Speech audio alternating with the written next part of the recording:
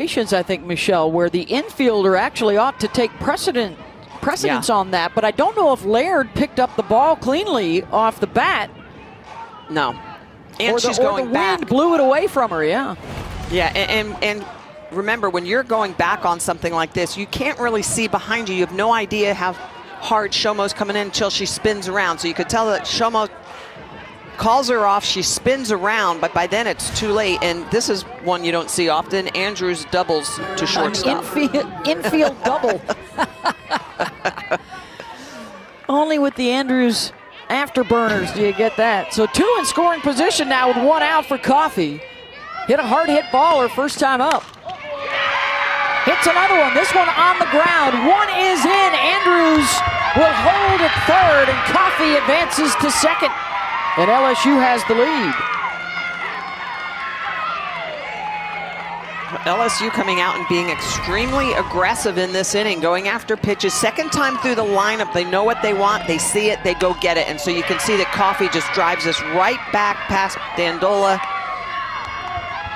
Great job by Coffey to advance into second base.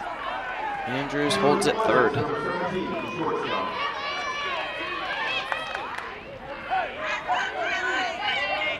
Big opportunity for Taylor Pleasance now with a couple in scoring position.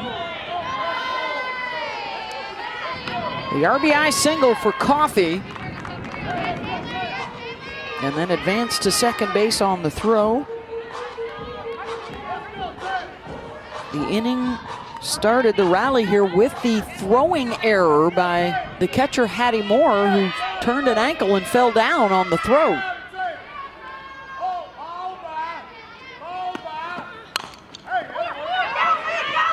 Slow roll to third, the throw to the plate, they won't get Andrews, she slides in safely. And now Pleasance will move over to second.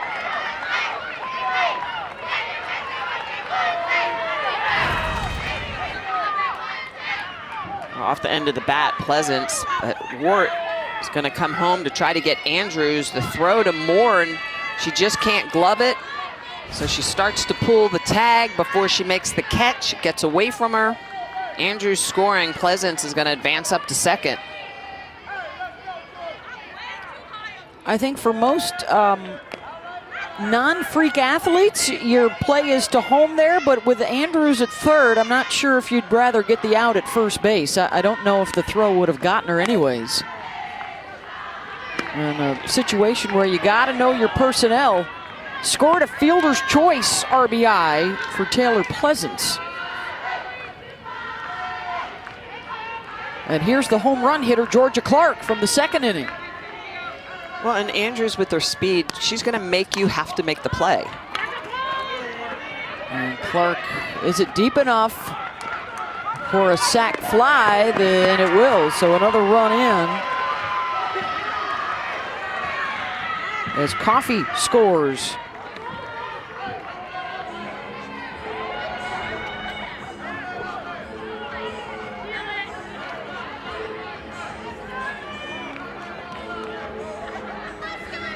A 3-run third for LSU, and they're not done yet. Taylor Pleasance now at third base. Here's Raylene Gutierrez.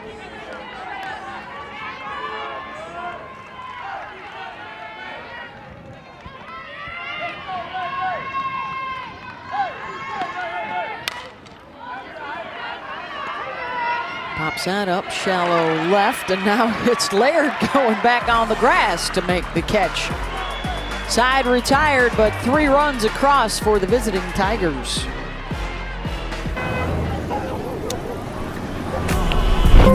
Stink meaner, my demeanor with the Nina. Senoritas wanna meet me at the Catalina. Wine mixer, mix it up with my elixir. Overlooking the ocean, I'm hoping I see Flipper. Young Felipe, moving like a GTA, but not CJ, more like Tommy. Dobby, facts. Spacey homie, you can call me Drax. Swaying every single track, and you know it's about to start.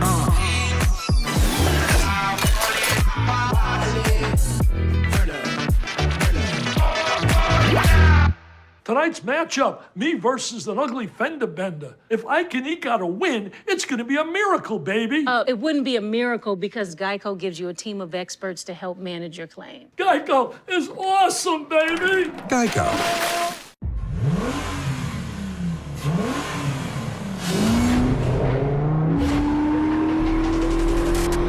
Right now, get $1,250 customer cash on a new fun-to-drive 2021 Camry. Toyota, let's go places. Gillette Pro Glide. 5 blades and a pivoting flex ball designed to get virtually every hair on the first stroke. So you're ready for the day with a fresh face for a fresh start.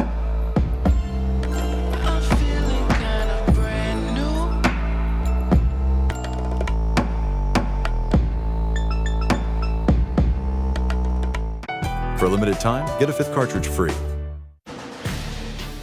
Oh, we got a busy day around the SEC for you on the SEC Network. And our second game of the doubleheader on ESPNU today. More Tigers v. Tigers. That Alabama-Arkansas one's going to be a dandy. You may want to crank that up on a second screen. South Carolina, can they get their first SEC win of the season?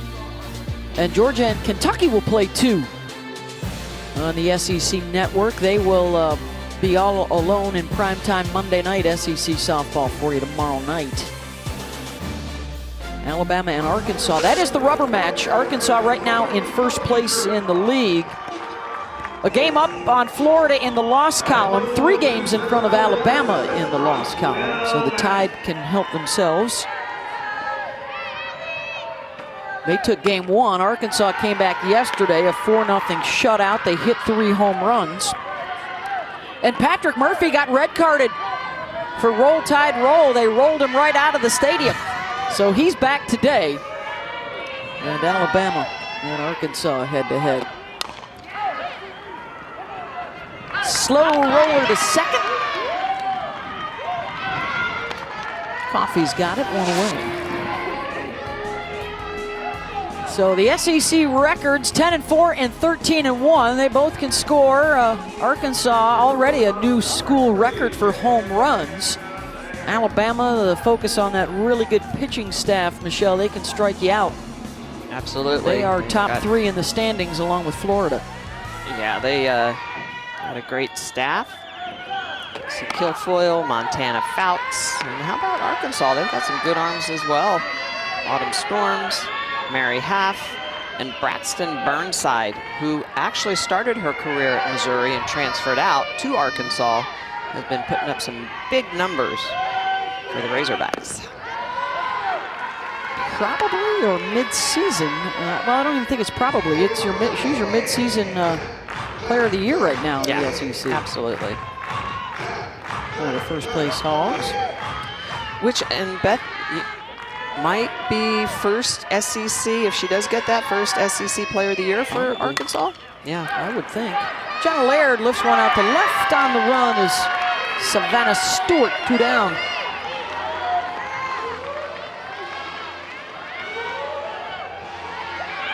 Kilpannen has retired 6 in a row after giving up the run back in the first inning. There are your SEC home run leaders. Burnside's 21st yesterday. Aaron Koffel, maybe the freshman of the year in the conference, and there's old Hattie Moore right there at 13 home runs, and guess who's coming to the plate? Number 3 hitter in the lineup today for Mizzou. Drove in their run back in the first. Gave them the early lead, and now 4 unanswered for LSU.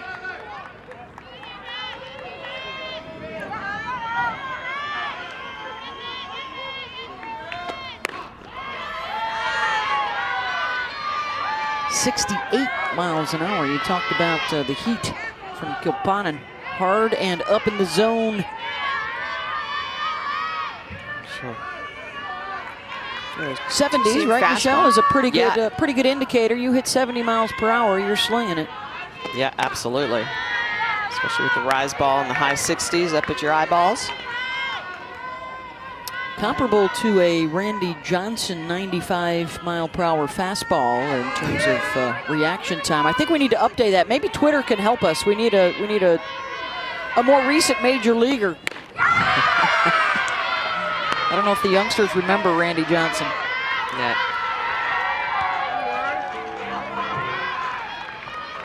Let's see. If you Google search him, you're going to find that video. Remember when he wiped out the bird that flew in his path on one of his pitches? Yeah, he destroyed it. They had to come out and scoop it up and carry it off. Just feathers. stories for you to enjoy your SEC Sunday brunch with Beth Barnes, Michelle Smith.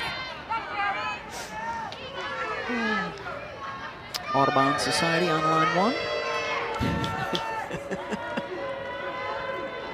2-2 to Moore. Got her. Ooh, look at the energy from Kilpanen. Back-to-back 1-2-3 innings and a 3-run lead. Did you know Geico could save you hundreds on car insurance and more? So what are you waiting for? World's strongest man, Martins Litzis, to help you break down boxes? What am I gonna do to you, Box? Let me break it down for you. Oh! Geico. See all the ways you could save. Okay, I'm awake. Let's do this, Smudge. Let's dance. Oh, man, we're gonna have some fun today. Let's go. Say it with me now. Hinge, squeeze. Stay with me. Here, I'm with you. 5, 4, sprint to your finish. You did that, Palatine. Until next time. When I was in my car wreck, the insurance company wanted me to sign fast. No way. I needed to lean on G. You know, Gordon. Lean on G. If you're in a wreck, don't talk to the insurance company and don't sign anything until you talk to me. Lean on G. We're here to fight for your rights and recover every dollar you deserve. Lean on G. G got me $705,000. Just call me. Get it done. Call 999-9999 or go to getgordon.com.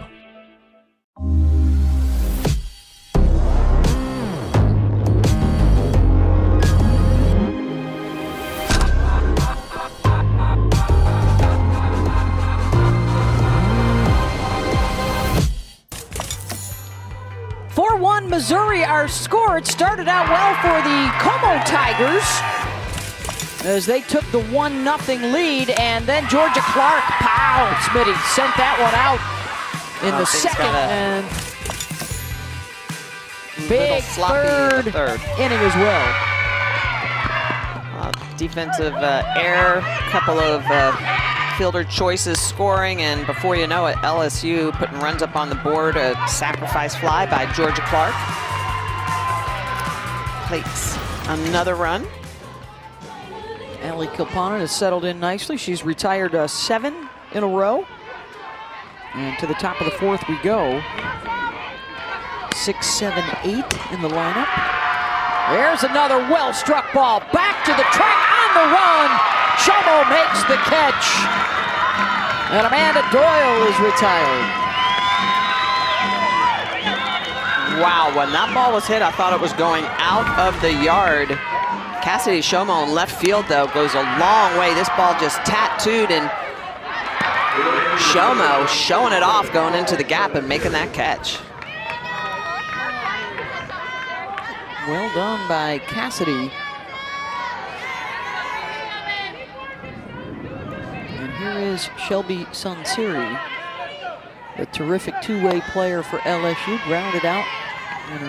Oh, check that, Savannah Stewart. They did the old outfield switcheroo thingy, technical term. And so this is Savannah Stewart.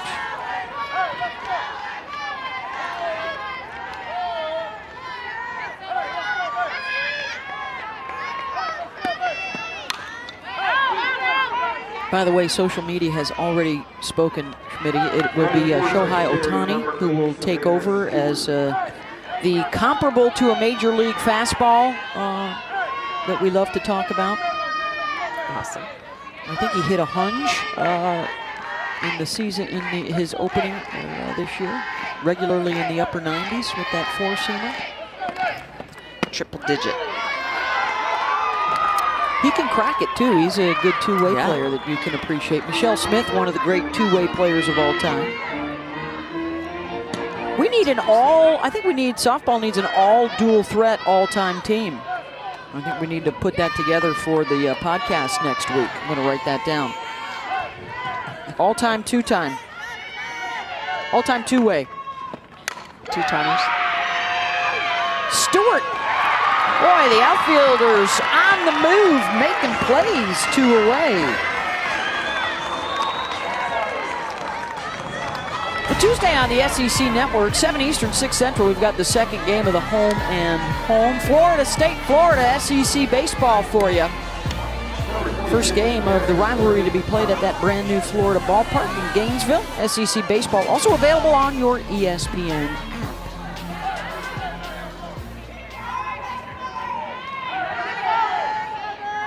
Where to begin? Speaking of Florida, Florida State, how about Lauren Hager as an all-time two-way player? Yeah. Jessica Vanderlinden for FSU, all-time two-way player. Lisa Fernandez. And Don't give me any more coffee this morning, by the way.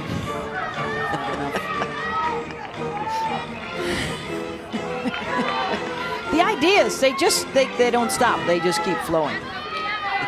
Here's Morgan Cummins in the 8th spot. Oh, you got me thinking now. Kehlani Ricketts, J-Train. Finchie, yep. Amanda Freed. Oh, how about our own podcaster, Amanda Scarborough? Present day, Rachel Garcia, another good one from our crack statistician, Karen Johns today. They are getting into balls, and that one will find the ground. Shomo couldn't track it down, but an on-the-money throw to nail Cummins at second base. Wow.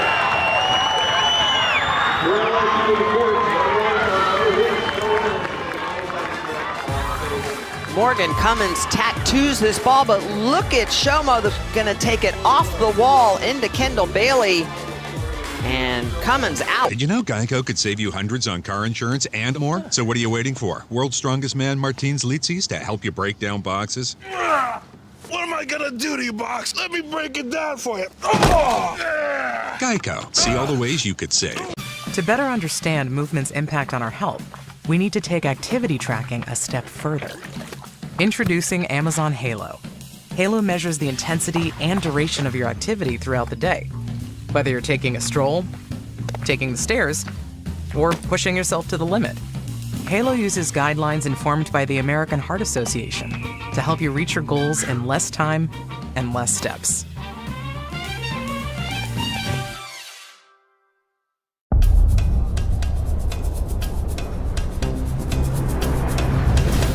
Today started like any other day. You got up, showered, brushed your teeth, got in your Celtos, and took a shortcut through the desert. Wonder what people without all-wheel drive capability are doing right now. The 2021 Celtos. Your next memory is out there. It might be a small one, or a giant leap. Maybe it's a memory of you alone, or one with him, or them. It could feel like magic. Or it might just warm your heart. Your next memory is out there. It's just waiting to be made. To new memories, Hilton and our family of hotels. Back here at Mizzou Softball Stadium in Columbia, first game of a doubleheader. We'll have the second game for you on ESPNU. 4-1 Missouri. And Ali Kilpanen got into some trouble in the first inning, gave up the run, Michelle, and has been calm, cool, and collected ever since. Has retired 7 straight. Yeah, retired the side in order in the second and the third, and you know, she just locates her pitches. She saw them with good velocity, working from ahead, which is a big key for her. When she does that, you can just see the energy, the passion she throws with, and Coach Trina calls her our hype man. In other words, our pitcher that fires up our defense and our offense. Strikeouts and groundouts primarily. Kim Wirt reached on a fielder's choice in the first.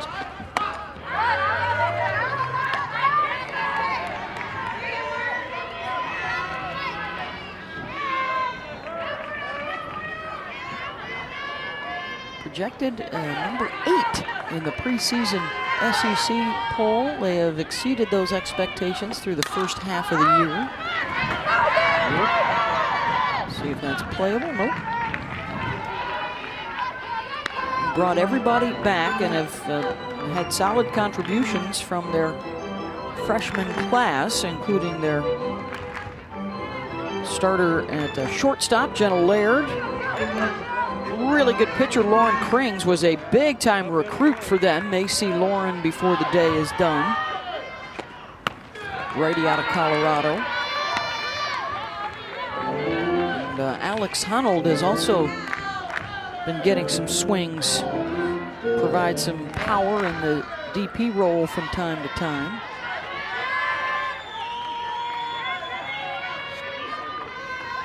You said that last weekend. 2-2 to work.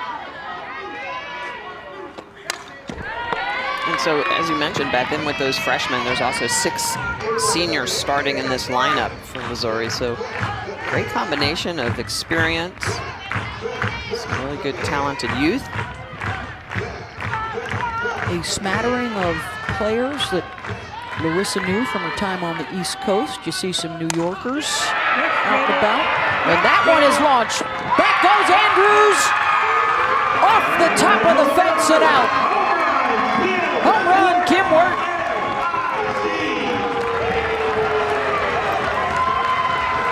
And those are the power numbers that we talk about with this Missouri offense, that they can do it all. Not only are they hitting for average, Wirt with a .350 average, her 12th home run of the year. Look at this pitch. It is not a bad pitch. It is low and inside, but she just barrels it up. Look at her drop her bat head, hands extended, and just drives that ball out of the yard. Nice effort by Aaliyah Andrews, but that ball just climbing the wall. It looked like it hit off the top of the fence, but upon further review, smashed off the fencing outside the wall. And Kim Wirt, home run number 12 on the season. Makes it a 4-2 game.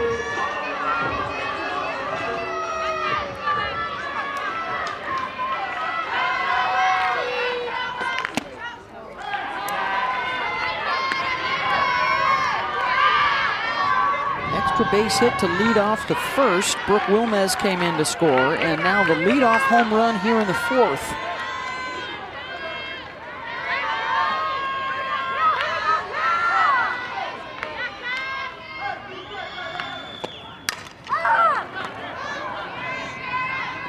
Fly ball out to right. Briggs has it. One away.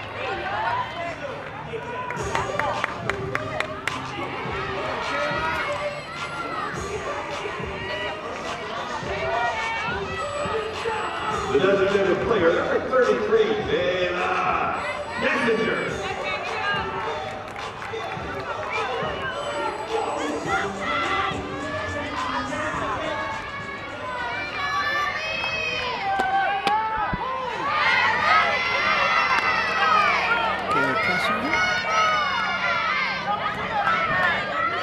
Struck out looking in the first.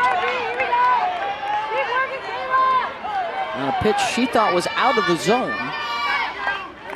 And now asking the umpire, where was that? Was that inside? I think the reply was yes.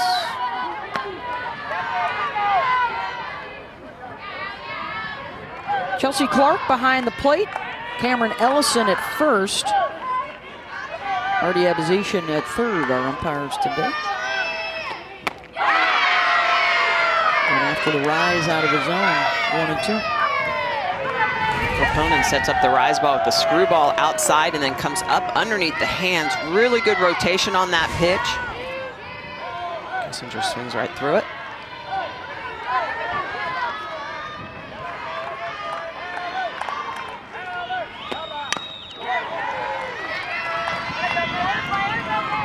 And that's what Missouri does so well, is that you have to throw changeups and off speeds to keep them off balance, but they see it well enough to get rid of it.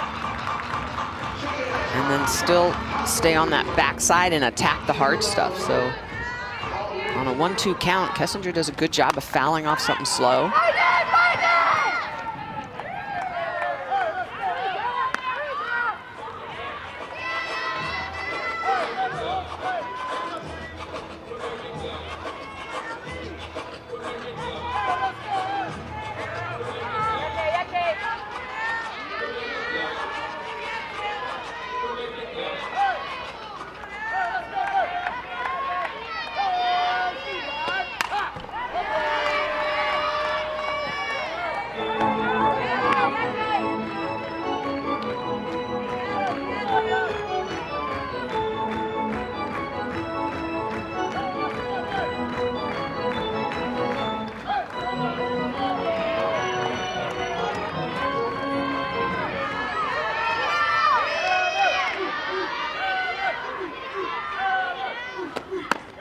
Pitch from Capone. 2-2. Well, that's where the discipline comes in. Kessinger not swinging at that screwball that just off the plate on the outside corner. Just the pitch that she got rung up on in her first at-bat in the first inning.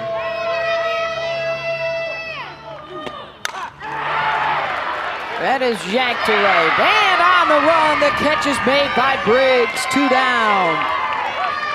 Fabulous glove work in the outfield for both sides today. Absolutely. That ball hit so hard. Briggs starts the game in left field. She's in right field now. Totally different situation on how you read the ball, but Briggs outstanding, going back, reaching at the right time. Really good timing. Outfielders flashing the leather. Yeah.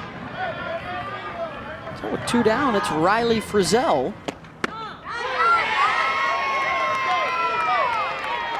Struck out on a rise ball in the first.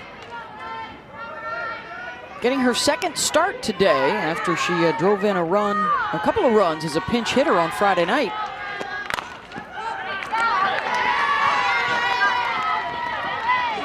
Easy work for Gutierrez, but a home run ball to put another run up on the board for Missouri. Wirt with her 12th home run of the year, going down and barreling up a ball, sending it yard.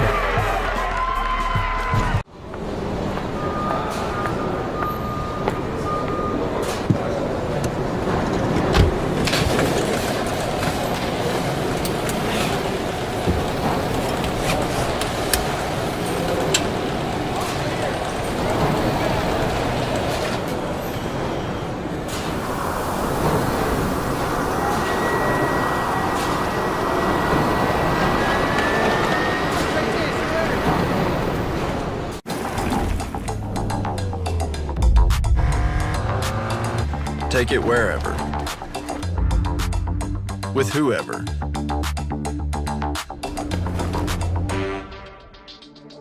This is the no-holds-barred multi-purpose vehicle with the capacity to take life on and the audacity to say, what else you got? Introducing the all-new Kia Carnival MPV. Big trucks can cause big wrecks on our Louisiana highways, and the injuries can be devastating. A big truck wreck can leave you in a fog of confusion. I'm attorney Gordon McKernan. I'm here to clear away the fog. Our law firm will take on the big insurance companies and fight to get you every dollar you deserve. Don't let the insurance companies leave you in a fog of confusion. Just call me. Get it done. Big truck wreck? Get Gordon. Call 999-9999.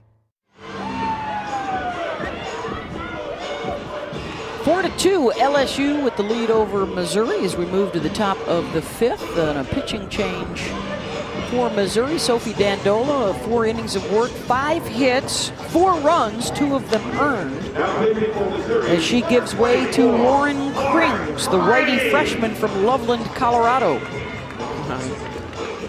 Krings can be outstanding when that changeup is on. She has the ability to throw her rise ball multiple levels, but it really is about that knee-buckling changeup. She also run a curveball away from the righties and that rise ball underneath the hands. That changeup sets it all up.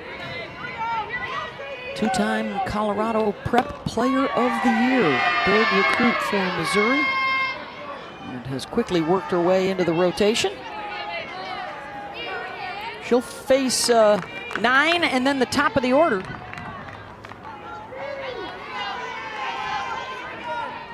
Sierra Briggs reached on an error, scored in the third, when the Tigers scored 3 times. And feasted on Missouri miscues to do it. Really only had the one well-hit ball in the inning.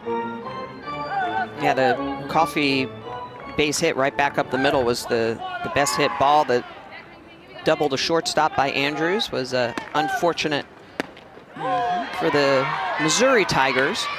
Ball that dropped, but you mentioned it, Beth. Actually, it should have been a 1-2-3 inning if Briggs is retired on the bunt and the Andrews pop-up is caught. Could have been a... You did hear that correctly. That was a double to short for Aaliyah Andrews. She's due up second here.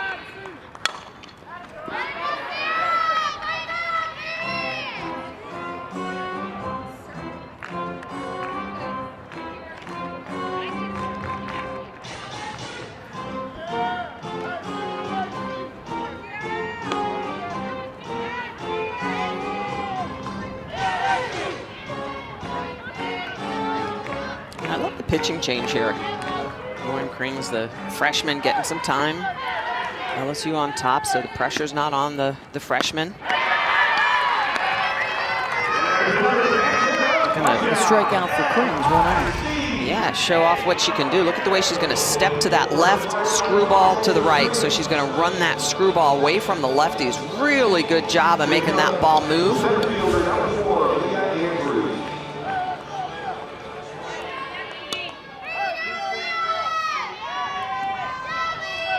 Andrews singled in the first, doubled in the third.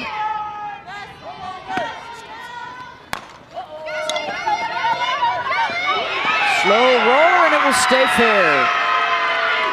Andrews 3 for 3.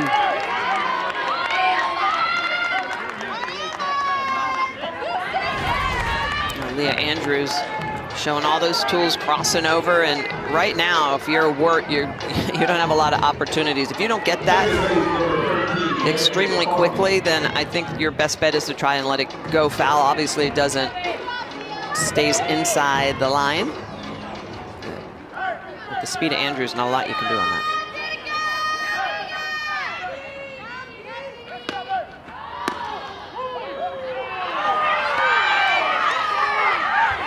Andrews stole a base in the first.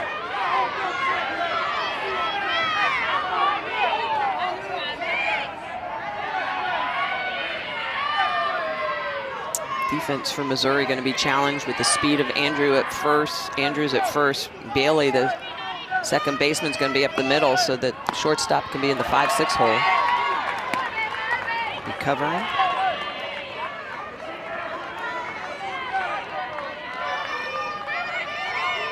Gotta be wary of her over at first, but Krings jumps ahead in the count here, 0-2.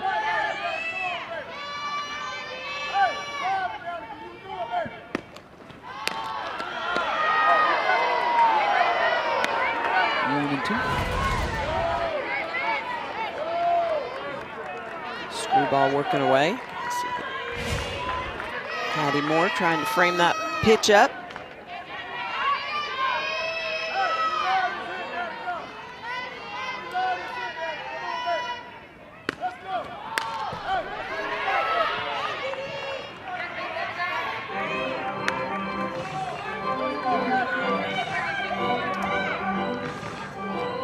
This is always a tough position for the catcher to be in when there's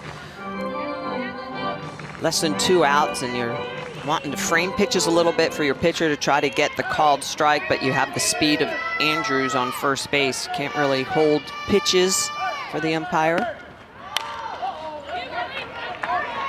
Pulled to the right side. That will move Andrews over. 2 down. Well, Sunday, Rally Cap returns for another season to break down the week that was in softball and baseball. Highlights, analysis, and interviews. Rally Cap this week at 8 Eastern, 7 Central on the SEC Network and the ESPN app. And after our doubleheader today, Michelle Smith will recap for Rally Cap this Tiger on Tiger series. Tiger looking forward to that. Taylor Pleasance drove in a run in the third.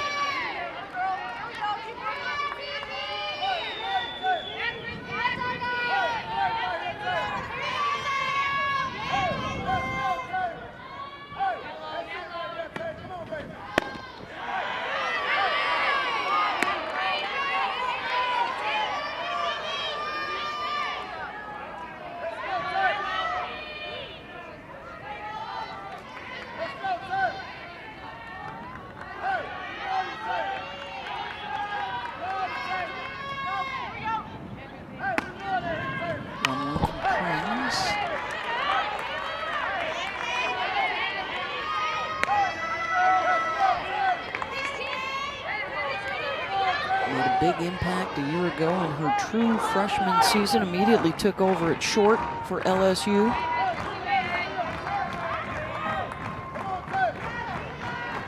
Taking advantage of the extra season.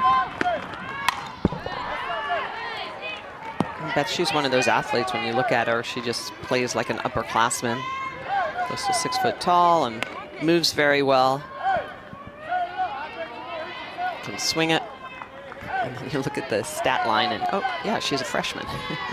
a lot of coaches in the SEC are going to be, when is she going to be done? Oh, my gosh, not for 3 more years. 1-2 pitch. Fouled it off her foot. That's the changeup that Lauren Krings can throw so well. Drop that down. It's a little bit quick right now.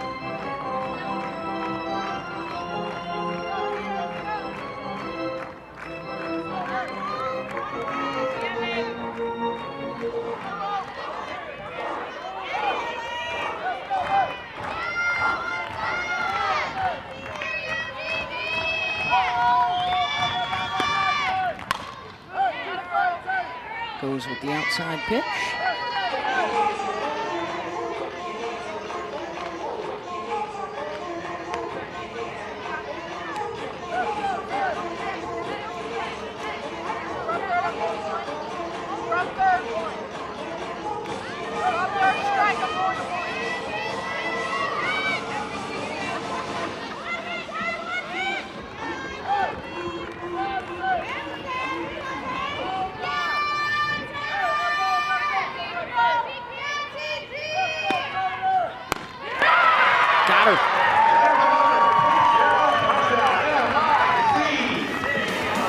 Couple of strikeouts for Krings. 4-2 ball game to the bottom of the 5th. Major choice.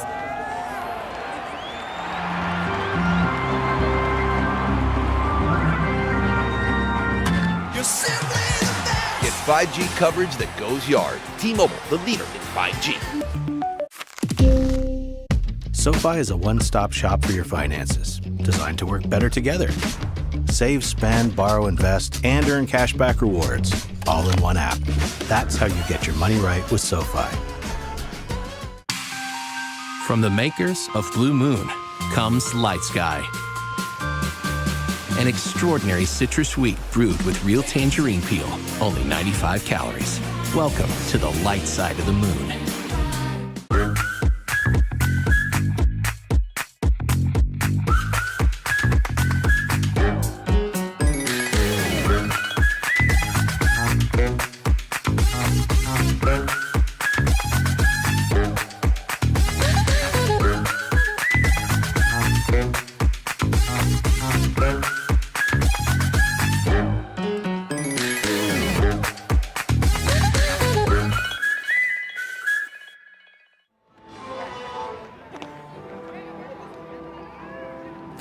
Our score, LSU with the lead over Missouri, trying to even up their series.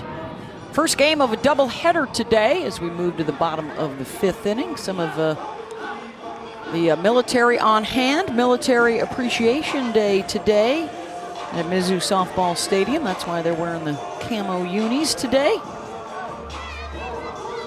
Great to see some of the men and women in uniform out enjoying the SEC Sunday brunch. Allie Kilponen staying in the circle for LSU with the 2-run lead. 8, 9, and then the top coming up for Missouri.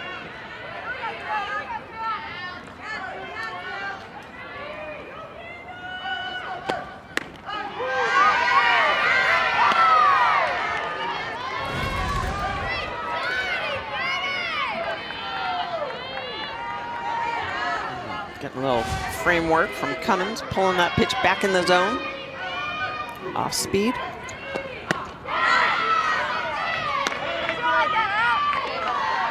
Go right back there if you're going to get a little extra on the outside. Go over there with a different pitch on the same corner.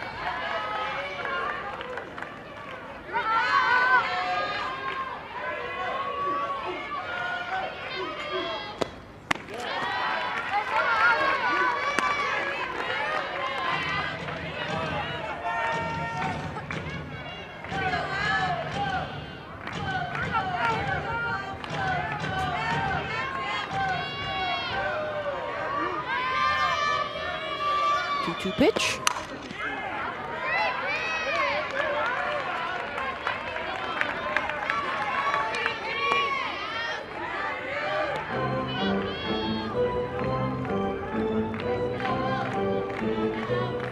A couple of hits in the first inning. The Kim Wirt home run in the fourth. And hits for Missouri and a strikeout for Kilponen. That's her 5th, 1 down. Kilponen continuing to mix speeds, locates, and this is a curveball on the outside corner. You can see the rotation on it, and Morgan Cummins just going to pull that pitch up.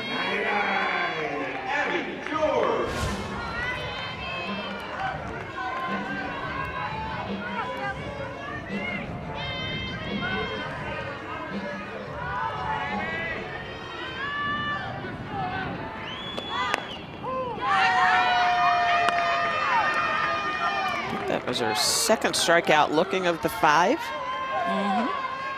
Curveball and screwball. So with Abby George up here in the 9 spot, that shift is back on with no right fielder, 2 left fielders, and 5 infielders. The Abby George shift. How about shifting for a 9-hitter? Who also happens to have a 500 average.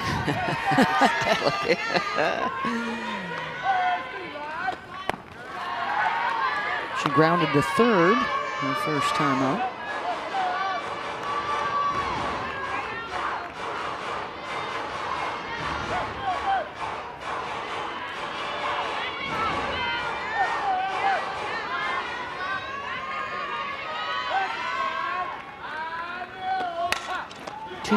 Is away, and the same result. This time a liner to third. Our next SEC storied film is titled Vandy Rolls, and it premieres tomorrow at 9 Eastern, 8 Central on the SEC Network. It's the story of the 2007 Vanderbilt women's bowling team that won the first national championship in Commodore history in just their 3rd year of existence. Vandy Rolls. You might even hear a little BMO voice on that one. I think back in my days of calling NCAA bowling championships, I think I had that one. Is it similar to softball? Strikes and gutter balls? That was a lot of fun. It was a lot of fun. It was team bowling. It wasn't like, one person. Right. They bowl a few frames and then someone else. And you had like a bowling order, similar to a batting order. Yeah.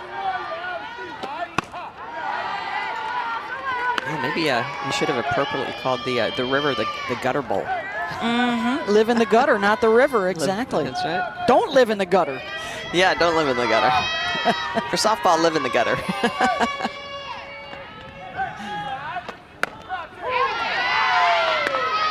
Brooke Wilmez doubled and scored in the first, grounded to second base in the third.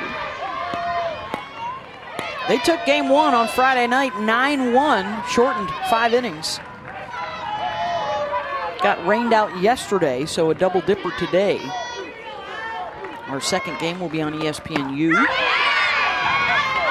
Kilponen, another strong reaction to a strikeout to end the inning. Her 6th of the ball game. 4-2 LSU. Phone it in to 1-800-FARMERS and you can get all sorts of home policy perks, like the claim-free discount. Go 3 years without a claim and get a discount. Just by phoning it in? Just phone it in. Yeah, just phone it in and save money for being claim-free. Even if I switch to Farmers today? Yep, 3 years claim-free with any home insurance. I'm phoning it in and saving money for literally doing nothing. Get your policy perks by calling 1-800-FARMERS. Go ahead, phone it in. Phone it in, why don't you? We are farmers. Bum, bum, bum, bum, bum, bum.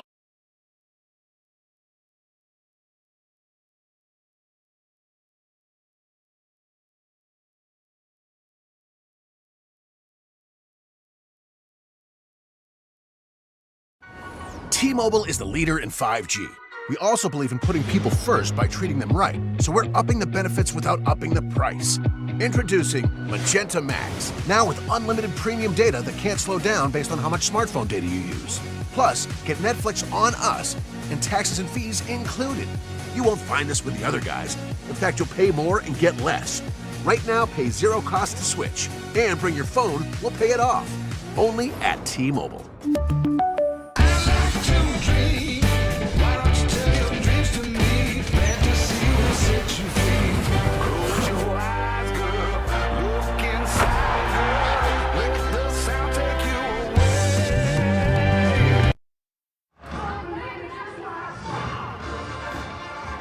Here's a look at the coaches poll. The top 10, Oklahoma still undefeated. And number 1 in the land. We will take note of Alabama, Florida, and Texas as well, all in the top 10. And here's why. Huge Saturday for you on ESPN2. At 2 Eastern, it's Florida, Alabama in Tuscaloosa. And then at 4 Eastern on ESPN2, it is Texas and Oklahoma. And can the Sooners continue their undefeated season on a big Saturday afternoon? And your Saturday night, well, you can check out some terrific Pac-12 action as well. Next weekend is Oregon-Washington and Arizona State on the Pac-12 network. Nice little Friday, nice little Saturday plan, Smitty. Yeah, absolutely. That time of year when all the big matchups start to collide together. I love it. Clark hit the solo home run in the second, and then a sac fly to drive in a run in the third.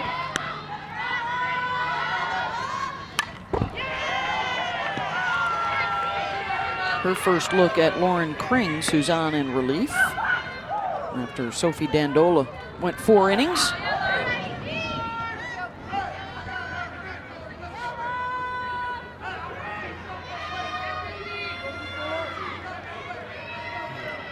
Krings a completely different look than Dandola. How about that? That's the changeup that she can just throw low in the zone. So Krings can bring that velocity up in the high 60s, screwball underneath the hands, and then she'll drop that off-speed pitch down at your knees, get you to swing through it.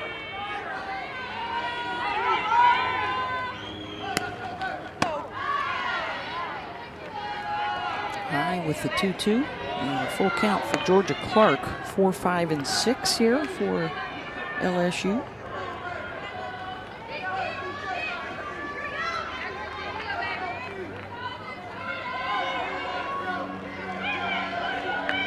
Fourth place in the conference right now for Missouri. 6th place for LSU. Everybody trying to track down Arkansas. The Hogs have their rubber match with Alabama coming up this afternoon.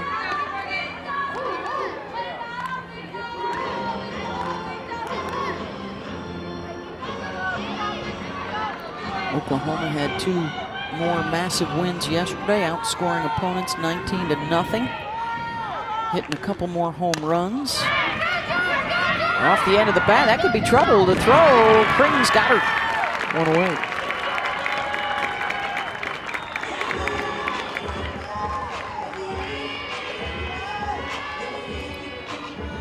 Here's a look at your SEC in the top 25.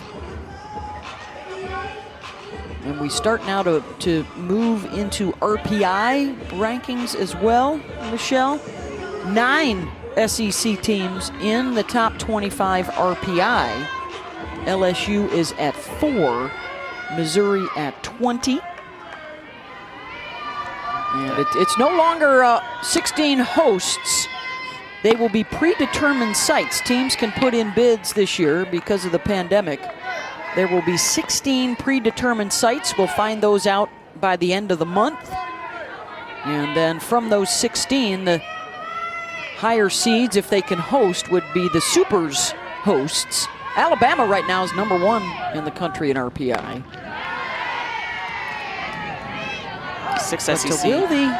Will the selection committee try and just go straight up top 16 teams if they can all host? Will they try and spread it around a little bit geographically? Of course, they all have to be TV friendly as well. All good questions. It will be interesting. It's always a debate when it's in a non-COVID environment or non-COVID year who deserves the bids. As you see though with the RPI, Iron Forges Iron, every weekend it's like a big super regional series.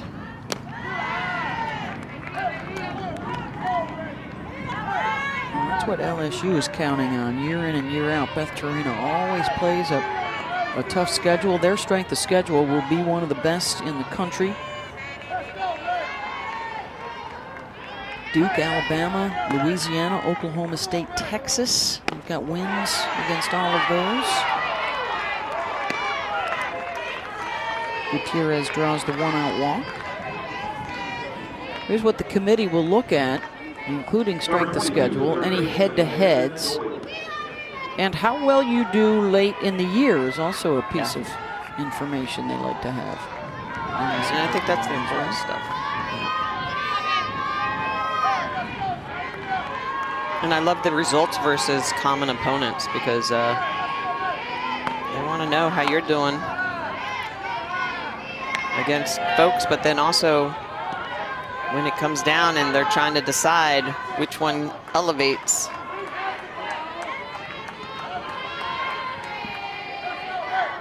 It is always interesting. I always say I would love to be a fly on the wall in that room when they're discussing stuff. Fly ball to right. Abby George has it. And Gutierrez will track back to first, 2 down.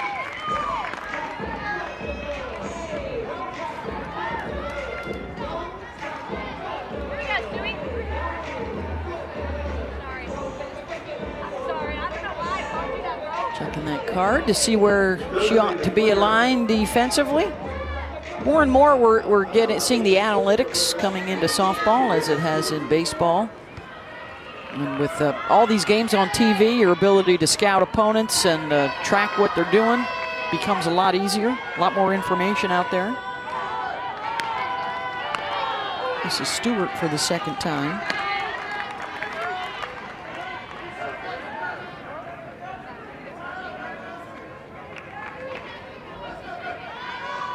And the deep fly ball out to right.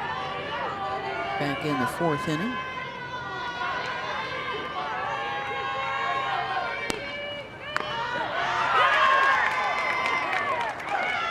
.69 miles an hour from Lauren Krings. Yeah, Krings can dial it up. She's got that off speed that she'll buckle your knees with. It drops about 8 to 10 miles per hour off.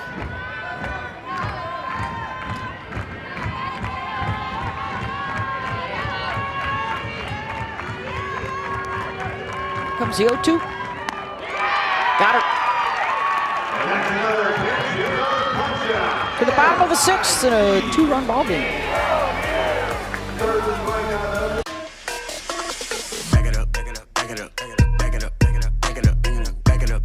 Every time I eat stuffed crust from Pizza Hut, I play this song. But watch what happens when I play it backwards. Eat original stuffed crust backwards. What did you say, Record? 3 toppings, just $11.99. Amazing. original stuffed crust, just $11.99, only from Pizza Hut. No one out Pizza Hut. No one. Phone it in to 1-800-FARMERS and you can get all sorts of home policy perks, like the claim-free discount. Go 3 years without a claim and get a discount. Just by phoning it in. Just phone it in. Yeah, just phone it in and save money for being claim-free. Even if I switch to Farmers today? Yep, 3 years claim-free with any home insurance. I'm phoning it in and saving money for literally doing nothing. Get your policy perks by calling 1-800-FARMERS. Go ahead, phone it in. Phone it in, why don't you? We are farmers. Bum, bum, bum, bum, bum, bum. Gotta keep it moving, running all the time, no time to waste it.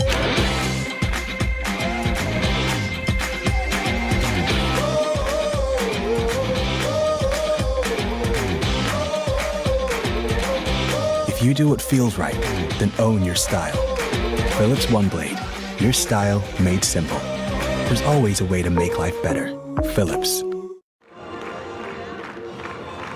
4-2 LSU with the lead over Missouri, but that can change in a hurry. One swing, in fact. You see Kim Wirt, Hattie Moore, and Kayla Kessinger all on the top 10 list for career home run leaders for the Tigers. We'll see at least two of those, Moore and Wirt, due up here in the bottom of the 6th. Kim already has the home run solo shot back in the 4th inning. Big Bop. Best offense in the SEC this year, Michelle. Yeah, and you know, Beth, it's interesting because this Missouri ballpark hasn't always been known for being a hitter's ballpark. For the home runs flying out of the yard, obviously, like some of the programs, the Arizonas, the Alabamas, and but things are changing. You know, Coach Anderson has done a great job of really getting her team to swing it.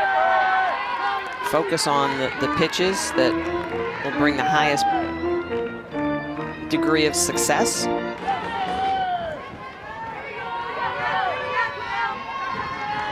Jenna Laird's 0 for 2, needs a hit here to extend her hitting streak to 10 games, and will not get it. Robbed by Stewart. Actually, Briggs back over there and left, making a heck of a catch.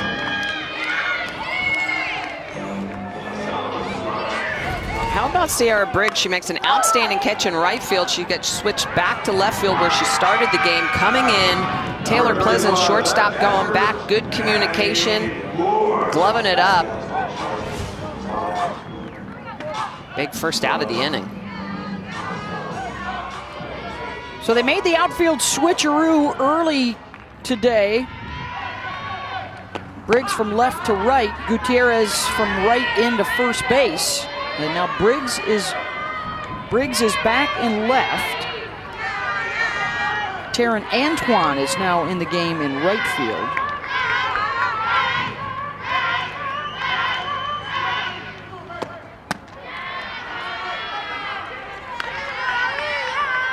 And Gutierrez is still at first base.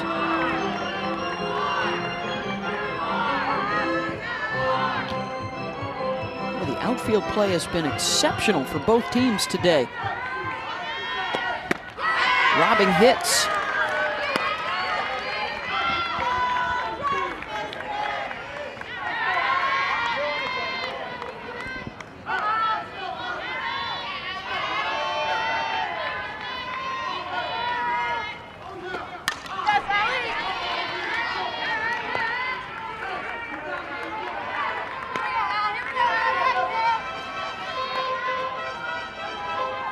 Moore drove in a run with a single in the first, struck out in the third.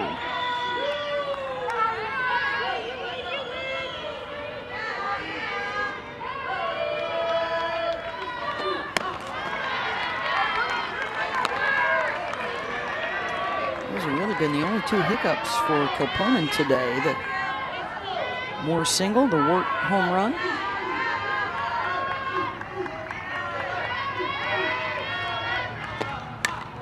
Secure her 9th win of the season and even up this series.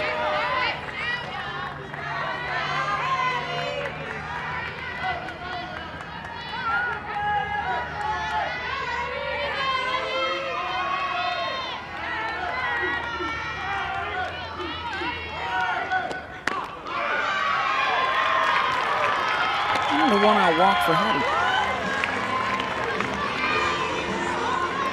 Let's revisit that work home run ball from her last time up. 12th home run of the season. Kim Wirt showing that she can hit good pitches, she can hit bad pitches. That's a pitch down on the inside corner below the knees, and she still just barrels it up and sends it yard. 350 average with all that power.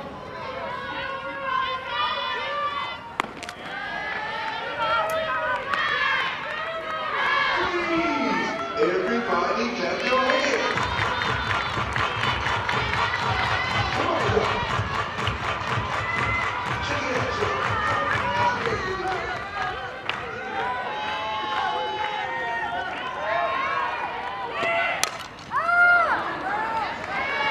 Popped her up. Andrews shields her eyes from the sun, 2 down.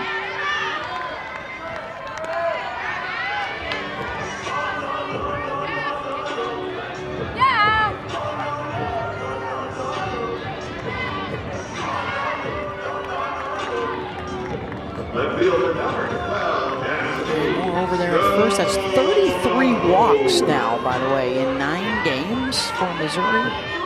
Good eyes at the plate. Well, and typically really good hitting team, so 4 average as well as hitting for power will draw a lot of walks. And one of the first things I look at when I'm assessing an offense is strikeouts to base on balls. So how much are they striking out? How much are they walking? And when you're walking and hitting home runs, it just tells me you're seeing the ball really, really well. And strikeouts are going to come when you have a home run hitting team because you're taking big cuts. But this Missouri offense, you can tell, is just very disciplined and really understands their roles, their game plans, the philosophy.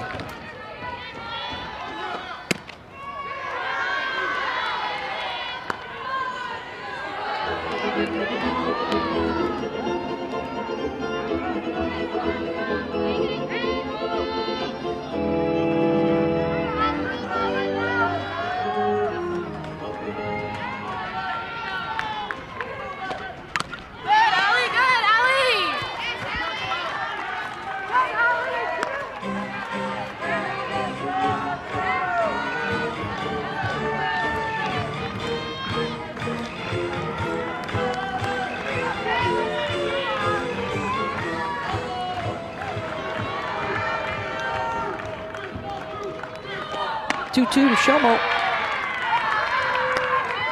And that's a great take. That's a rise ball up to your eyes. It's very easy for power hitters to want to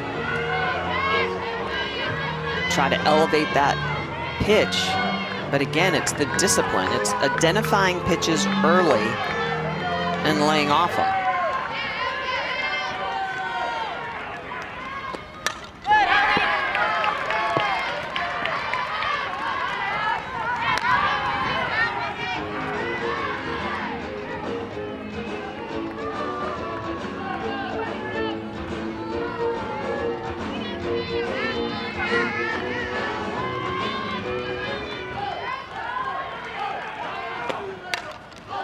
Count, fouls another one off. Off-speed pitch, stays with it, gets rid of it. Souvenir for the fans.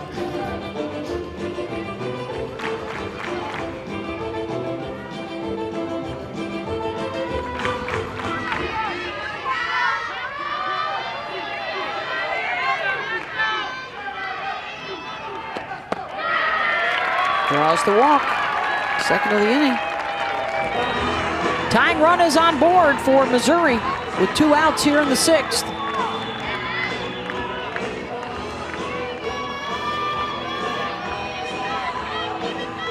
Third walk of the game for Kilpanen, and as we mentioned, Beth, second of the inning.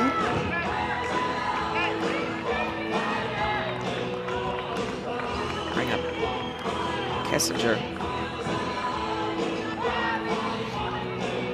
Torina out to chat with Kilpanen, who's gone 5 2/3, has allowed just the 3 hits, 3 walks, the 6 strikeouts. But some long at-bats this inning for Moore and Shomo.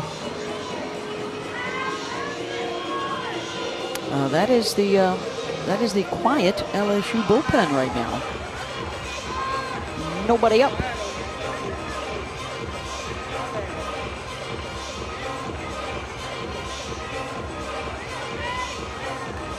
It's always interesting how warm you stay when you're on the bench. How warm do you stay during a game? How quickly can you get ready? Designated player, number 33, Messenger.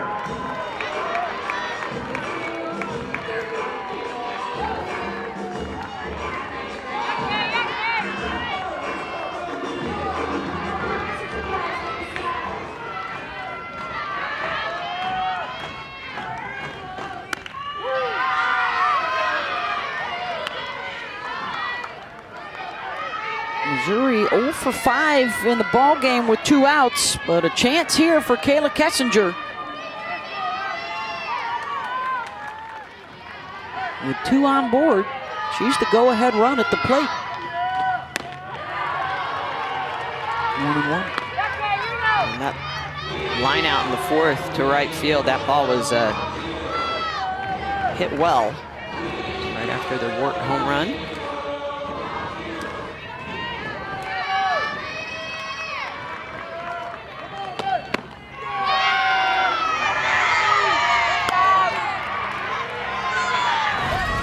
Screwball in the outside corner. You can tell by the body language of Kilpanen that wanting that pitch. Cummins tries to pull it up.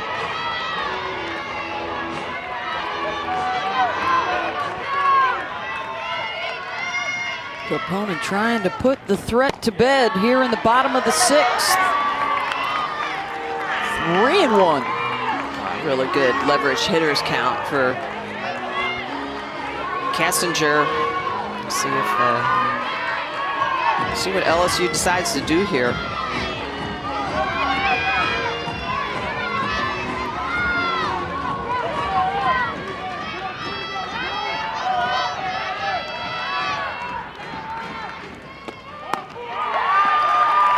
And the bases have been walked, loaded.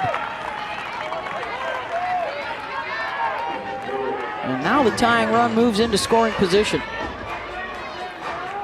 Moore, Shomo, and Kessinger all draw walks to load them up. First base, number 77, Ryan Frizzell.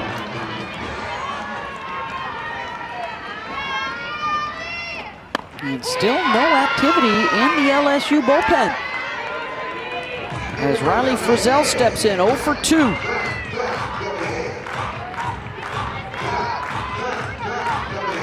Had a 2-run single in their Game 1 win on Friday night. 0-2.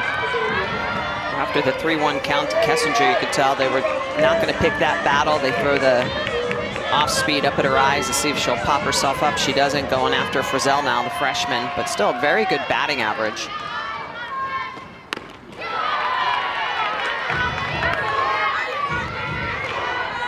Kilpanen looks like a different pitcher against Frizzell than against Kessinger, who she was being very careful with.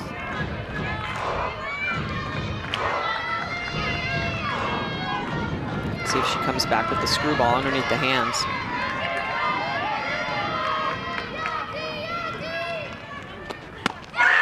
Got her.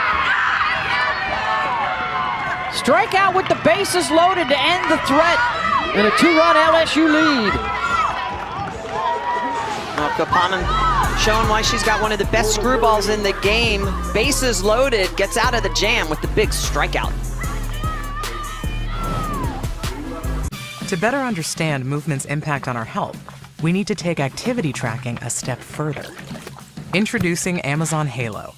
Halo measures the intensity and duration of your activity throughout the day. Whether you're taking a stroll, taking the stairs, or pushing yourself to the limit. Halo uses guidelines informed by the American Heart Association to help you reach your goals in less time and less steps.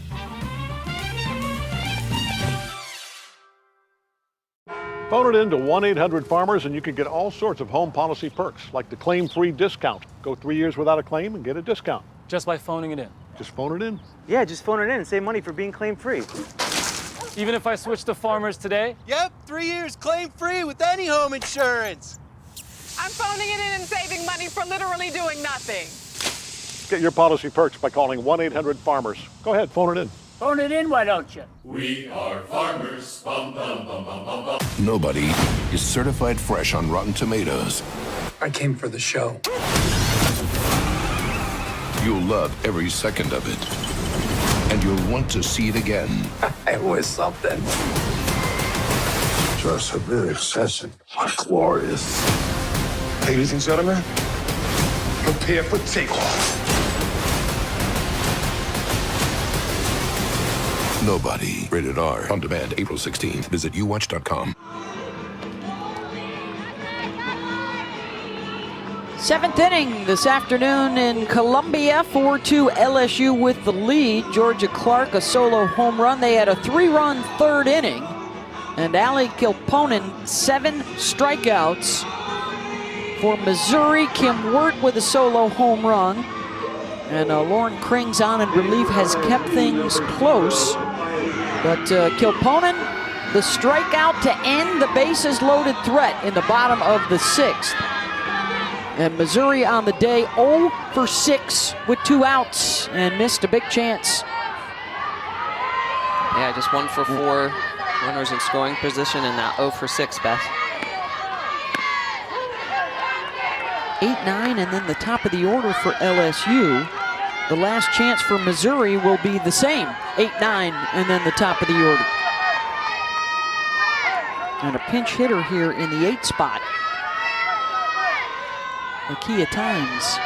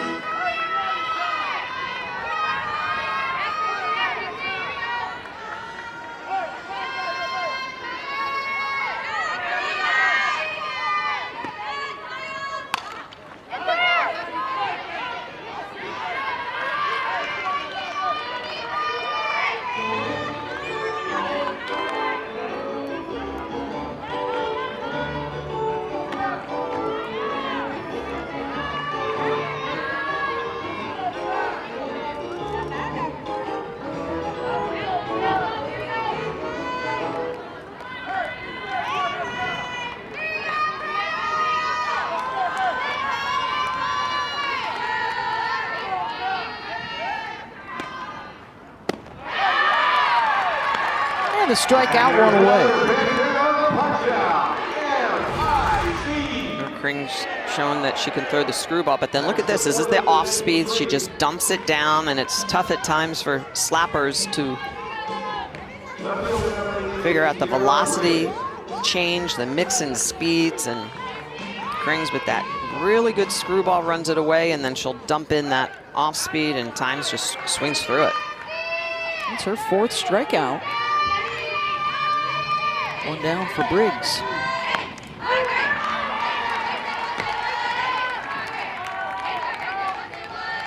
Really good defensive plays in both left and right field today for Sierra. 0 for 2, reached on an error and scored in the 3rd.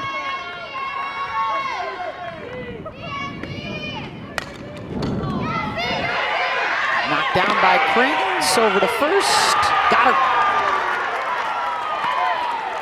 Krings has a strong arm. We saw her come off the rubber earlier on a mishit bunt, throws out a runner, and then this one here, she gloves it, it pops off. I think the one mistake she could have done a little, it's close. She could have done better. She could have barehanded this instead of gloving it. She fires it over to first, but that is really, really close. Wow, that looked like a tie, goes to the runner. 2 down. Andrews back at the top of the order.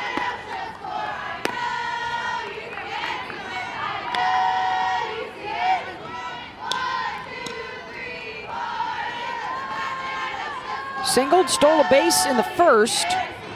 An infield double and a run scored in the third, and then another base hit in the fifth for Aaliyah today. That looks like catcher's interference.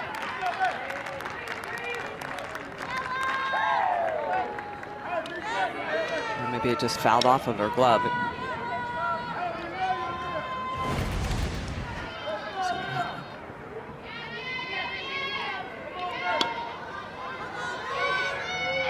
That looks like it hit her glove, the bat. Yeah, bat. At any rate, 1-1, and now 2-1.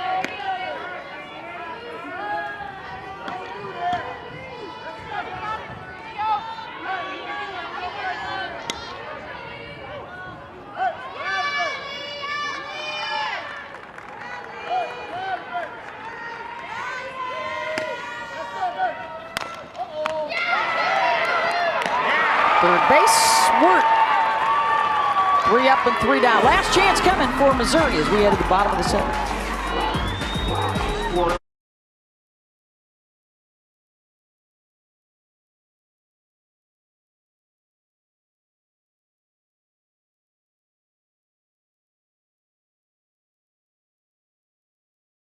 Phone it in to 1-800-FARMERS and you can get all sorts of home policy perks, like the claim-free discount. Go 3 years without a claim and get a discount. Just by phoning it in. Just phone it in. Yeah, just phone it in and save money for being claim-free. Even if I switch to Farmers today? Yep, 3 years claim-free with any home insurance.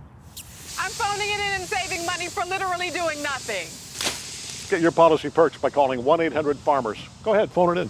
Phone it in, why don't you? We are farmers. Bum, bum, bum, bum, bum, bum.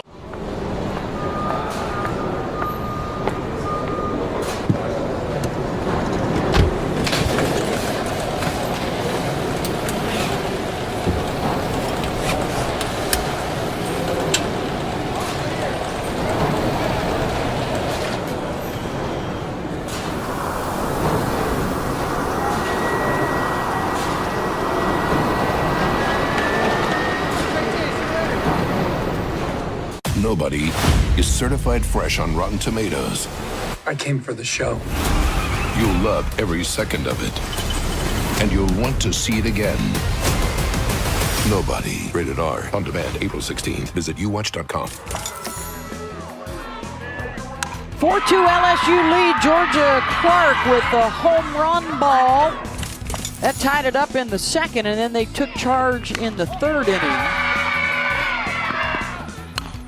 RBI single, and then the speed of Aaliyah Andrews able to come home. And then Clark with a sac fly able to drive in another run. And Allie Kilponen has been shutting down the Missouri Bats' best batting average in the conference coming in, but she has held them to a 143 batting average, just 3 hits so far today, and now 3 outs away from the W. 8-9 in the top of the order. Last chance for Missouri. Well, Beth was cruising along until the 6th inning. She walked the bases loaded, but she got the big strikeout to get out of the jam. 4 free passes on the day, those 4 walks. 3 of them coming last inning. I'm sure the conversation in the dugout between innings was, let's try to work from ahead here in the bottom of the 7th and seal the deal.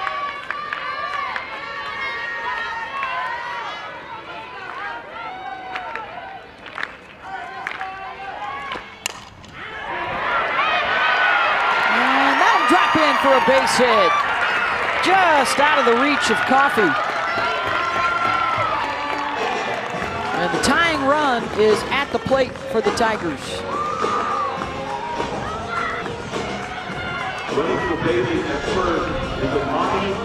Great effort by Danica Coffey trying to get to that ball before it got to the grass. Actually, it looks like they've made a substitution at second base. Taylor Tidwell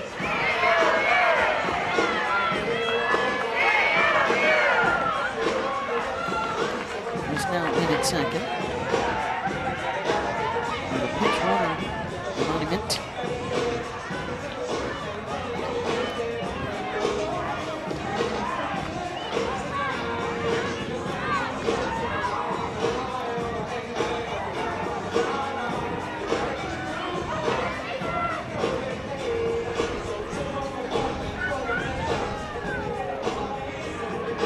There's Abby George in the 9 spot, and the shift is on.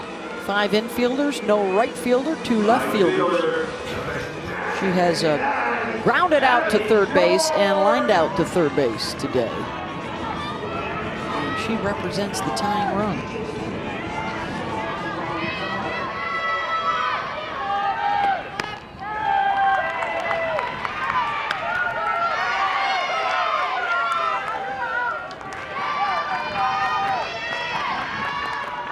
George with that 500 batting average.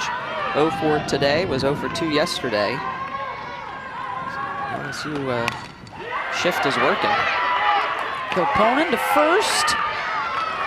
1 down. Mint over to second.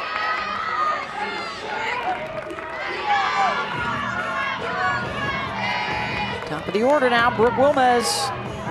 1 for 3 with a double today. Center fielder, number 7, Brooke Wilmez.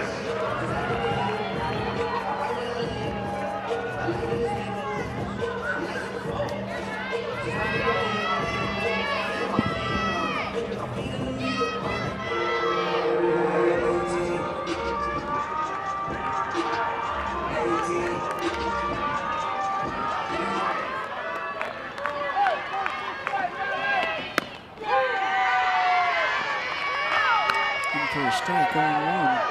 And this pitch coming up the 120th for Allie today.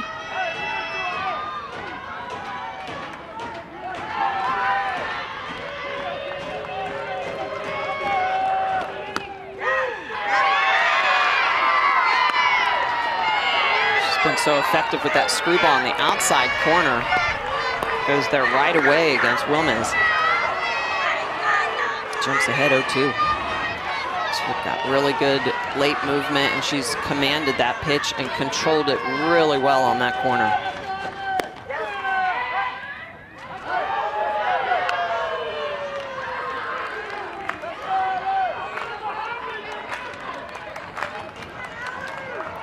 Cummings, I think that's smart, you know.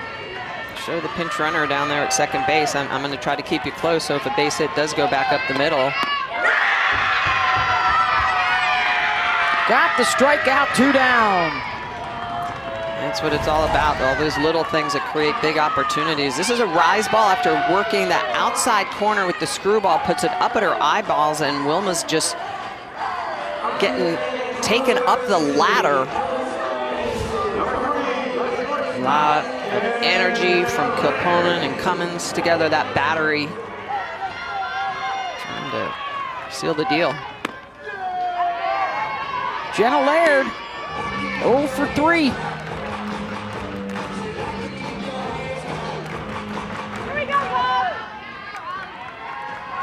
Hard hit ball her last time up, a fly out to left field.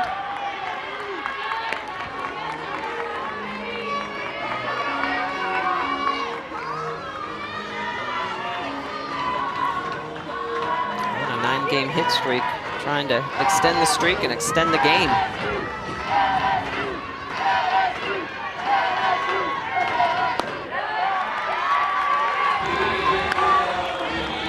Now, this is for LSU. You want to be careful here. You don't want to put another runner on base with the big boppers coming up and more and work. Walk the bases loaded the last inning.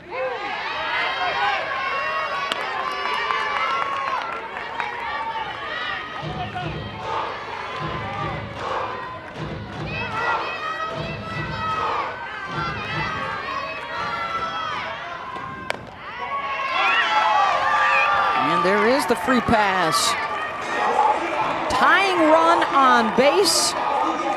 And the home run hitting Hattie Moore is now the game winner coming to the plate.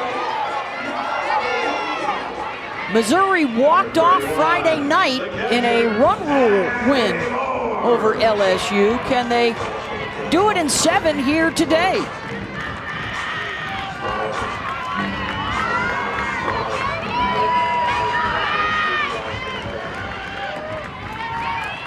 They'd have to get their first 2-out hit of the afternoon here to extend it.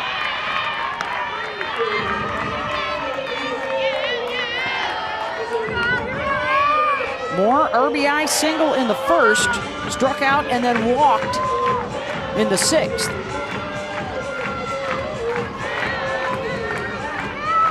Leads the team with 13 taters.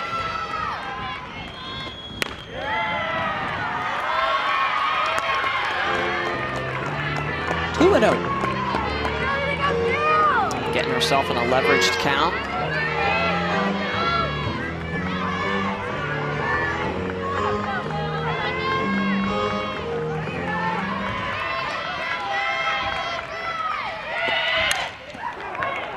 Moore reached for it and flies out to left. And LSU wins it 4-2 to even up the series. Outstanding effort by Ali Kilponen in the circle. Working around 5 free passes. Kilponen looking strong, giving up just 4 hits and 2 runs for LSU.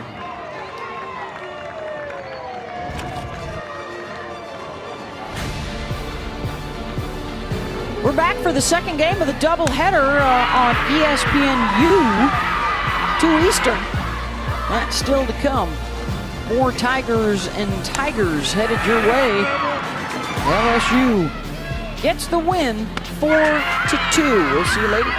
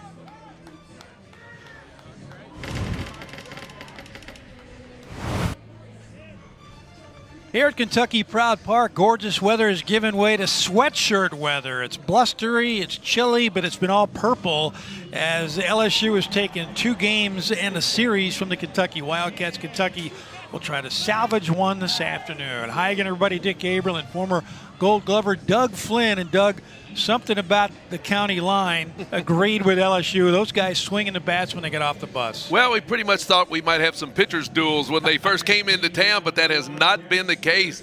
LSU has been swinging the bats very, very well. They did score early without a base hit as Kentucky pitchers were just a little bit wild. And then when the bats got rolling, the runners just kept crossing that home plate. This is a very good ball club finding its stride. Home runs are also coming in droves for this LSU team as they are first in the Southeastern Conference and they are second in the nation. But Cam Hill has been put into the lineup. And he tried to key the Kentucky comeback last night, RBIs in 3 straight at-bats. And they have juggled the lineup. He's in the lineup again tonight, Doug. And he provides a jolt of energy. Well, he does. You know, he was playing a little bit early, and then now that they've rearranged that lineup, he has found his way back into it, and one of the reasons because they need an extra bat. So Cam Hill drives in a couple of runs there, and then he had 3 RBIs on the night. How about a big fly opposite field? That's something he can do.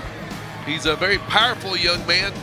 One of his issues is when he hits the ball in the air, it doesn't always get out of here. When he hits line drives and base hits, he's going to be a great asset for this offense. Zach Lee gets the baseball once again on a Sunday afternoon for the Wildcats. And as you can see, his strikeout-to-walk ratio is strong, but he has plunked 8 batters. So at times, his control can be an issue, but he's almost always around the plate. And that has not been the case this weekend for the Kentucky pitchers, who have not walked that many, but again, they've hit 4 batters, and a couple of wild pitches have hurt them. So they've got to get back to what got them into conference play as one of the better pitching staffs in America. Well, it did. At the first part of the year, they seem to be working a little bit quicker, throwing more quality strikes. But LSU hasn't missed many pitches when they've had an opportunity to hit it. Strikes have been up in the zone a little bit, and they have come out of the box swinging. Trey Morgan leads things off. 3 base hits in the rout on Friday night with 3 runs batted in. 1 for 3 last night, drew a walk and drove in a run. And we are underway at 1:02 p.m. Eastern Time. Trey with a .328 average, 3 home runs. As Doug mentioned, this team leads the SEC in home runs, but I'll tell you who's keeping pace with LSU is Old Dominion. That's the team that leads the country. And in a 4-game series, they wrap up today with Florida Atlantic. Monarchs have already hit 5 home runs. Zach Lee just missing on the inner edge. And here's how the Tigers coming to the plate. Dylan Cruz, he's been wrecking Cruz for this Kentucky team. But up and down that lineup, it's been productive with Alex Milazzo at catcher, getting his first start of the weekend, and Ryan Ritter takes the first ground ball. And Morgan makes it interesting, but there's 1 out. Each and every one of these hitters has come in here with a lot of confidence. Although their averages weren't very good, they've been ultra aggressive at the plate. They're not taking a lot of pitches. First pitch fastball they see, they've been rapping. 28 hits in 2 games is a pretty good number. This LSU team was struggling offensively when you talk about batting average coming in this weekend. But as Doug said, really piling up the base hits and not just home runs. You told me something before we went on the air. You said in 2 games they've raised their batting average 35 points in league games. That's correct. That is amazing. Cruz a .350 average, 9 home runs. Tied for the team lead. 3 Tigers with 9 homers. Puts them at number 3 individually in the SEC. But he's got a great stroke. Oh, he sure does.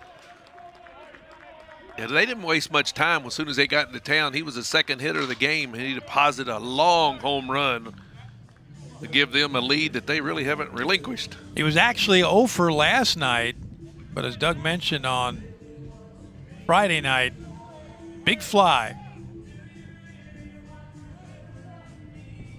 4 Tigers last night with multi-hit games. And one of them, this young man, Gavin Dugas, went 2 for 5. We showed you his home run earlier. That was number 9 on the year.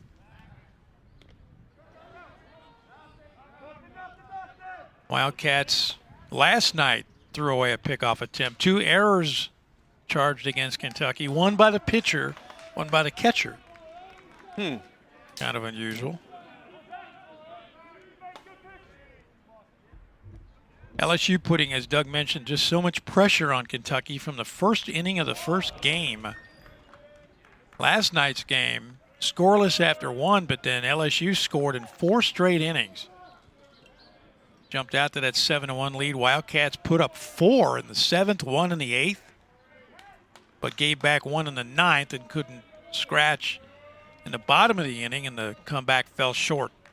Never had a chance in game 1. Runner goes, hit and run by the Tigers. So Cruz will return. He can steal a bag. 9 of 11 on the year so far. Boy, just a nightmare on Friday for Kentucky pitchers. LSU with 5 in the 5th inning. And in case you're thinking comeback, 6 in the 9th. And once they got the lead, they started free swinging, and it was so contagious. Tigers came in 1-8 in SEC play, but then you look at the schedule, all they've done is play Vanderbilt, Tennessee, Mississippi State. Depending on the poll you look at, numbers 1, 5, and 6 teams in the country. Kentucky came in this weekend off a sweep at the hands of Mississippi State. So they've got it going down in Starkville, but a lot of time, plenty of time for both of these teams to straighten out, make a run at the SEC tournament. Count holds 1 ball, 2 strikes to the Houma, Louisiana native. It's really impressive, all the homegrown talent on the LSU roster. Quite a bit on the Kentucky roster as well, as you get a good look at Paul Maneri. LSU doesn't have that many swing and miss guys. They put the ball in play. So it's been tough to strike them out over these first 2 games. And they've extended at-bats. Oh, they really have. All weekend. Which extends pitches, which they've really seen about everybody that Kentucky can throw at them in just the first 2 games. Paul Maneri, 1,487 wins in his illustrious career over 39 years. Included stays at St. Thomas, Air Force, Notre Dame, where he won 533 games, and in Baton Rouge.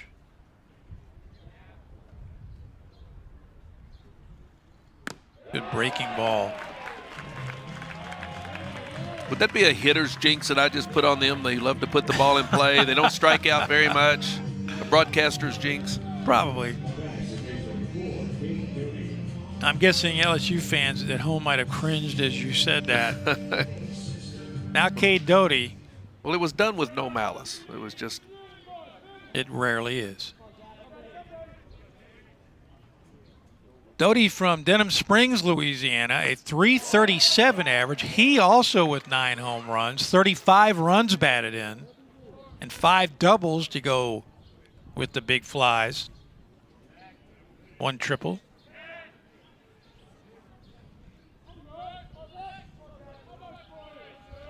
Cruz at first base reached on a single. Well, he's just pouring those fastballs in right now at 93. Just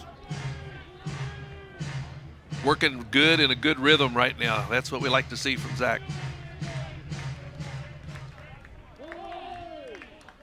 Wildcat pitchers have been coached this year to pick up the tempo, pick up the pace. Tougher to do in the Southeastern Conference, of course, against SEC hitters.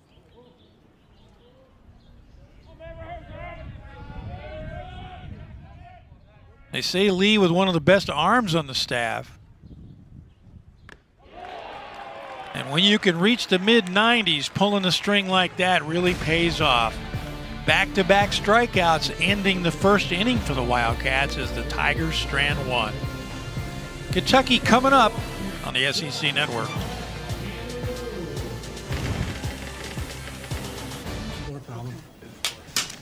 Not in my house.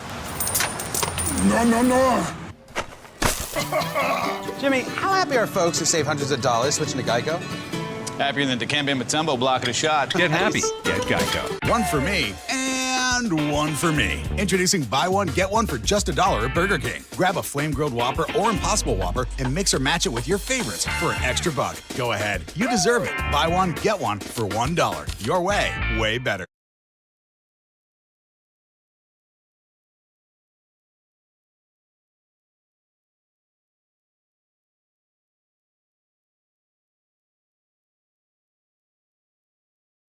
What does it take to ensure that no one is left behind? Simply because they lack access to technology. What does it take to bridge the digital divide? It takes commitment. It takes action. It takes investment.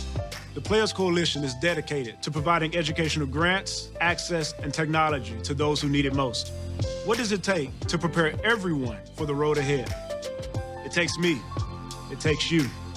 It takes all of us.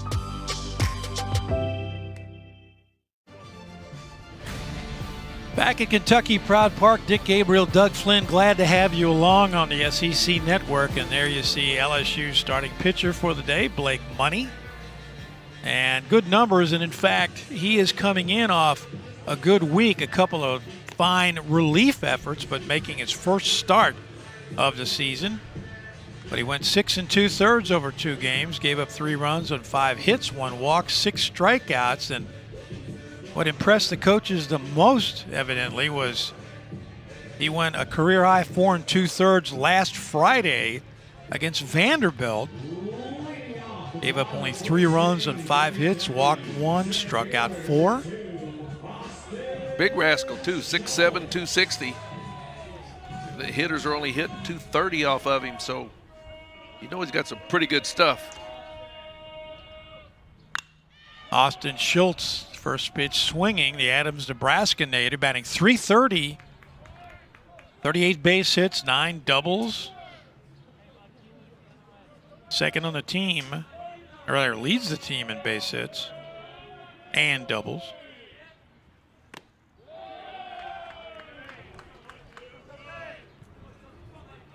Austin last night 0 for 3, did walk a couple of times, 2 for 4 on Friday.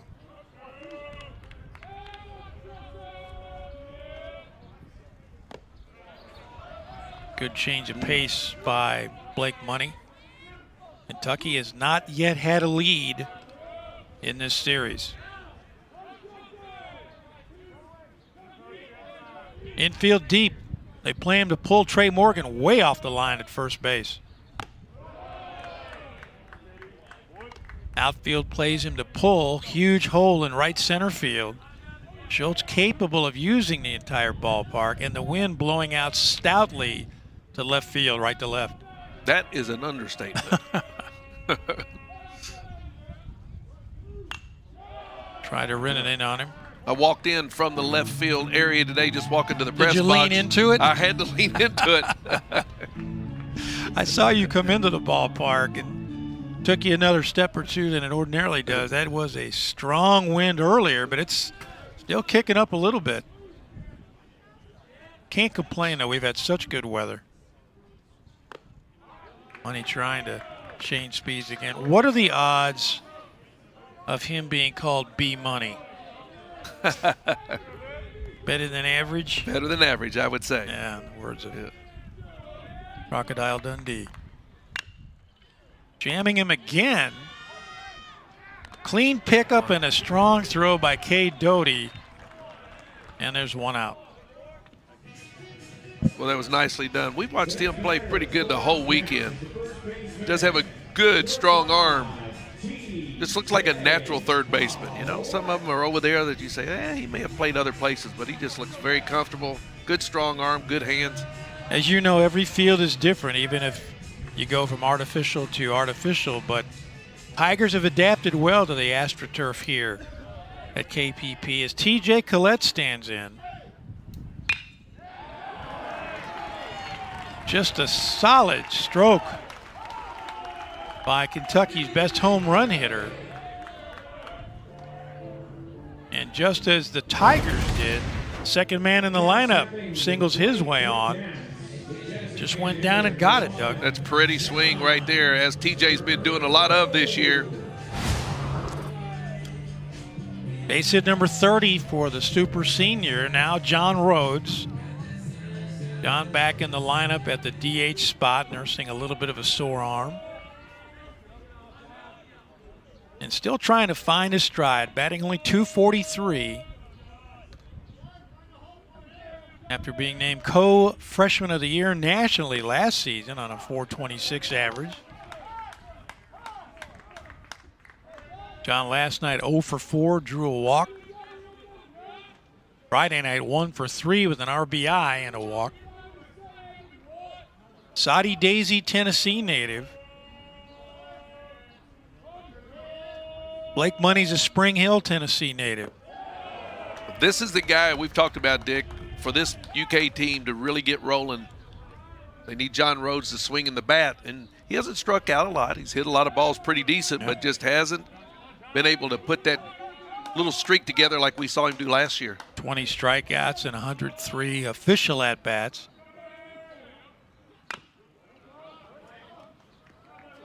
He's also drawn 15 walks. He's been hit 8 times.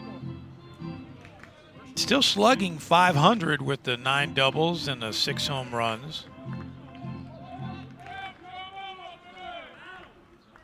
Yeah, if he can get back to that form that he enjoyed last year, of course, that'll help Schultz ahead of him and whoever bats behind him. And today it's Colton Kessler. 2 balls, 2 strikes. They play Rhodes to pull, and of course up the middle they look for the double play.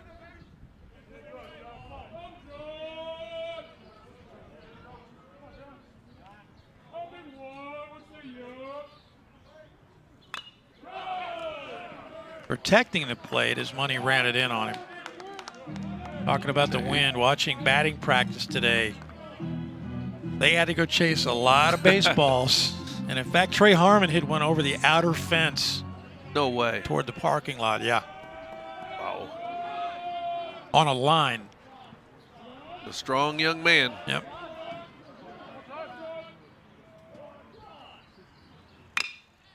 End of the bat.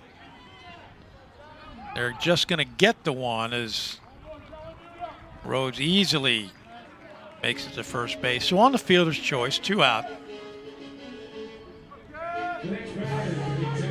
And a man on first now for Colton Kessler. Looks like this ball may have a chance at first. We hit, but infield does a nice job of taking their time, making sure to get one. Kessler having a big year, the High Ridge, Missouri native. 2 for 5 last night after going 0 for on Friday. Pressed into service again as the starter. He was a starting catcher for quite a few games last year. But when Alonzo Rubalcaba went down with a broken thumb on his glove hand, sliding into first, Kessler, who had been seeing some spot action,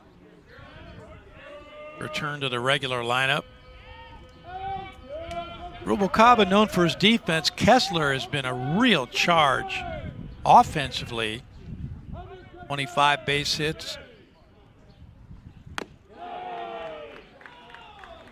And generally, Doug, even if he doesn't produce a base hit, he'll give you a good at-bat. Yeah, he's always had a very good eye. I think in the past, almost too good, because he'd sit there and work the counts good, but get himself in a little trouble. But I like the way he's swinging a little more freely this year. And once he got in the lineup, he has lit it up. Coming into the year, he had started 68 of 79 games in which he had played. Good pitch by Money down and in. 2019, he had 5 home runs, all in SEC play, and led the team in conference action with 18 runs batted in. And he is hitting better against SEC pitchers this year. That's drilled at the scoreboard. Up onto the concourse, and Kentucky has its first lead of the weekend, courtesy Colton Kessler, who sends a souvenir baseball onto the berm beyond the scoreboard and right. 2-0 Kentucky. Wasn't much doubt about that one, Dick. Boy, he got a pitch that he liked, and I mean smoked it. Just the second home run of the year for Kessler. Rhodes scores ahead of him. Oh, right on the inner part of the plate, inside part of the plate, about belt high. He's running like he's not quite sure it's going to be out of here, but that ball had plenty of distance. So now the base is empty for Araj Anu, Wildcat senior, JUCO transfer from Florida, played his JUCO ball in Oklahoma. 0 for 3 last night, scored a run. 1 for 4 on Friday, and squirts that one off the end of the bat. Dugas tracking. And that'll do it. But the Wildcats scratch in the first inning thanks to the big fly by the veteran Colton Kessler. Absolutely juiced one beyond the right field fence. We'll go to the second. Kentucky 2, LSU nothing on the SEC Network. Did you know Geico could save you hundreds on car insurance and more? So what are you waiting for? World's strongest man, Martins Litzis, to help you break down boxes? What am I gonna do to you, Box? Let me break it down for you. Oh! Geico. See all the ways you could save. Weight isn't the best measure of physical health because it can be made of all sorts of stuff. Introducing Amazon Halo. Halo uses your smartphone's camera to analyze body fat percentage, a better indicator of health than weight or BMI alone. Then a personalized 3D model helps you track progress over time. Halo's nearly twice as accurate as leading at-home smart scales, so you can focus on your health, not just your weight. Crest Pro Health kills 99% of bacteria. Plus, it works around and around and around the clock. New Crest Pro Health Complete Protection gives you 24-hour protection. Crest Pro Health, available at Walmart. Think about the moments you've been missing. The small ones you've been dreaming about. The ones you couldn't be more ready for. And even the ones that take you by surprise. These are the moments you'll remember. The ones that are impossible to forget. To new memories, Hilton, and our family of hotels.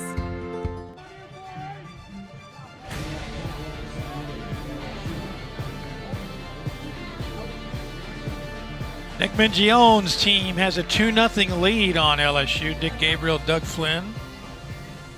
And as you can see, Nick in his 5th year at the helm of the Wildcats. National Coach of the Year in his first season when he led the Wildcats to an NCAA Regional Championship. First one in school history. Under the current format, former head coach Keith Madison had the Wildcats about 3 innings from the College World Series. Painful back in the late memories. 80s. Yeah. It's fun to talk to Keith about those teams back in the late 80s because they were really, really something. But, like you said, a little painful. Mitchell Sanford getting his 8th start of the year. Mitchell from Berwick, Louisiana, as you can see. There you see his numbers. Had his first career homer as a Tiger back on March 14th, 2-run job against UT San Antonio.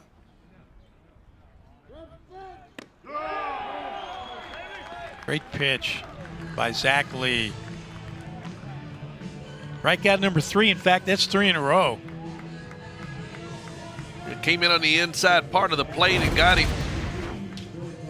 And Kessler is moving inside. That's a pretty good pitch. Look like right on the knees. Just got that front knee, and that's all it takes. I like that umpire's call that time because sometimes these umpires, after you get rung up, they want to, you know, pull a little Leslie Nielsen on you. Jordan Thompson batting .282.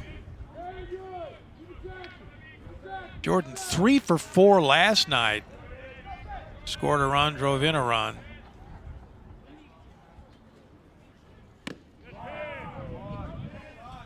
And 2 for 4 on Friday. He has enjoyed his stay in Lexington, KY. He's a nice player. Chula Vista, California native. Yes, sir. Thompson now with 6 multi-hit games on the year. Of the teams you've seen Kentucky play this year, how do you rate LSU on just what you've seen the last couple of days? Well, clearly swinging the bat really well. Mississippi State has got just terrific pitching. And we have not seen Kentucky play the likes of Vanderbilt. Yeah. Or Arkansas, the upper echelon teams. Well, there's some teams that are stepping up, but of course this is the Southeastern Conference. Right. But man, there's Georgia playing good. Tennessee. Yep. He beats the shift. They had him pulling, and Thompson goes the other way now. That's his 6th base hit in 9 trips this weekend. Well, you kind of feel like if they play like that, he might get 9 more. But, you know, they're going with Kentucky's probably done more shifting this year than I think at any other time that I've ever seen it. So, and we will see it again as they take the third baseman. Plastiak will now move over and play kind of a second base, I think. Estep is pulled well over into short right field. We talked about LSU raising its overall batting average. So is Cade Beloso. He came in batting .201. And over the last 2 games, he's raised his average to .240.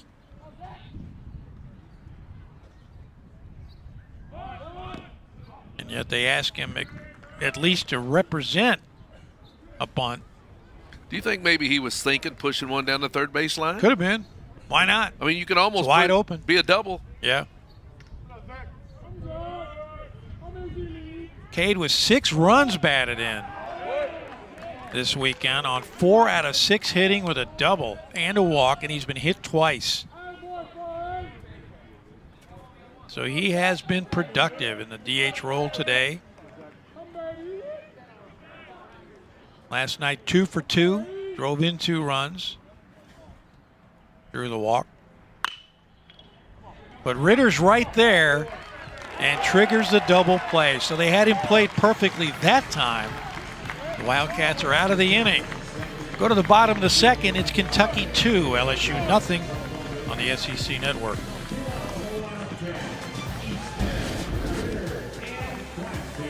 We love our new home. There's so much space. But we have ants. Expired.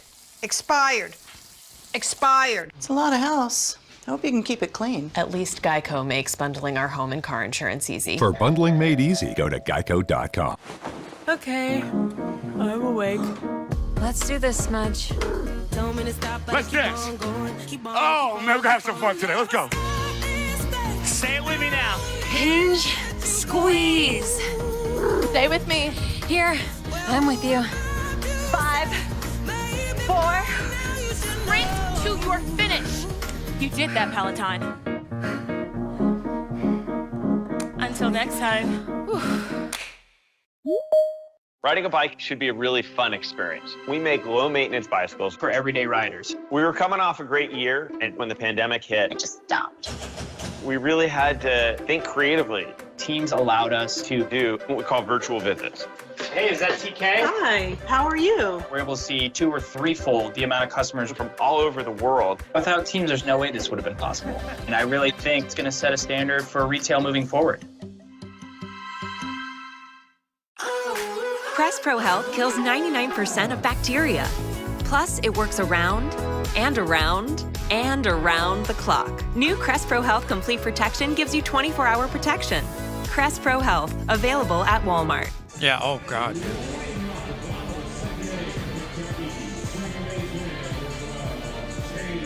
Back at Kentucky Proud Park, Dick Gabriel, Doug Flynn, the Wildcats taking the 2-0 lead On the 2-run shot by Colton Kessler in the first inning, Chase Eastep to lead things off for the Wildcats. Corbin, Kentucky native, batting .286. 6 doubles among his 20 base hits. Had a base knock last night and scored a run.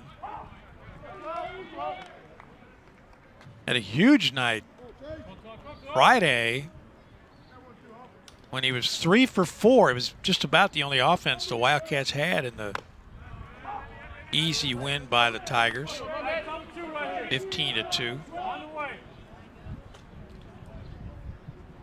Chase has played a solid second base, which is included, as we pointed out in the last inning, playing some short right field at times.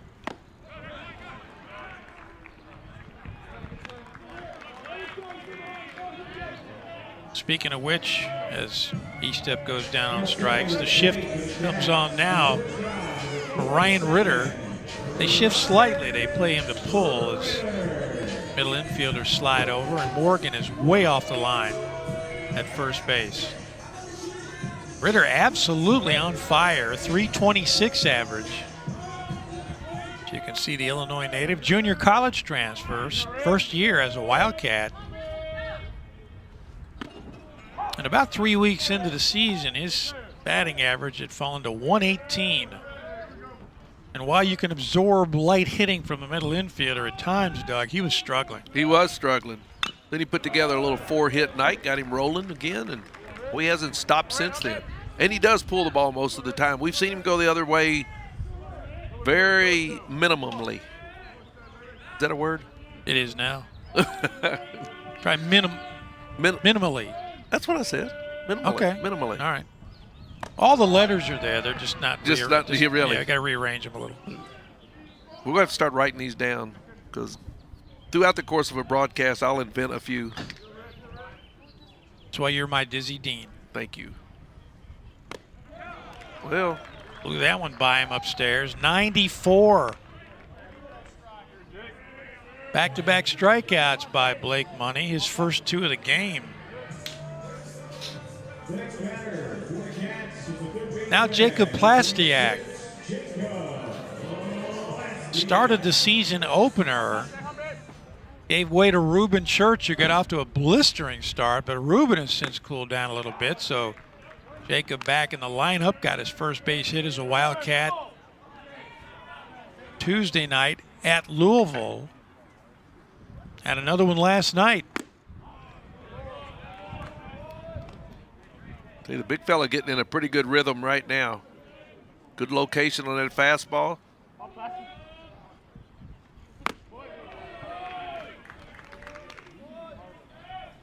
Jacob started his career at Wichita State, coming out of high school in Chicago. Transferred to Wabash Valley Community College. Found his way to Lexington. But Money changes up that arm slot a little bit. Yeah, he does, but Kentucky sure takes a lot of fastballs, don't they? Seems like when they're going good, they're taking that fastball and hitting it, but now we'll see if he comes back with something off speed. Well, he's going to try to, but yeah. Lost a little bit of the grip. Wind still blowing right to left, which it ordinarily does here at KPP. But we have seen it do some really weird things this year. He's rocking steady 94 mile an hour now with that fastball. Good look at the wind where it's blowing, and it has been blowing for a couple of days here. Oh, yeah. Wow, that's kind of stiff. That's not anything like it was during batting practice. No. 3-2. That's a souvenir. Not a bad crowd for a chilly Sunday that had rain in the early forecast, just giving way to overcast skies. We had a sensational crowd here Friday, best crowd of the year, and of course the Kentucky fans were a bit disappointed, but just good to get out to the ballpark. Rain knocked down the numbers last night. They'll do it again, 3-2. Throws him. I think he was jogging the first hoping that was the call, but Blake Money is money in the second inning. He strikes out the side, and we'll go to the top of the third. 2-0 Wildcats over the Tigers on the SEC Network.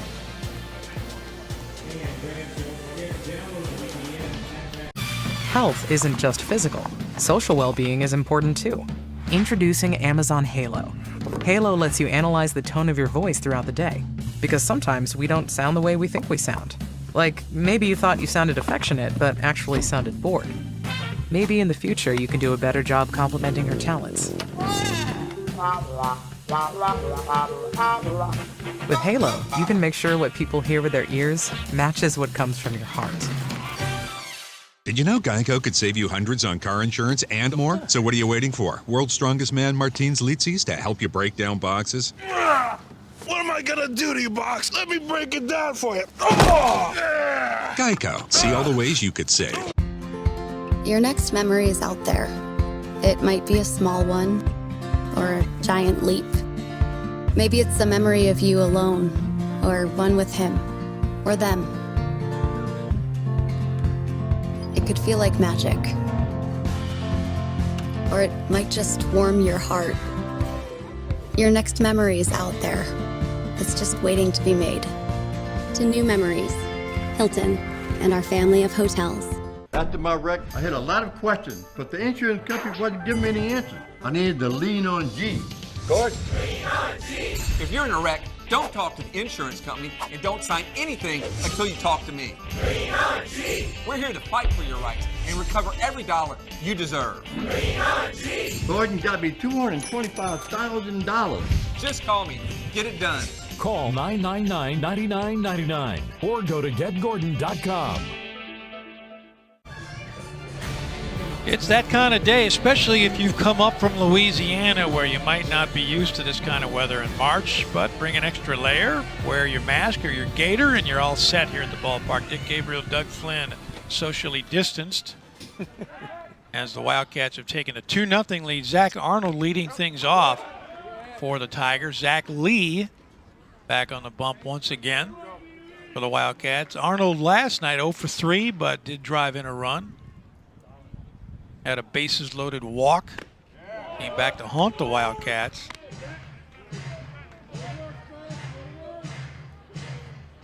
Did not play on Friday during the rout. He survives the appeal. 1 ball, 2 strikes. Zach from Temecula, California. Say that again? Temecula. Close to New Mexico. I don't know. I've heard of it. Somebody famous is from Temecula. I'll think of it, yeah. He had a 4-hit game, did Zach Arnold, against UT San Antonio in a 13-12 LSU win in 11 innings. Tigers piled up some numbers that weekend. Another strikeout. That's number 4 for Zach Lee. Only 93 miles an hour. Both pitchers doing it pretty much with the heat right now. But with location. Yep. Now Alex Milazzo.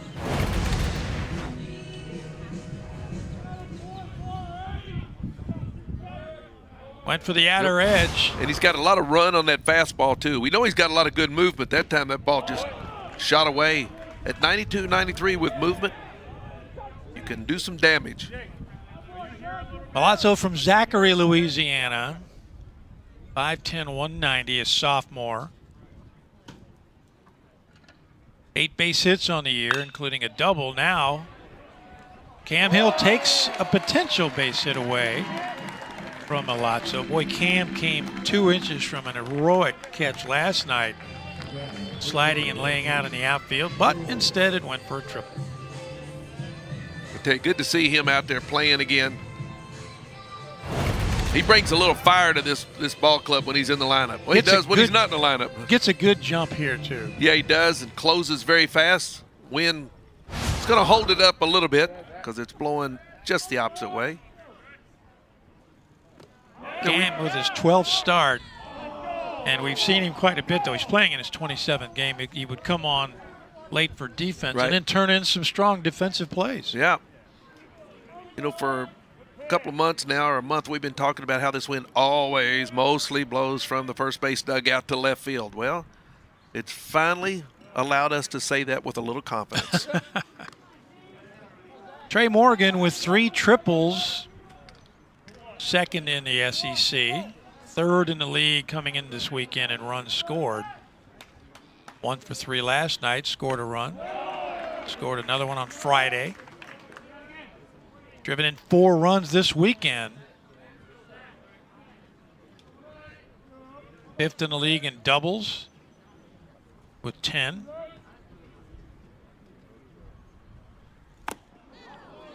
Can't dig in against Zach Lee. Nothing malicious, but you never know. Yeah.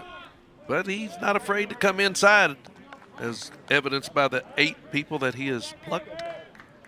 Trey number 6 in the league in steals with 8. He's perfect on the bases.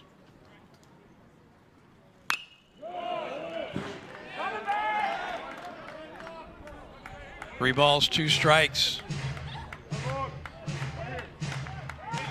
Oregon 6 for 14 in the Tennessee series. 3 doubles, a homer, scored 3 runs.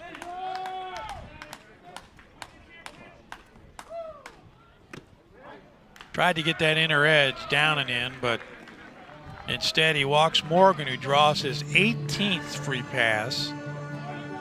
He's also been hit 12 times. So boy, has he done the job as a leadoff man. Don't see a lot of first basemen that are leadoff hitters No, on you the do ball not. club. Did Evan White ever lead off in here? He hit mostly second. Second. Yeah, I don't remember him leading off. Probably could have handled it. But he was so good at rattling the baseball off the walls and the gaps that seemed like a natural number 2 hitter. Yeah, not afraid to hit with 2 strikes. Former Wildcat, a Gold Glove winner for the Mariners.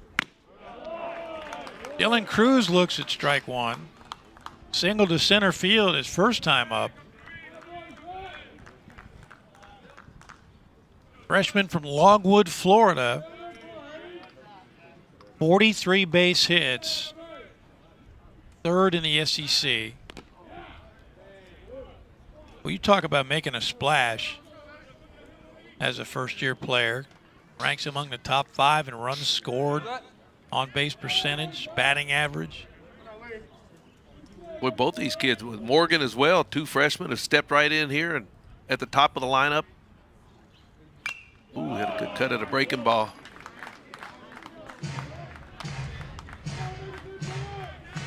Cruz broke in with a 20-game streak of reaching base. March 21st, finally Mississippi State managed to keep him off the bases.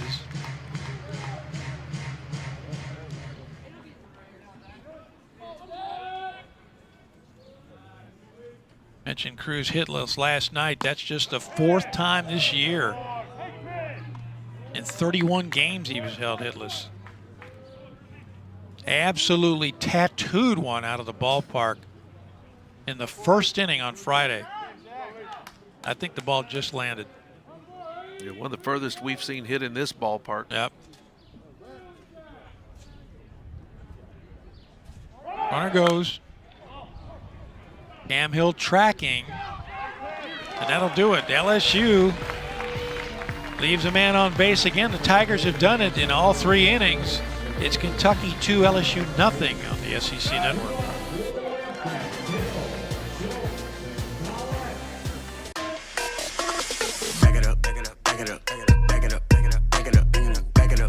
Every time I eat stuffed crust from Pizza Hut, I play this song. But watch what happens when I play it backwards. Eat original stuffed crust backwards. What did you say, record? 3 toppings, just $11.99. Amazing. Back it up, back it up, back it up, back it up, back it up, back it up. The original stuffed crust, just $11.99. Only from Pizza Hut. No one out Pizza Hut. No one, no one, no one, no one, no one, no one, no one, no one, no one, no one, no one. With the Capital One Venture Card, you earn unlimited double miles on every purchase every day. Objection! Overruled. And right now, earn 100,000 bonus miles when you spend $20,000 in your first year. I'll allow it. What's in your wallet? T-Mobile is the leader in 5G. We also believe in putting people first by treating them right. So we're upping the benefits without upping the price.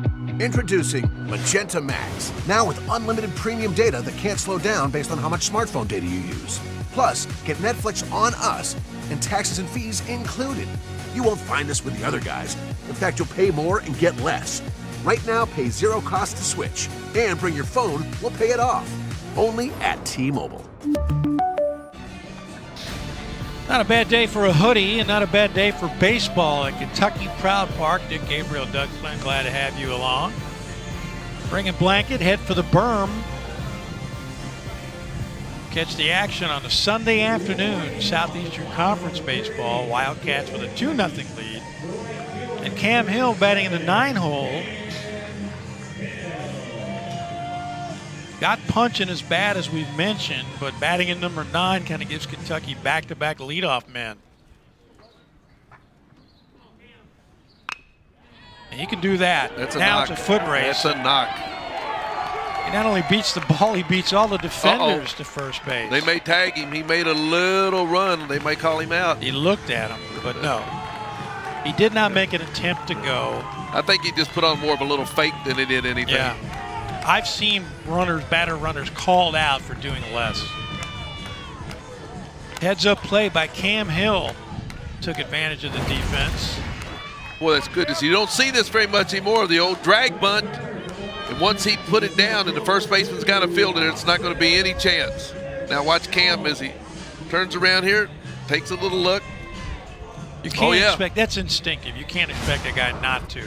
Paul Maneri is out arguing the point. I think he's got a good argument in this because of the way the rules are set up. I don't blame him for arguing, and now they're going to review it. But yeah. Well, if you ask, did he make an attempt to go to second? In my opinion, the answer is no. Yeah, it looked to me like he was just faking it a little bit more than anything else. But I think it was instinctual. Yeah, if you look at it, I think the rules say if you make an attempt. So now it comes down to what is an attempt. Exactly. And I don't know if it's even reviewable. But we'll take up some more time in a ball game to figure it out. Well, it gives us a chance to identify the men in blue today. Let's do that. Darren Spagnardi behind the plate. Hank Himonen at first base. That was his call. Jeff Head at second. Will Posey at third. Discussion over. Well, he did cross the line, but he was straddling the line. Yeah, I don't think you would call that an actual attempt to go to second base. So I just don't think you can expect any human being playing this game to see the ball rolling loose and not have that kind of thought in your head.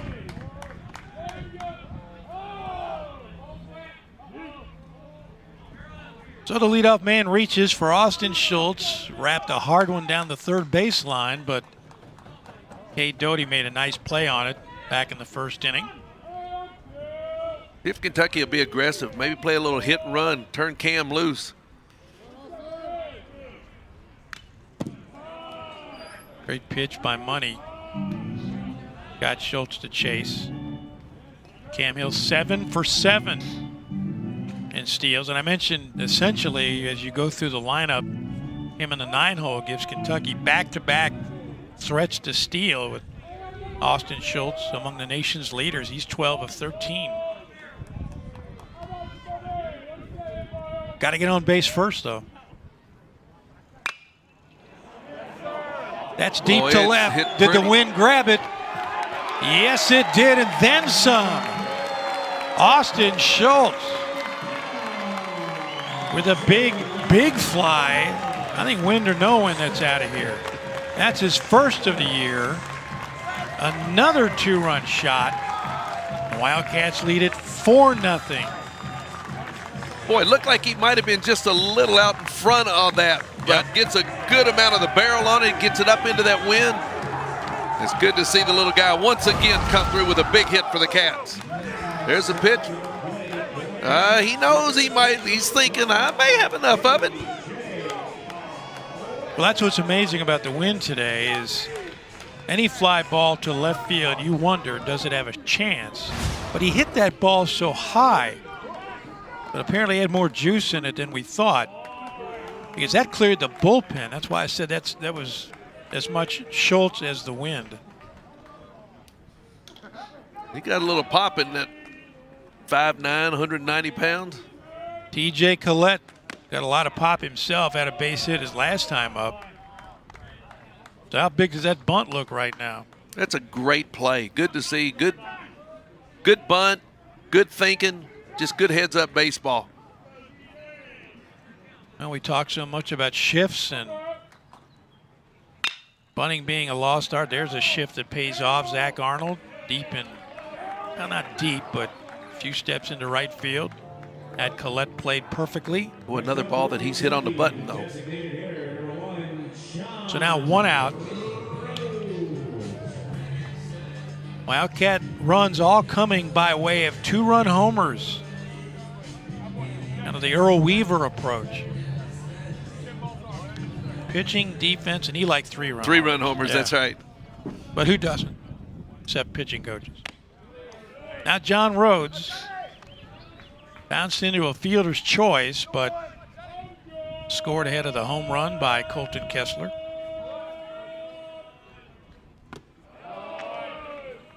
A good breaking pitch, but off the plate, 2-0.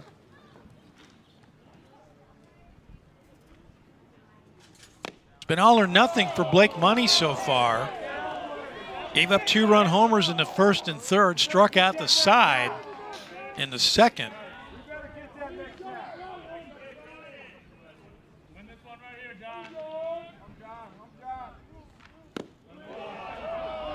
Once again, Morgan way off the line at first base.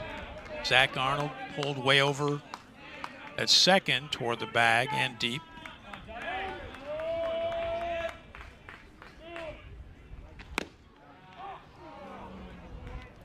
Boy, even when he's in a good hitting count, the pitches that John Rhodes are getting are pretty good pitcher's pitches. They're not giving him anything middle of the plate or in. Staying away with him for the most part. Not on that one. Rhodes turns on a fastball, 93 miles an hour, but it was up just enough. Rhodes with his first base hit of the game. Second of the weekend. What pitch is right? I think he got it inside more than he wanted to, trying to stay away again, but it came over the heart of the plate.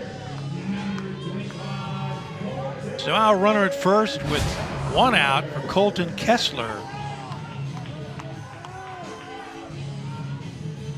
Got a little action down in the LSU bullpen. Yep.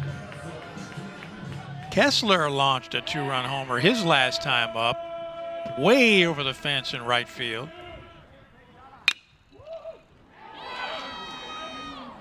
That missed being a double by about 8 inches.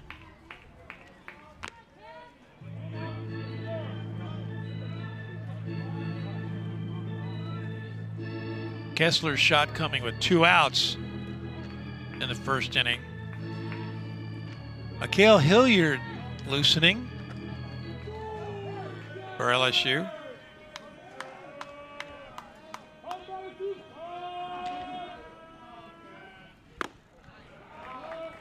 Off the plate, Kessler couldn't help himself.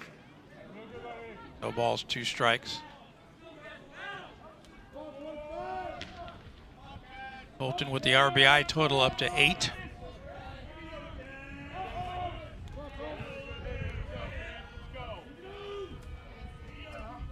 Modest lead for Rhodes. Only 2 for 2 in the steals department.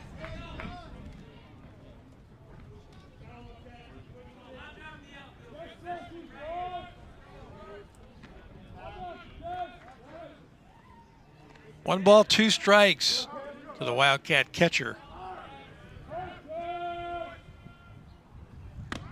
Delayed steal. John Rhodes, 3rd stolen base and more on the throwing error, and he caught the middle infielders asleep. Sure did. There wasn't anybody there at second base. Catcher came up. He's going to suck up the error, unfortunately, but nobody was there. Guys were beat on the delayed steal. Heads up ball by John Rhodes. And now the Wildcats You can see that throw's right over the bag. Yeah, it's right there. That is not a bad throw, but nobody was home. Infield comes all the way in now. Here in the bottom of the third inning, Paul Maneri wants to cut off that run. Big opportunity for Kessler.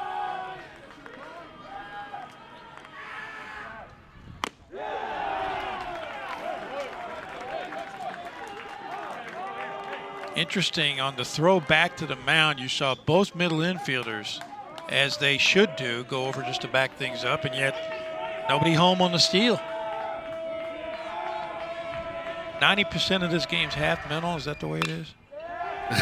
Yeah, Yogi. Oh, yeah. Yeah, you know, that's just a habit. You do that, though. You. Oh, sure, yeah.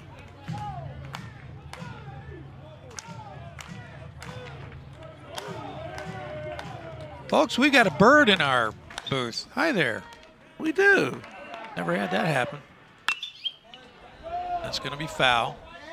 We actually have a live bird sitting here right in front of me. How'd you get in here? I don't know, but if you come right down here to the right a little bit, he can go outside. Go that way. There he goes. Did he find his way out? I think so. He's welcome to stay.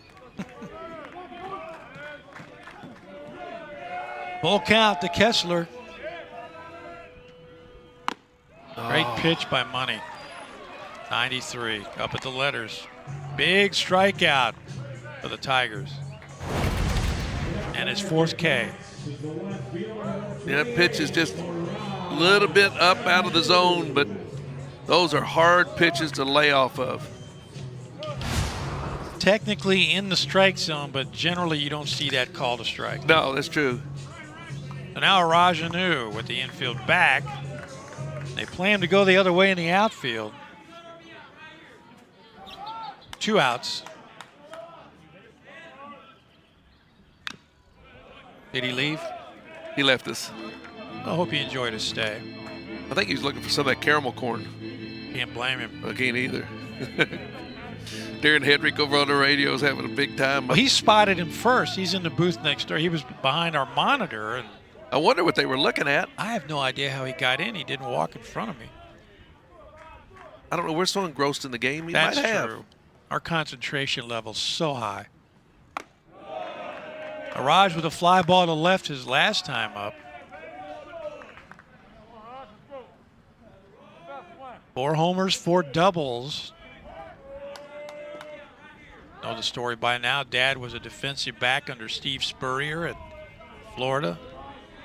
Mom, a track star, first at UCLA, then transferred to Florida. Into the bat. Would be trouble for Cruz, but it hangs up long enough as Dugas steps in front. And that'll do it. But the Wildcats hang up another crooked number. Thanks to the 2-run shot by Schultz. It's Kentucky 4, LSU nothing here on the SEC Network.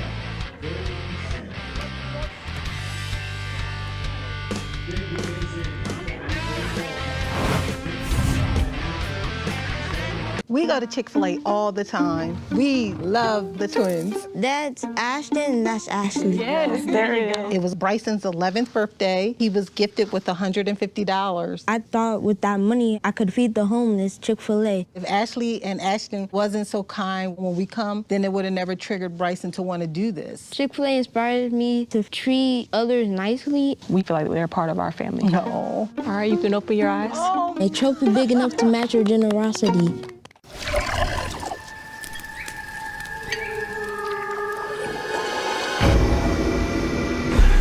When heartburn takes you by surprise, fight back fast with new Tums Naturals, free from artificial flavors and dyes. The financial report is due Monday, so we need to speed up the process and get those numbers in. Renovate or relocate? Relocate. The perfect home needs the perfect mortgage. It's perfect. Regions' digital lending experience is safe and simple, so you can brave a new beginning. Back in Kentucky, Proud Park, Dick Gabriel, Doug Flynn. It's a 4-0 Wildcat lead as The Cats try to salvage a game here at home in the 3-game set. Gavin Dugas leading things off. You see all the cutouts at the ballpark, but we actually have a pretty good crowd. A little bit late arriving, folks coming from church and from the restaurants, but despite the weather, we've had good crowds this year for the most part. This team getting off to a good start, creating a little bit of buzz in the community. It's a great place to see a ball game, not a bad seat in the house. And a lot of room for the kids to run when you bring them to the ballpark and run around safely. I'd be over on that berm rolling down and hoping I could get a foul ball and maybe trade it in for a piece of bubble gum. Yeah, and you're a grown man. Exactly. They still do that, I wonder? If you bring a foul ball back, give you a piece of gum or something? I don't know. Of course, anymore, you know, when you were a kid, back in the dark ages, gum was a penny. Good point. Lord knows what it costs now. Pack of baseball cards for a nickel. Yeah. Oh, man.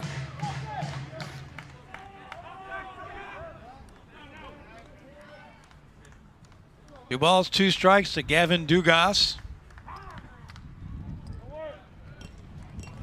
I have to be honest with you.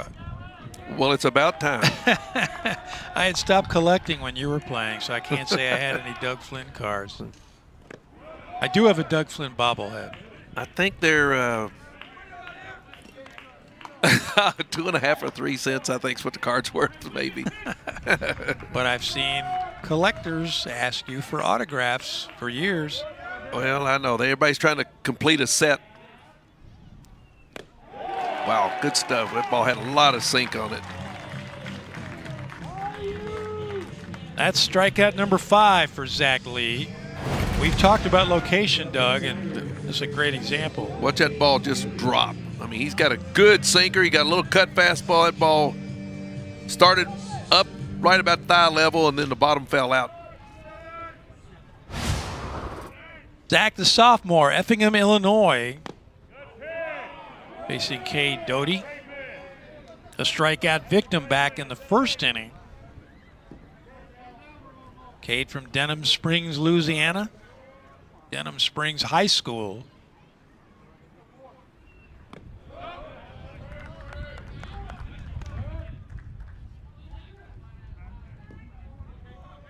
A threat to go yard at any time. He's got 9. 5 doubles.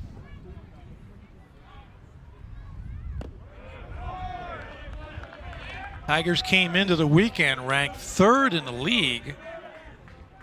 I beg your pardon, 2nd in the league in home runs. Now they've taken over the lead in big flies, battling with Arkansas. Old Dominion must have some kind of offense. Man, they were racking it up.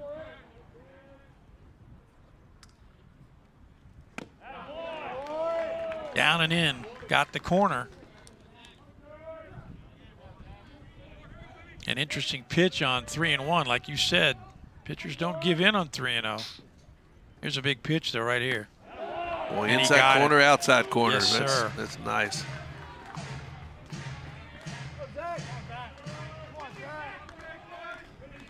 Strikeout to walk ratio for Zach Lee, 24-7 coming in. He's walked 1 today. Now he's walked 2.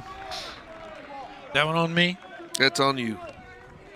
You and I are 1 for 1. Yep. We're 2 for 2 now as a team. Now Mitchell Sanford struck out his first time up. Starting just his 8th game. 23 appearances.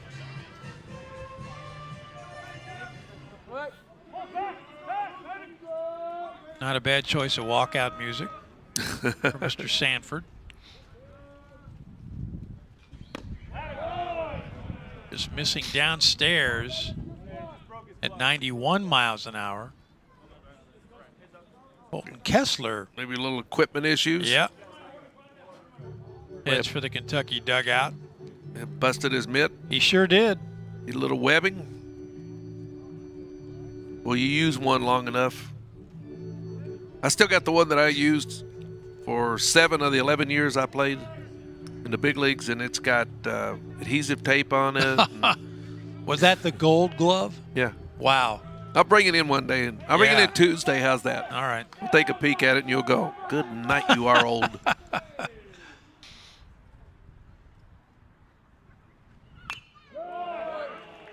I've still got one that I can't remember when I got it. It's not the one I used in my youth. I think that one gave up the ghost when I was playing softball later in life. Softball wouldn't fit in my baseball. Yeah. Club.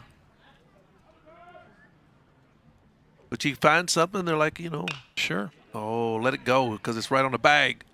Oh. Ritter missed the tag. Why don't you stay back on the bag and let the ball come right to you? Well, they're going to ask for another look. Ritter immediately said, I got him. So we'll take a look here. All right, the ball's going to be right now. Just stand back on the bag, let it come to you, and you got a sure out at second and maybe a double play. And it's E-Step signaling first. Yeah, from there, it's hard to tell if he got him.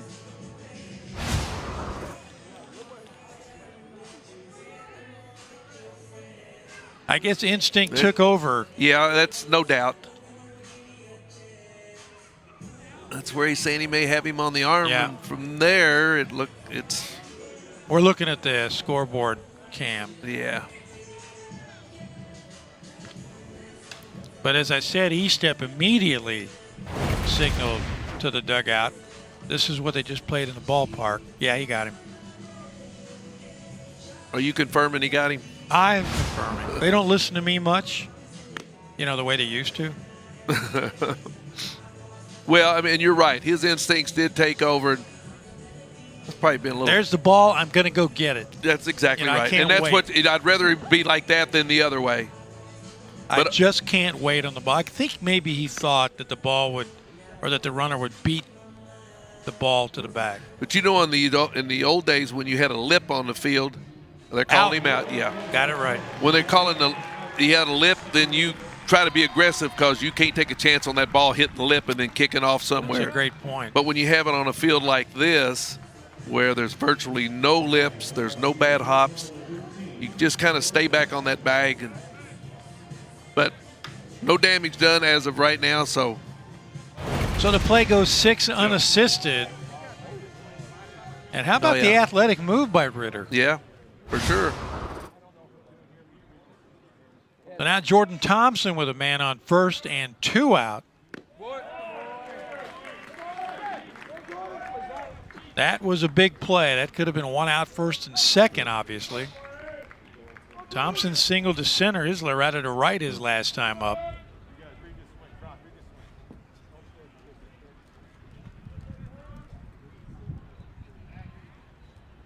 Jordan now with base hits in all 3 games this weekend.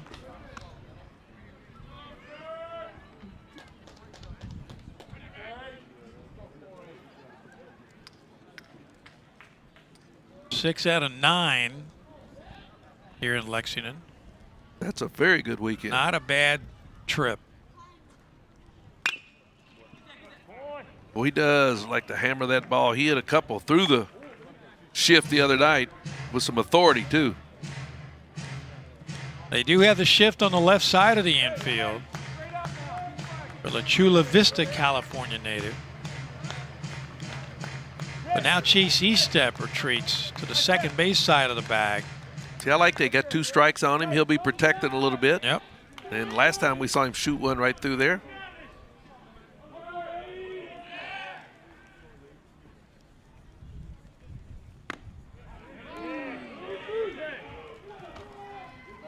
We've seen a lot of that protecting the plate this weekend, particularly by the Tigers.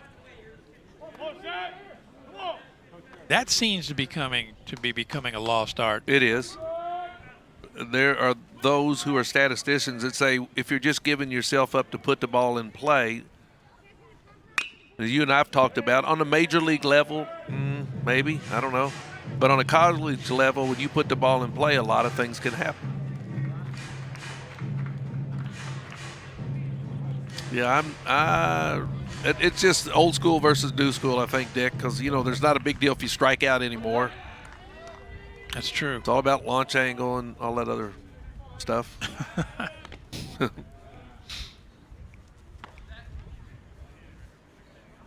Wildcats with a 4-0 lead thanks to a pair of 2-run homers.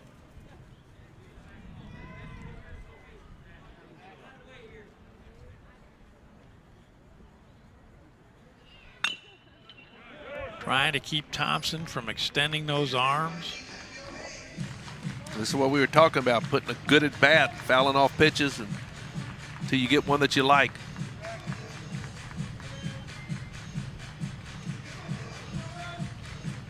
Well, really good hitters could do that. Like watching Pete Rose hit, or some of those guys that were just great hitters. I liked watching guys who could just foul it off at will. Yeah. Tony Gwynn. Yeah, extend the at-bat. Off the fist. Going to be an infield single as Ritter just couldn't plant. Well, it looked like his feet almost came out from under him, didn't it? Yep. Infield might be just a little bit on the damp side. That was going to be a tough play regardless. Good pitch, though. It was, well, yeah, the way the guys are lined up and in the position they had him for pulling, that was going to be a really, really tough play. You see Ritter's way over in the hole. Now he just loses his footing. He's going to throw off his other foot, but Ryan will go home and look at that. Some of the guys may have a little fun with it. Well, when you think about it, not many shortstops can get to that ball, as far as you point out, as far as he had to go.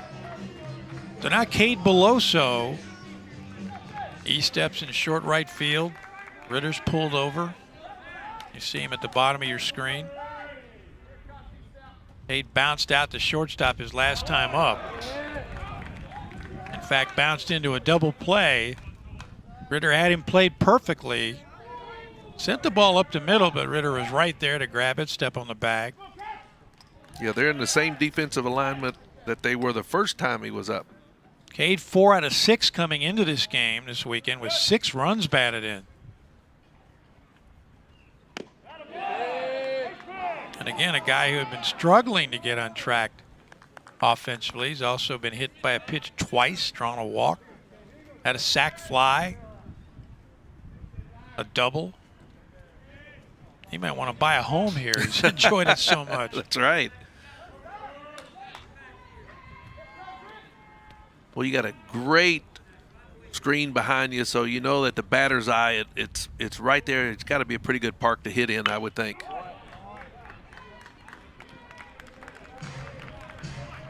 When we first came into this ballpark, you and I looked around, we thought, how many home runs are we actually going to see here? Because it's a little bit bigger than the old ballpark, especially down the right field line. But just the way the ball carries, Nick Mingione commissioned a study on wind when they were building the ballpark, and they realized it generally blows from the southwest right to left, as Doug said, from essentially the first base dugout. And we're sitting up, I have to think we're up, our elevation is maybe some of the highest in Lexington. Seems like it. Let's go with that. Well, where it's located on campus, there's really nothing else around it that might cut down on the wind.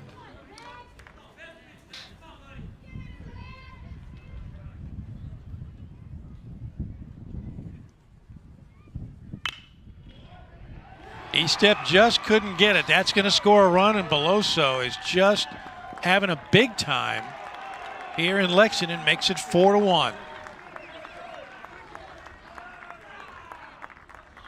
Seventh run batted in of the weekend for the DH. They had the right idea, but yeah, pitches down, and boy, just a hair late on that was E-step. As deeply as he was playing, and he can cover some ground. So Thompson scampers to third as Sanford scores. And Zach Arnold will try to keep things going. Dan Roselle will pay a visit. Wildcat pitching coach in his second year. Came here from East Carolina. product of North Florida. No action in the bullpen as of yet. Other Wildcat assistants, Will Coggin, Mississippi State product. Todd Williams, the hitting coach. Brock Dowd is the Wildcat director of ops.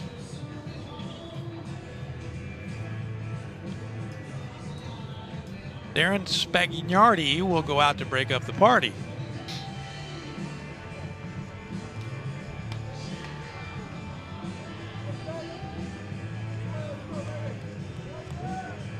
Zach Arnold struck out to lead off the third inning, one of 5 strikeout victims for Zach Lee.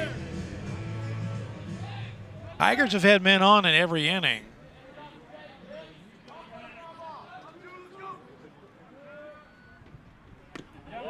Starts him off with a big bender. Haven't seen that much today. We sure haven't. I think we've mentioned once before, if you could throw any kind of decent off-speed pitch for a first pitch strike, you're ahead of the game. Pulled the string again.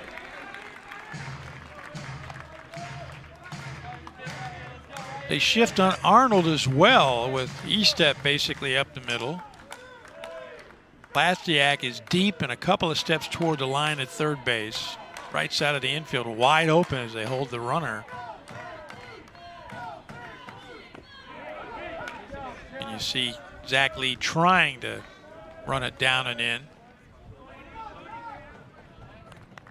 You can't let Arnold lean over the plate and slap it to right.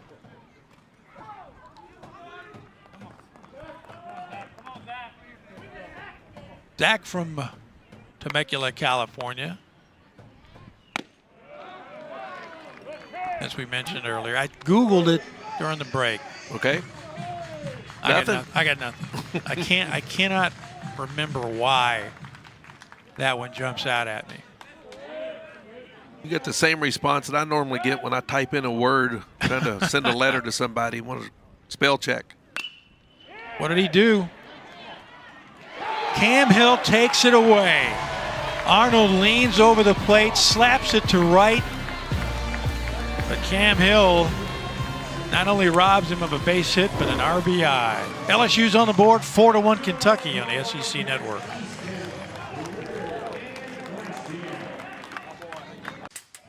How do you top the perfect cup of Dunkin' Cold Brew?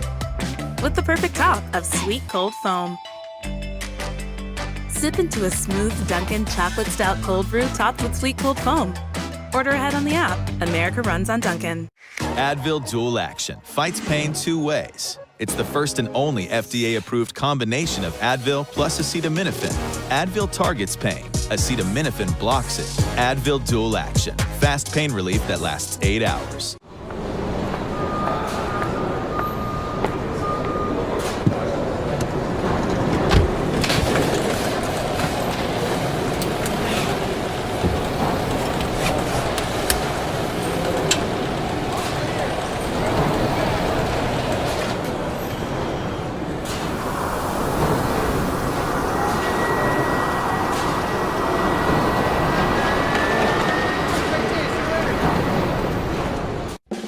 Is USAA made for? It's made for him, a veteran who honorably served. And it's made for her. She's serving now. We also made USAA for military spouses and their kids. Become a member. Get an insurance quote today.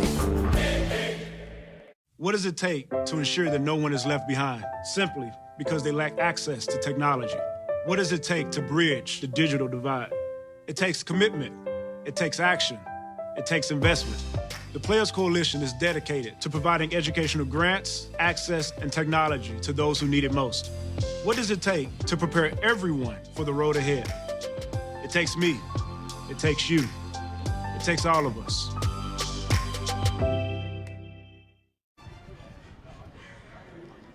Four to 1 Kentucky with the early lead on LSU. In fact, got 2 in the first, 2 more in the third, and the Tigers just now answer in the 4th inning. As you can see, Kessler and Schultz with a pair of 2-run jobs for the Wildcats, and Jordan Thompson, like Beloso, really enjoying their respective stays at Kentucky Proud Park.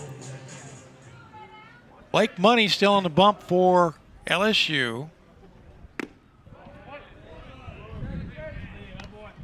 Other than the home runs, Money's been fairly sharp. He's given up a couple other base hits,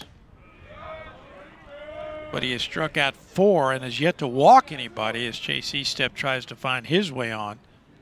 He was one of 3 strikeout victims in the second inning.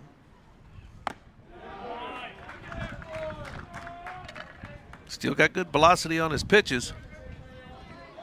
Of course, that's only pitch number 63, but big fella has been, other than the home runs, there's a knock. So Estep with his first base hit of the afternoon after ringing up 1 last night and 3 on Friday. So give him 5 for the weekend. And the Wildcats with a leadoff man aboard, just as they did last inning. Brings up Ryan Ritter, strikeout victim in the second. All right, we going to see him, bud? Well, so far LSU is at double play depth, but now Doty creeps in, even with a bag at third. We have seen Ryan Ritter give himself up this year.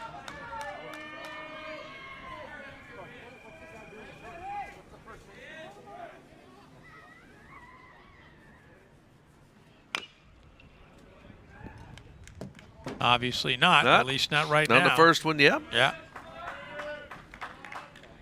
Boy, I love this setup here to have maybe a hit and run with these 2 guys. But Ritter 6 times has laid down a successful sac bunt.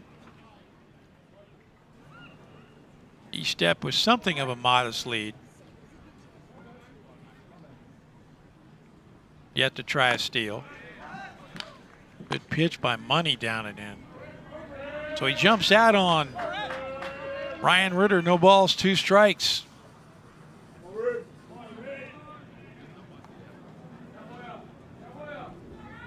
Ryan with 3 home runs on the year, had a 3-run job against Louisville on the road earlier this week. Part of a 6 RBI day. Also had a 3-run double, just missed a second homer. That's a pretty good night for the youngster, wasn't it? 6 RBIs? And 3 phenomenal defensive plays to go along with the routine plays.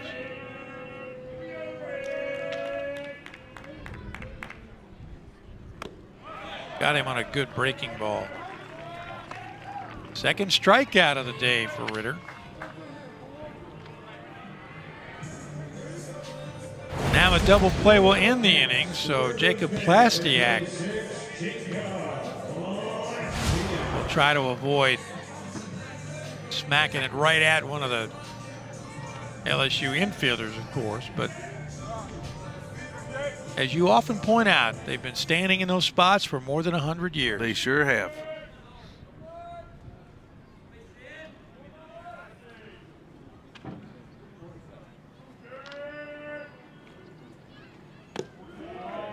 Well, Jacob in there replacing Reuben Church, a young freshman, struggling a little bit when he got into conference play. Prior to that was doing an outstanding job for the Cats, defensively and offensively. We just had an airplane pass overhead. We've seen it all weekend, a C-47. Tell you more about that here in a minute. Runner on the way. Not a great throw, obviously, by Milazzo. And Estep's got his first steal of the year. We got a really good jump. Second bag of the day swiped by the Wildcats. Look at it, they got the hit and run on. Plastiak trying to protect. May have done just that. So now a man in scoring position for the Wildcats, trying to get that run back that they gave up top of the 4th inning. Plastiak with no ribbies yet this year. Well, you got to think that the Cats may need a few more, and each opportunity that they're not able to score is certainly huge because, well, the way LSU's been swinging the bat last 2 days. Wind has died down a little bit, but the Tigers haven't really needed much wind to leave the yard this weekend, really all year.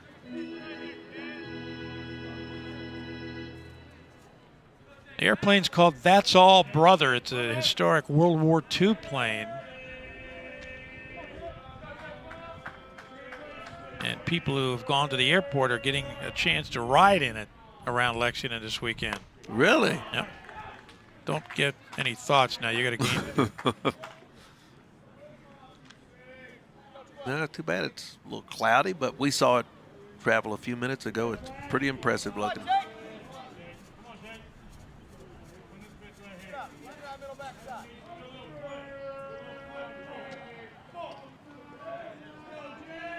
Two balls, two strikes.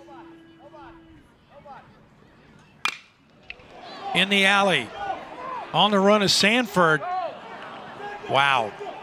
You're going to send him. They're going to send him, I bet. It's going to be close. Wow. Great heads-up job by Chase Estep when he tagged.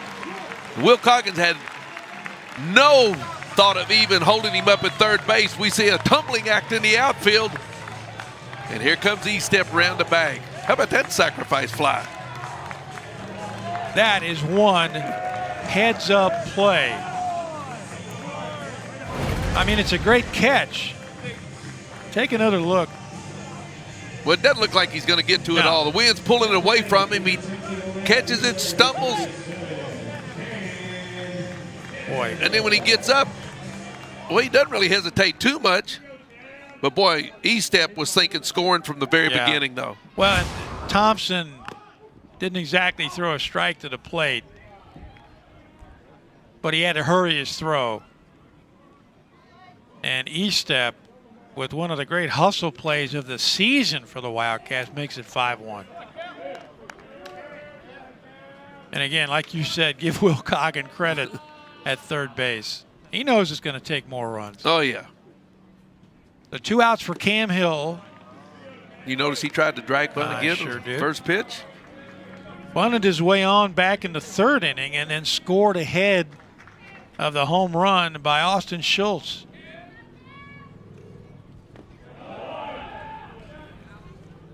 Sanford took away at least a double, maybe a triple from Plastiak. At least he gets his first run batted That's in. right. And I'm like you. I thought there, it hung up. But the wind kept, what little wind there is kept pushing it away from him. He had a good beat on it, but the ball just kept tailing away. Made an outstanding catch. Got the corner. Cam Hill disagrees. A little discussion. He's not going to win the argument. Wildcats get the run back that they gave up in the fourth. It's 5-1 Kentucky on the SEC Network.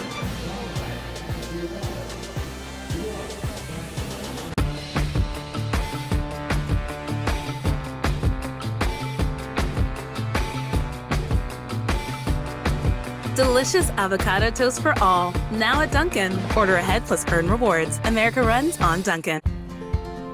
Think about the moments you've been missing. The small ones you've been dreaming about. The ones you couldn't be more ready for. And even the ones that take you by surprise. These are the moments you'll remember. The ones that are impossible to forget. To new memories, Hilton, and our family of hotels. Flying over the skies, in the skies of Lexington, it's called That's All Brother, a C-47. Giving tours and rides at the Lexington Airport this weekend. That was one of, if not the lead plane on D-Day all those years ago. And just an amazing sight. It went in with approximately 25 paratroopers, leading about 800 airplanes. Just phenomenal as it flew over Normandy. And quite the historic day. That's on my bucket list to go, places to go see. A friend of mine went and saw it, and when he was telling us about it, actually shed some tears. Alex Milazzo leads things off for LSU here in the top of the 5th inning. First pitch swinging.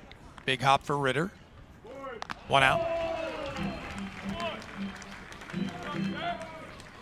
Mentioned earlier, Tigers have men on in every inning. Stranded 1 in each of the first 3 before breaking through in the 4th inning and left 2 on. So as Doug mentioned at the top of the broadcast, offensively putting all kinds of pressure on the Wildcat pitchers and defense.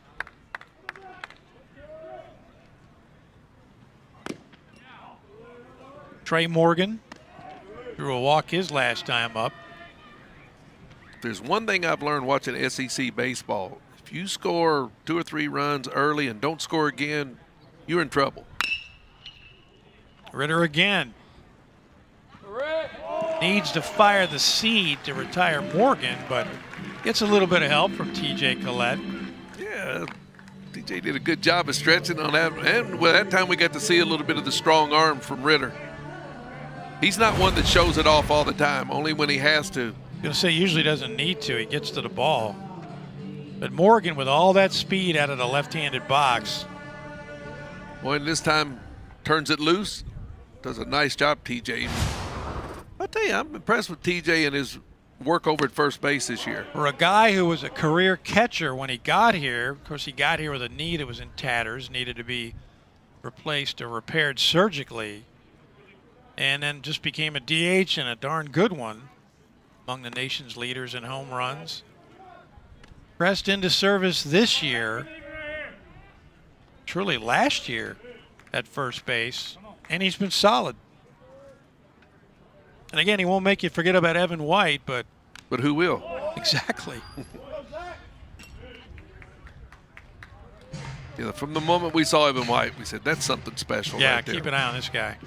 But I'm proud of TJ. He's worked hard at it, and he's done a good job. Last night, I know you were listening to our buddy Darren Hedrick on the radio, but TJ covered about 30 or 40 yards with his back to the plate, made a catch in foul ground. Yeah, I heard on the radio it sounded like just an outstanding play. And actually, I think it was in fair ground because I remember thinking the right fielder can't get that. That could be a double. And that's with the game on the line, too. Yeah, isn't it? yeah.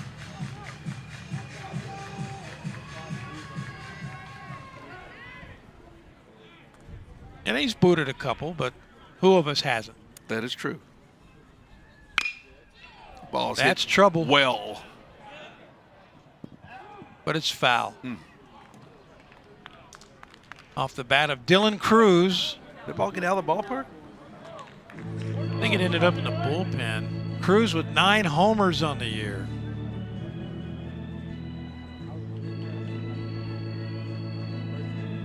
Had that huge jack in the first inning of game 1. But that was the only scoring we saw for 3 innings. We thought, Friday night pitchers duel, but then boom. LSU exploded. Put up 14 more runs before the night was over.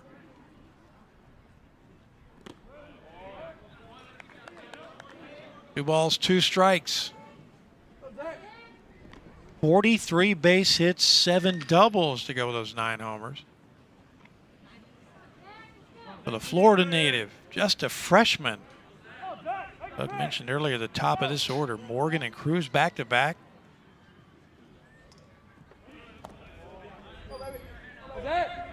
Well, you know, you'd like to see him have that pitch. He could put him away here, but right now he's missing a little bit too far outside. And Cruz is not going to offer at it. Work the count back to 3-2 right now. And that's something that these hitters for LSU have been doing a great job of the last couple of days. 2 outs with a full count. And another walk issued by Zach Lee. That's 3. And again, his strikeout to walk ratio coming in today, 24-7. He's got 5 strikeouts but 3 walks. And that's a 2-out walk, and we know what happens sometimes. So now Gavin Dugas, another 9 home run man. but he has struck out twice. Here comes Colton Kessler,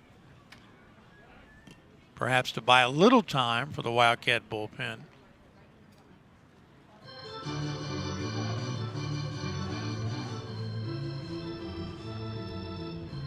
Zach Lee is approaching his season high when it comes to pitch count. That last one was number 87 on the ball game.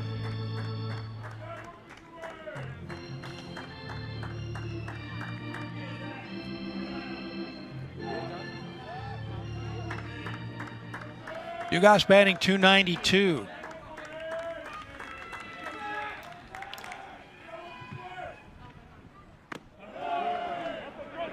You saw Kessler set up outside, but Lee couldn't get the corner.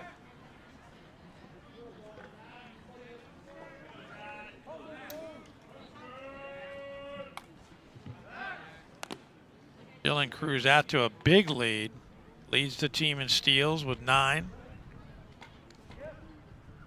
He's only been caught twice.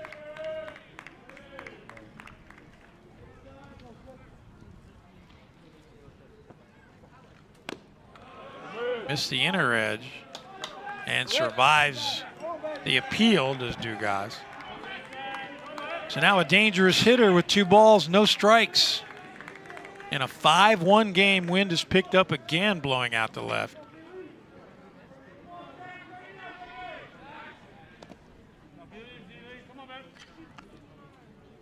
We've seen both teams throw the ball away on attempts to pick off a runner at first this weekend.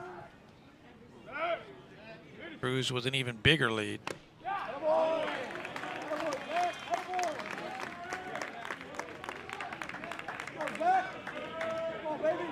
We've seen Kessler pick a man off first.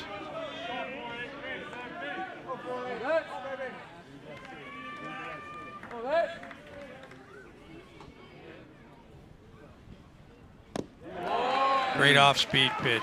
Sure was. Especially you're struggling with your control, and then all of a sudden you get to 2-0, then you get a fastball, then come back with a 2-1 off-speed pitch in a good location. Wildcats hoping their Sunday black uniforms bring them some luck. Great pitch on the outer edge, and he strikes out Dugas for the 3rd time today. Tigers again put a man on base, but again that's where he remains, and we will go to the bottom of the 5th. It's Kentucky 5, LSU 1 on the SEC Network. One for me and one for me. Introducing buy one, get one for just $1 at Burger King. Grab a flame-grilled Whopper or Impossible Whopper and mix or match it with your favorites for an extra $1. Go ahead. You deserve it. Buy one, get one for $1. Your way, way better.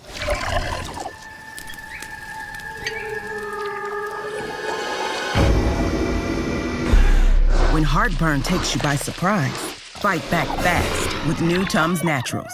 Free from artificial flavors and dyes. Hey. What? These Tostitos habanero chips are spicy. The spiciness is sort of like... For me, the spice is kind of like this. You've had that for long? Couple days. For me, it's drama. It's... Victor! I'm leaving! For me, it's kind of like it's a physical, it's deeper. You win. It's that spicy. Kate, can you help me out? Day is done for that young man, Blake Money. And you see he goes 4 innings, gives up the 5 runs, all earned. No walks, impressive, and 6 strikeouts, but Wildcats touched him for a pair of 2-run homers. That's why they lead it 5-1. Dick Gabriel, Doug Flynn at Kentucky Proud Park. We're now on the mound for the LSU Tigers is that youngster, Jacob Hasty, making his 11th appearance of the year, but his 2nd in SEC play. Short innings, 8 1/3. Gave up 8 runs, only 4 earned, 7 strikeouts to 6 walks. And opposing batters, .243 average. Has struggled at times with his control. 5 wild pitches, and it's hit 2 batters. So he will try to keep the Wildcat bats at bay. And Doug, what do you say about soft throwing lefties? Not that we know if he's a soft thrower, but it seems like they always are. Yeah, and Kentucky's really struggled a little bit with some left-handed pitching, so we'll see how they adjust today. They got the top of the order up. Hey, back in the old days, you never saw any lefties. Occasionally, you'd see one, and you'd think, all right, there's something wrong with that guy. They had to import him from someplace, wherever, behind the rock. Shoot, now they come out of everywhere, and they are effective. How often have you seen left-handed pitchers who play play like double-digit years as Schultz leads off. He greets Hasty with a base hit. Thinks about second base, but a leadoff single for the Wildcats leadoff batter. That's his second base hit. He homered his last time up. Yeah, and you see where he hit that ball too, did you? That shows you he was staying back and going to right field the whole way. Watch him go stay here. Oh, man, that's pretty.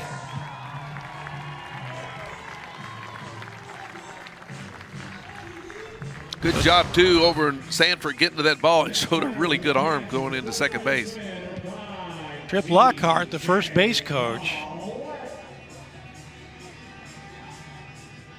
standing behind Trey Morgan and Austin Schultz. TJ Collette now left on left. TJ 1 for 2, singled back in the first inning.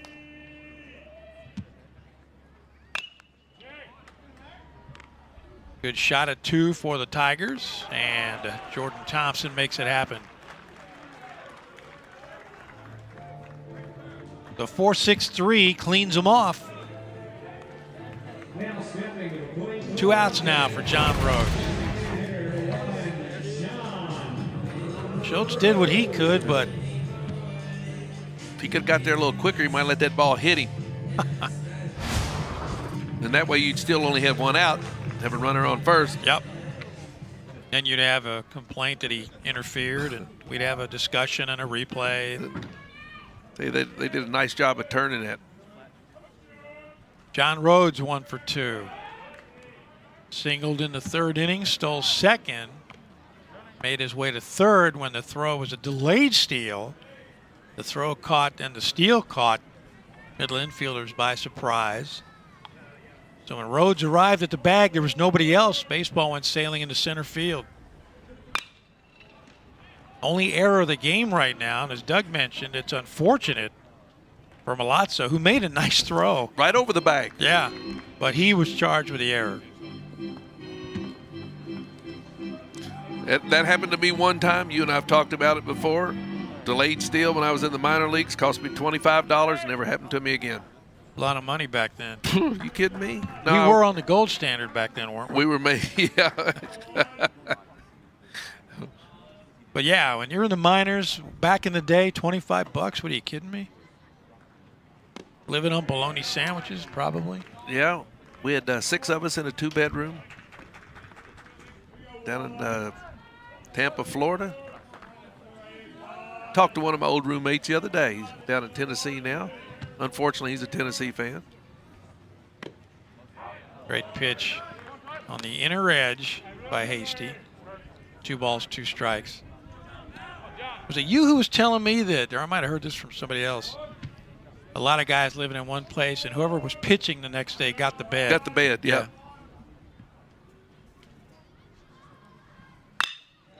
He challenges John Rhodes, and he's up to it. Second base hit for the Wildcat DH. Not many multi-hit games this year for Mr. Rhodes. So the Wildcats trying to extend the inning for Colton Kessler. We're seeing a coming out party for John Rhodes today. Stayed in there solid, didn't pull off of it. Hits it right back up the middle.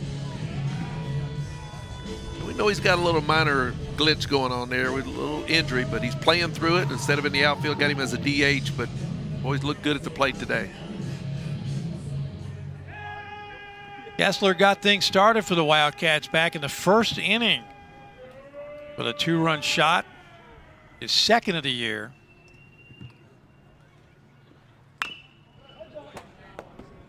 Hasty tries to keep it in on his hands. This is what it looked like. No doubter. No, sir. Right center field. You can see the outfielder just kind of, not even going to the warning track on that one. I thought it might hit the scoreboard. I did too, the way he hit it. It looked like it was headed that way. Yep. Usually the outfielders, escort the ball to the warning track into the wall, but that ball was hit so hard and high.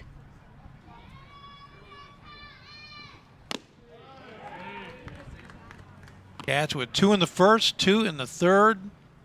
Both of those were the 2-run jobs. The teams traded runs in the fourth. I'd say Mr. Hasty's not a soft tosser. He's running up to about 92 miles an hour. Yep. Which is kind of the norm now, isn't it? Seems even like in it. college ball, it is. There he goes, John Rhodes, and now Colton Kessler takes first base the hard way.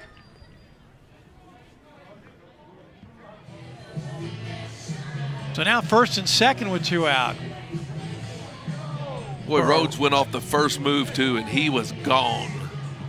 He had a good lead and a good jump, but Kessler wears one in the back. Fastball is, it's a breaking ball. And it just doesn't break. Oh, that's close to that bone back there to his shoulder blade. That could be sore. First time Kessler's been hit this year. So now the switch hitting Araj Anu climbs into the right-handed box. He is better from the left side, but he's got ballpark power from either, and there goes John Rhodes, and he steals third base without a throw. And we've talked about it many times. That goes against baseball logic. You don't want to be the last out at third. But in the Kentucky camp, if you've got a big lead on second base and you feel like they've ignored you, which they did. And he basically just got ignored at second base. Yep. And, and that's a good move. You bring in a pitcher who maybe hasn't thrown a lot of innings. Hastings only thrown 8. And instead of coming in and worrying about what your control is going to be like, now you got to go on the bag. So it's a lot of stuff to think about when you haven't been throwing a lot. And it also erases the easy force out to end the inning at second base. Well, I beg your pardon, on the left side at third base.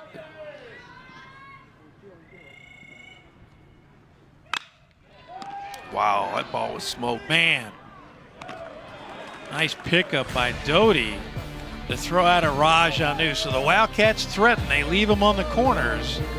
We'll go to the 6th inning. 5-1 Kentucky on the SEC Network.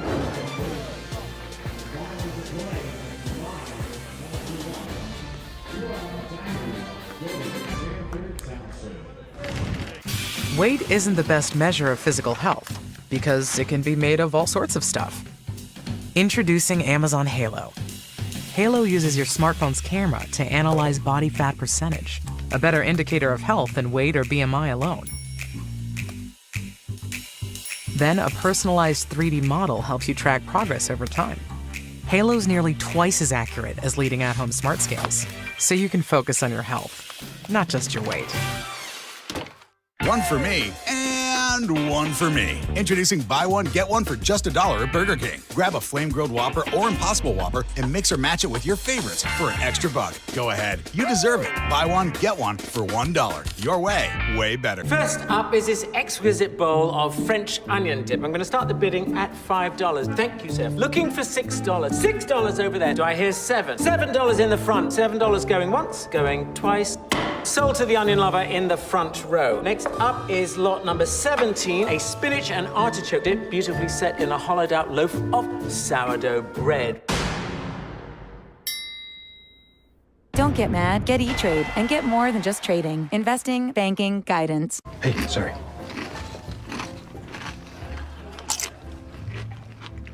Should we tell him? You noticed it. You tell him. I can't do it. You do it. You do it. You do it. You do it. Hey, you got a little lipstick on your teeth. Okay, rude. Yeah, that's what I'm saying. Oh my goodness.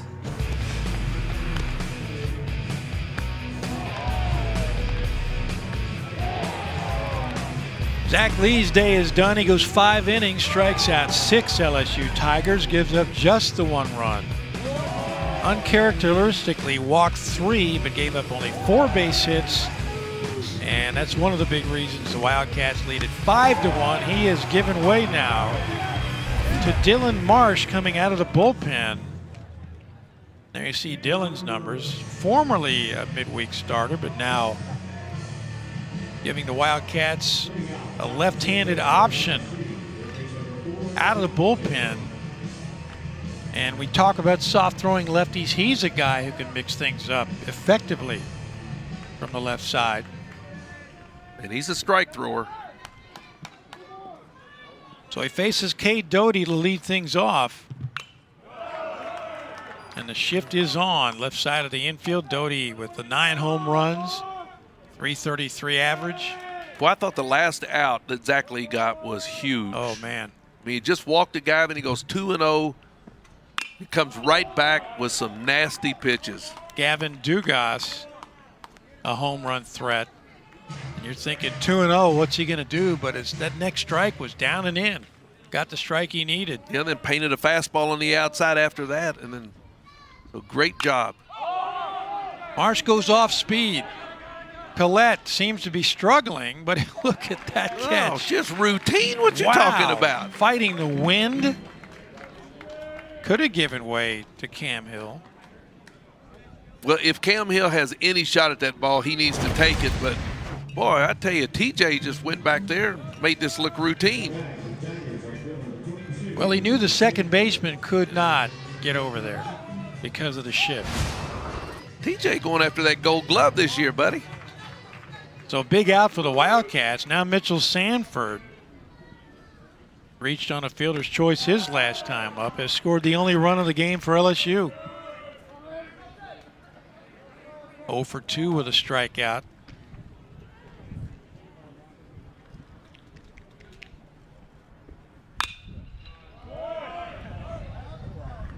Sanford 1 home run, 1 double. He's driven in 6. From Berwick, Louisiana. 6'2" sophomore. Changing speeds. Oh, Collette got his webbing on it.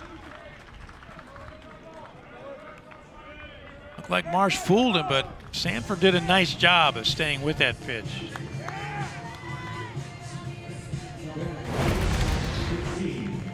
But that brings up a hot bat, Jordan Thompson. 2 for 2 today. Boy, just off the end of his glove. Jordan 7 of 10 for the weekend.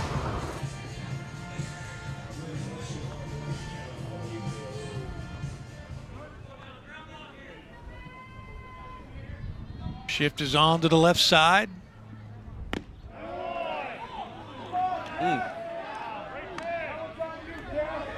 That must have dropped below the strike zone. I guess. 81 miles an hour. I'm sure it had some sink to it. Thompson's got that average up to 295.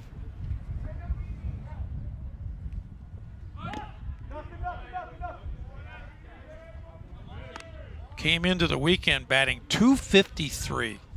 So 7 for 10 will do that for you. You bet it will. And I tell you, he's played some awfully good shortstop too.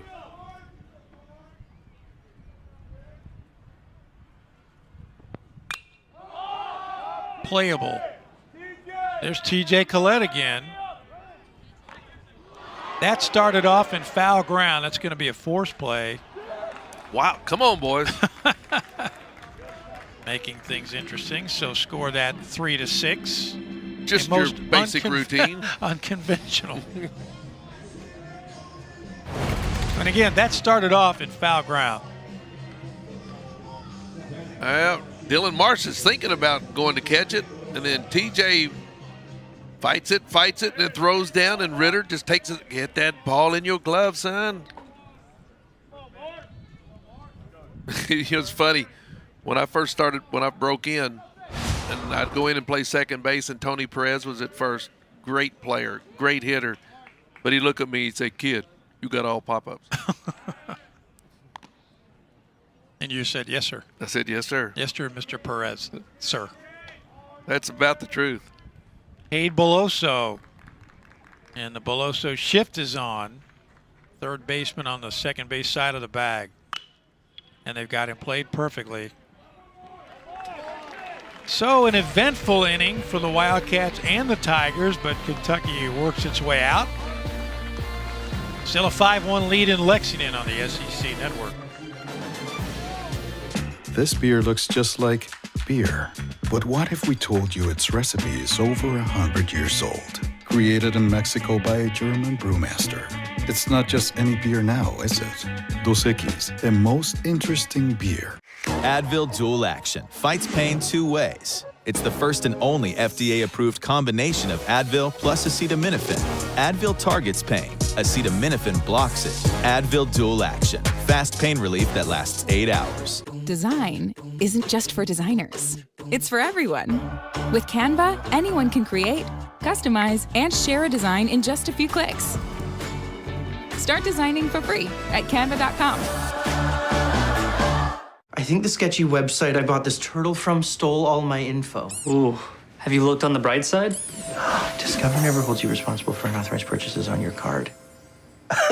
That's my turtle. Fraud protection. Discover something brighter.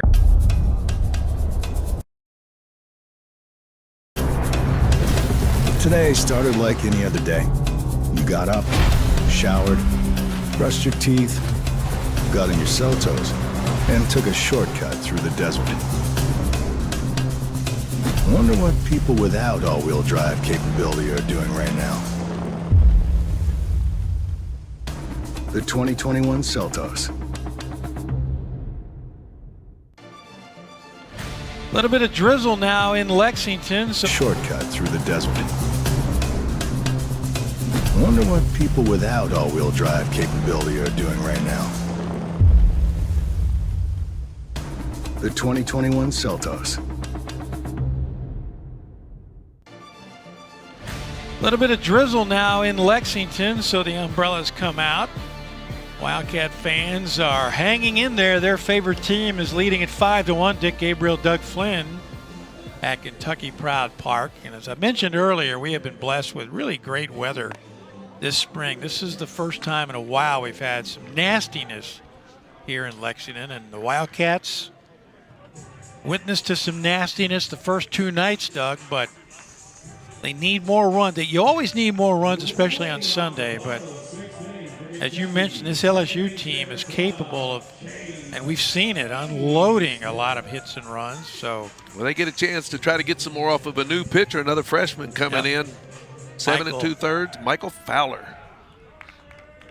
I tell you, Dick, there's almost no lead that's safe in an SEC game. No. Metal bats, wind is blowing out today. Fowler from Trussville, Alabama. Chase Estep trying to find his way on again. Single to open the 4th inning. Stole second. Came in on a sac fly by Jacob Plastiak from second base.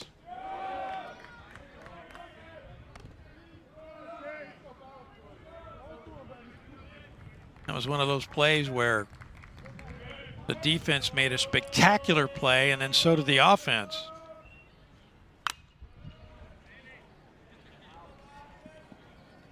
Doty tracking. What a play. No, a nice play. Like the way he got over to the fence. He didn't drift. He got to the fence, found out where it was, and then reaches up and makes a nice catch. Yep. Had to come back just a touch, but as you said, he knew where he was. And, of course, in front of the Kentucky dugout, he's not getting a whole lot of help. You notice he didn't drift over there, too. He got there, found that screen, and then makes the play look routine. So now Ryan Ritter struck out twice at the hands of Blake Money. Second arm out of the bullpen for the Tigers.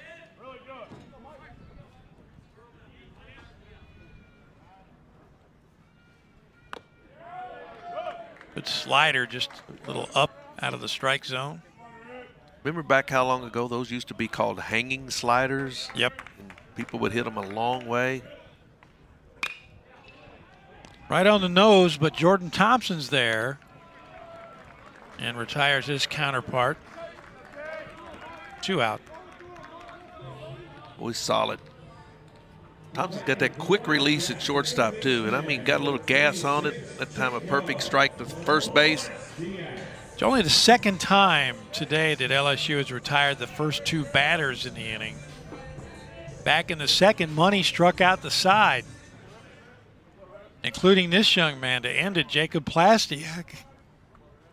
And I'll tell you what, the ball he hit in the gap his last time up, just a phenomenal catch by Mitchell Sanford to take away extras. And it was a tumbling grab, which gave Estep a great opportunity to score from second on the sac fly.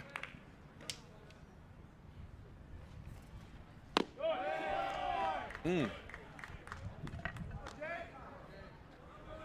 3-0. I don't think they'll turn him loose, but it'd be nice because he's trying to find himself here in the lineup.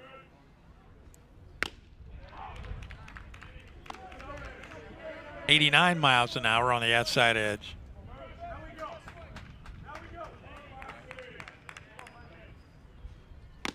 Boy, Fowler works back quickly, doesn't he? He sure does. Pitch up a little bit too much. Got Plastiak to chase. Yeah, he's got it ready to go.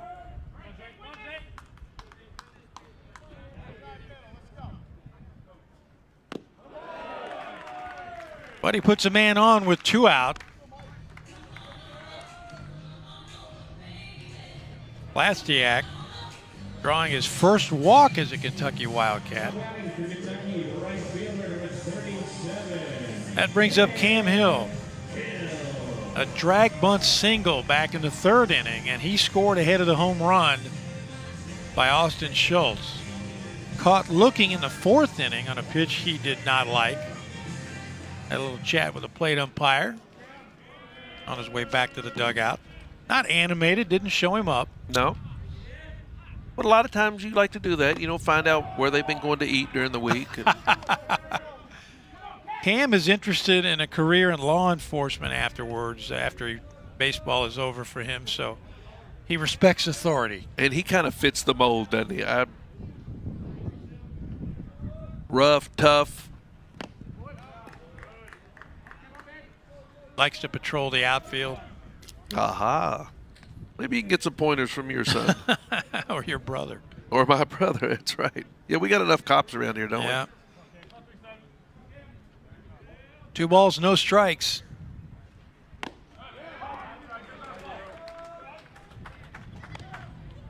Be curious to see if Fowler comes back with a fastball. Well, Cam hit that home run last night out of left center field. Oh, he jacked it.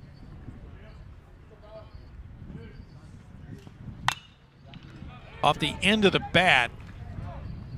That's Dugas, and that'll do it. Wildcats put a man on, but he stays on. 6 in the books, 5-1 Kentucky on the SEC Network.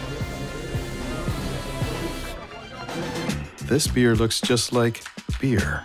But what if we told you its recipe is over 100 years old? Created in Mexico by a German brewmaster. It's not just any beer now, is it? Dos Equis, the most interesting beer.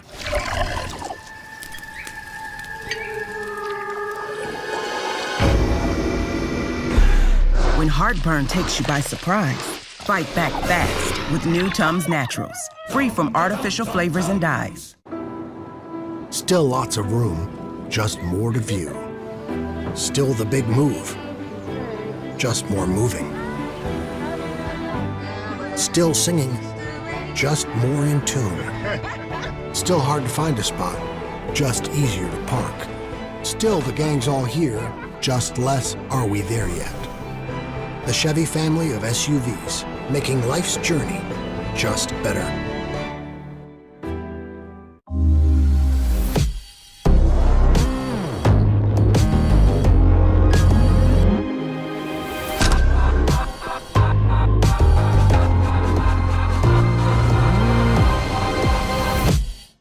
Just when you thought it couldn't get any better than crispy, juicy, and tender, we went and added spicy. Introducing McDonald's new Spicy Crispy Chicken Sandwich. Ba-da-ba-ba-ba. Wind is picked up here at Kentucky Proud Park. So is the rain a little bit. The Wildcats with a 5-1 lead. Dick Gabriel, Doug Flynn, glad to have you along. Hope you're warm and dry. Zach Arnold leading things off, the number 8 hitter. Struck out back in the 3rd inning, had a clutch base hit taken away from him at the end of the 4th by Cam Hill. But finds the hole on the left side. Leadoff man reaching for the Wildcats, or rather for the Tigers against the Wildcats, Dylan Marsh. That's the first time the leadoff man has reached today for LSU.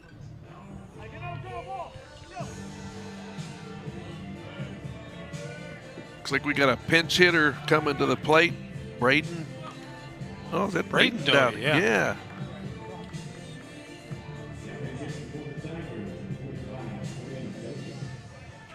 There you see his numbers.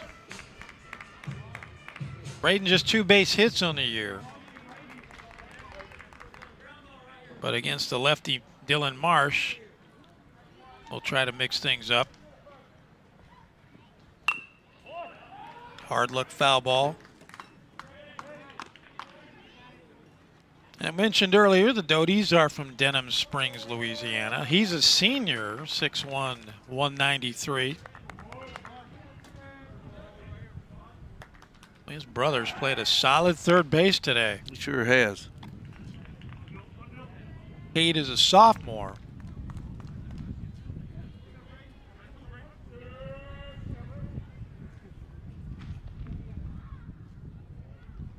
So Paul Maneri looking for some offense.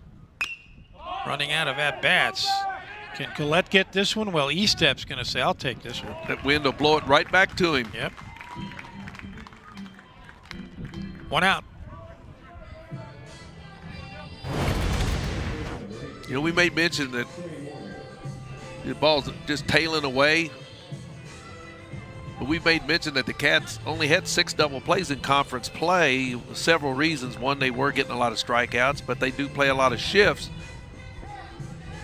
And right now, this one would probably be a tough one. They're just basically trying to get an out. Dangerous Trey Morgan at the plate. Leadoff man. And that's it's hammered. Yep, they don't have to worry about a double play on that one. That's a 2-run shot for LSU. First homer of the day for the Tigers. That makes it a 5-3 game as Dylan Marsh left it up and out over the plate. And home run number 4 for Morgan. And give him 27 runs batted in. The league leader in homers, 2nd in the country in long ball. Well, he's been hitting the ball the other way. You got him a pitch he liked. He's a good-looking freshman, isn't he?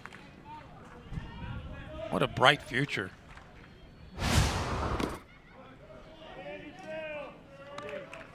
So now Dylan Cruz, another home run threat.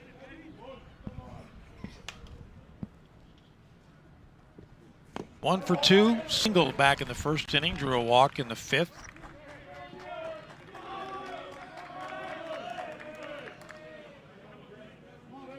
.352 average, 9 home runs.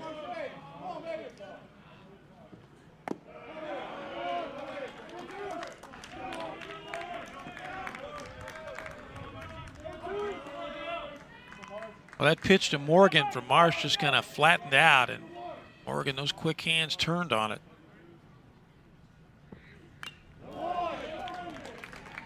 Goes a little bit off speed to Cruz. Got a good cut.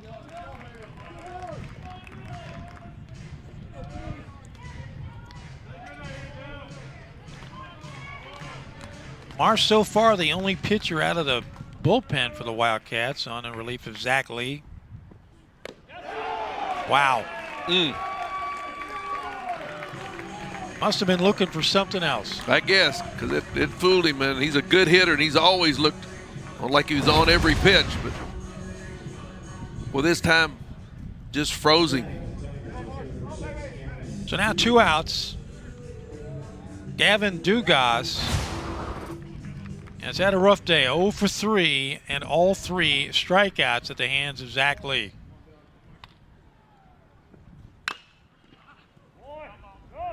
And Doug mentioned his last at-bat. He was ahead in the count 2-0. And Lee absolutely battled back, made some terrific pitches with a man on base, and struck him out to end the inning.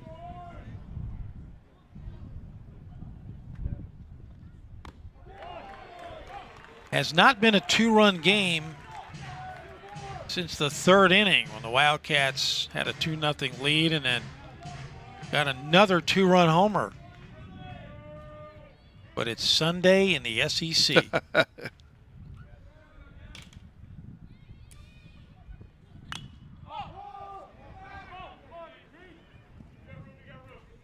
How about TJ Collette? Go get him, big boy. Well, it wasn't a strikeout for Dugas, but Collette has covered all kinds of ground this weekend for the Wildcats. But the big fly by Trey Morgan with a man aboard makes it a 5-3 Kentucky lead as we go to the bottom of the 7th. Back with more on the SEC Network. Design isn't just for designers. It's for everyone. With Canva, anyone can create, customize, and share a design in just a few clicks. Start designing for free at canva.com. One for me and one for me. Introducing buy one, get one for just $1 at Burger King. Grab a flame-grilled Whopper or Impossible Whopper and mix or match it with your favorites for an extra buck. Go ahead. You deserve it. Buy one, get one for $1. Your way, way better. A tootie-ta, a tootie-ta, a tootie-ta-ta. A tootie-ta, a tootie-ta, a tootie-ta-ta. Thumbs up. Thumbs up. Elbows back. Elbows back. A tootie-ta, a tootie-ta, a tootie-ta-ta. Not the best sing-along. At least you can watch it on the best. Thumbs up. Thumbs up. Elbows back. Cox Internet, #1 for streaming video, according to Nielsen data. Behold the Tree Dasher by Allbirds. The planet's first proper running shoe, made from natural materials like, well, trees. Mile after mile after mile. The Tree Dasher keeps your feet going while reducing your carbon footprint. Break a sweat. Not the planet. Allbirds. 5-3, the Wildcats lead it here at Kentucky Proud Park, bottom of the 7th inning. Austin Schultz to lead things off, and that's a new catcher behind the dish for the Tigers. Braden Doty, as expected, he's listed as a catcher and a utility man. Came on as a pinch hitter. Now joins his brother in the LSU lineup.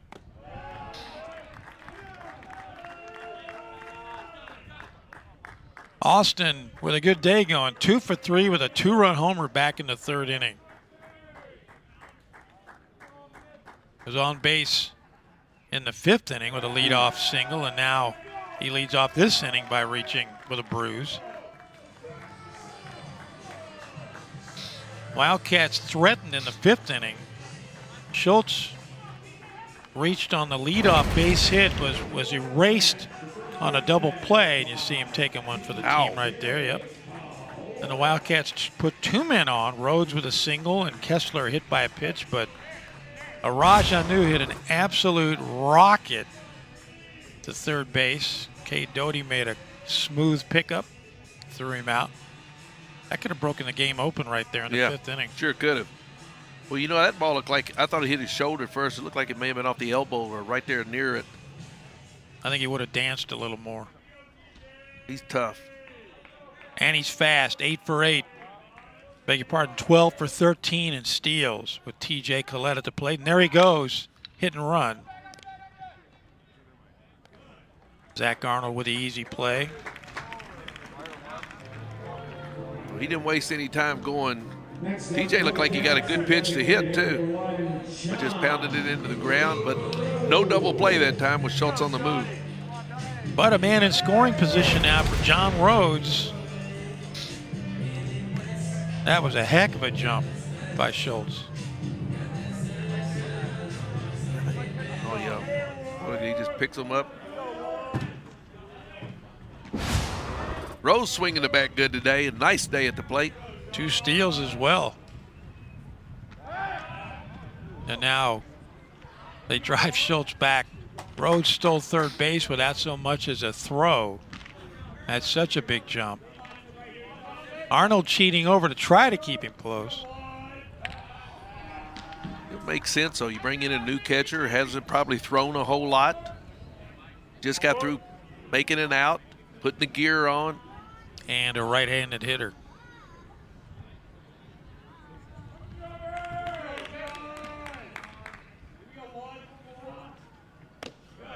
Good breaking ball by Fowler. Yeah, I'm sure he had the gear on during warm-ups, but that ain't the same, is it, Pro? It sure isn't. All the catchers dress out in gear during pregame.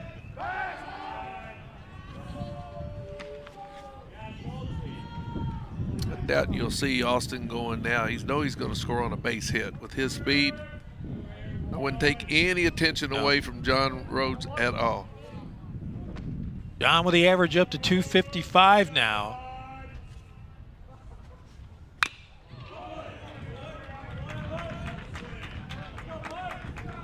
Ballard gives you kind of herky-jerky motion. Makes him a lot more effective, I'm sure, because it's hard to pick up the ball. You know, the frustrating thing about Rhodes this year, you mentioned he's not been striking out a lot of pop-ups and fly balls, but today, hard shots. Line drives. That's going to move Schultz. That's going to score Schultz on the wild throw by Jordan Thompson, who's been almost flawless all weekend. But the Wildcats get one of those runs back, and they lead it 6-3. And John Rhodes ends up in scoring position. You know what that set that up, though, Dick, is the fact that John Rhodes came out of the box at full speed. Watch this. He pounds it into the dirt now. He is coming out full speed, and that puts pressure on any defense. And when you play that deep, Thompson knows he's got to come up and he's got to let it go. He throws it right into the ground. So I think that was all set up by knowing that runner's going to come out fast. So with 1 in, 1 out, Colton Kessler will stand in. 2-run homer in the first inning, struck out in the third, hit by a pitch in the 5th inning. And again, Fowler worrying about the runner at second, trying to keep him close. And with a left-hander at the plate, Zach Arnold several steps into right field.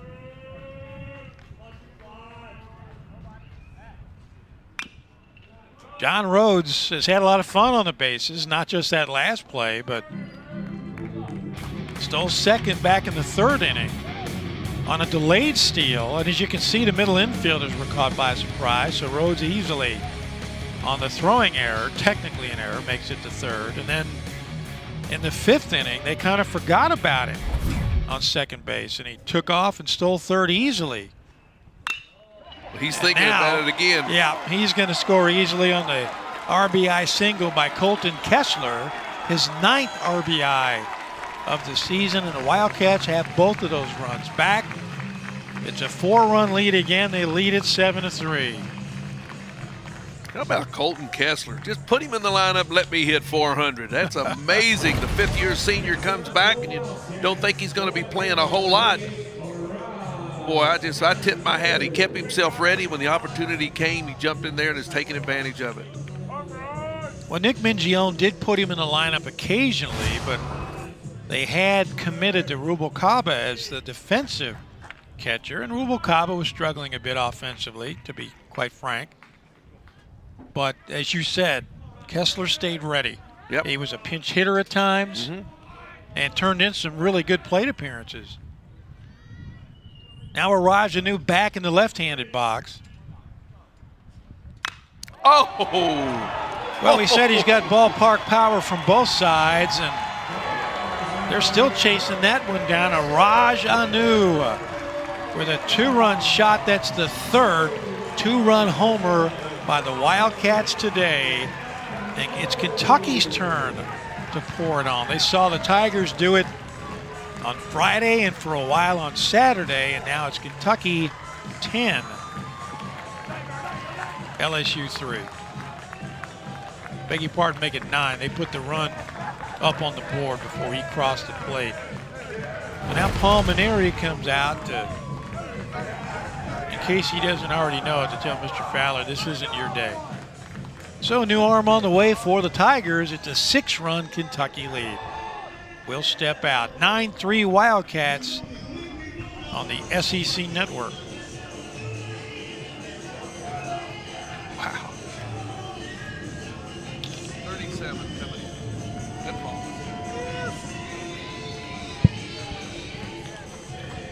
Brandon Kemner.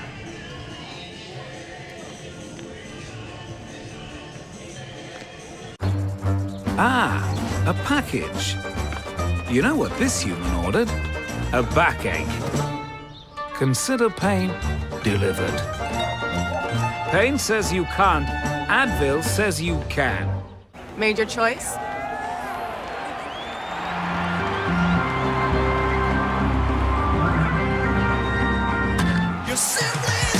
Get 5G coverage that goes yard. T-Mobile, the leader in 5G.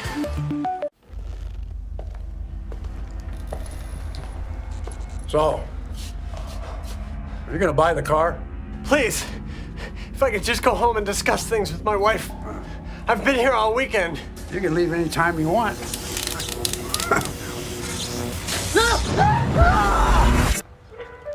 Never go to a dealership again. Well, that was painless. Go to vroom.com, buy a car, and we'll deliver it straight to you.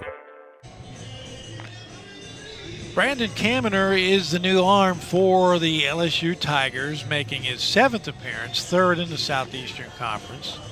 There you see his numbers, 4 and a third. He's given up 10 base hits. Earned run average a bit puffy, 5 earned runs on the year, a couple of walks, a couple of strikeouts. Opposing batters, 455 average.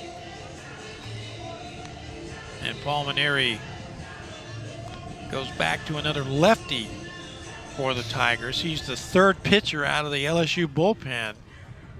Tigers have already won the series. Wildcats trying to salvage game number 3. Fell behind 7-1 last night. Came on late against the LSU bullpen, but fell short 8-6. So now Chase Eastep, 1 for 3 on the day, singled in the 4th inning and scored a run. Big game for the Cats. This was vital. I agree. And it ain't over yet, as you well know. I agree. But they came out and got the big fly in the 1st inning from Kessler. And Kentucky was able to put pressure on LSU. We saw Kentucky pitchers who were uncharacteristic in the way they performed in the first 2 games. Specifically, Cole Stupp gave up 8 runs in 5 innings, all earned. Coach Minjone has to be proud of this team, though. They came out today, they're playing hard, they're running all balls out. So it's a good sign to see after getting whipped. And then last night's game where you had some chances potentially to win the ball game, you didn't come through. Boy, they've hit some bombs today. Well, last night, Ryan Hagenhouse struggled. He has been so consistent up until now for a young guy. Holt Jones came in. They roughed him up 2 and a third. He gave up 3 earned runs. Daniel Harper, 1 inning, struggled. And then Sean Harney came in, though, the veteran, the transfer from UMass, former starter, Went 4 innings. They stretched him out. Really not stretching him out, though. He was used to that at UMass. Gave up only 1 earned run. And you know, when you got to tip your cap, Jimmy Ramsey came on, and they really pounded him on Friday night. But he enabled the Kentucky coaches to keep the rest of the bullpen intact. And, you know, one of the things we mentioned that night that he came in as well is there were a couple of plays that could have got him out of trouble. Absolutely. The defense let him down a little bit, and a couple of freak things. So you know, we've been on him pretty good about not getting the job done, but that night he sucked it up, took one for the team, and, you know, he gained some of my respect, I'll tell you that. That's a hard job to do when you're getting battered around and you're out there and you say, all right, I'm here for the duration, and you're a veteran. And you're a veteran, that's right. Yeah. Ryan Ritter, 0 for 3 on the day. LSU's done a nice job on the hot-hitting shortstop, coming off a career game against the arch-rival Louisville Cardinals. Came into the series Kentucky's hottest hitter. Was 2 for 4 last night, 0 for 3 today, and now he's 1 for 4. And that is the typical swing of late for Ryan Ritter. Yep. He's been pulling. That time he waited back, kept the hands back, looked for that first pitch. And that turns what's been kind of a rough day at the plate into, okay, I can live with this and I can have a nice steak or something. Well, he was 1 for 4 on Friday in the 15-2 loss. And now with Jacob Plastiak due up, they're going to send the right-handed Ruben Church to the plate with a lefty on the mound. Ruben, the freshman from Maryville, Tennessee, just exploded out of the blocks this season. SEC pitching has caught up with him a little bit. He's also battled some injury. Played a solid third base defensively. He's still having a nice year, though, for a freshman. Yeah. You know, 16 RBIs with still hitting close to 270. But at the beginning of SEC play, he led the conference in batting. But the SEC will humble you in a hurry. Absolutely it will. Humbled me. I didn't even get to play. Well, you did play SEC freshman basketball. I did. I got 9 at-bats, I think, as a freshman. Paul Maneri on his way to the bump. New pitcher on the way for LSU now that the Wildcats have committed to a right-handed hitter, a right-handed pitcher on the way. We'll tell you all about him when we come back. 4 runs in for Kentucky. Wildcats lead at 9-3. They'll step out on the SEC network.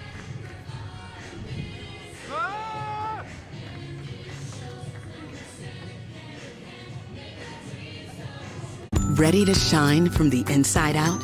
Try Nature's Bounty Hair, Skin, and Nails Gummies.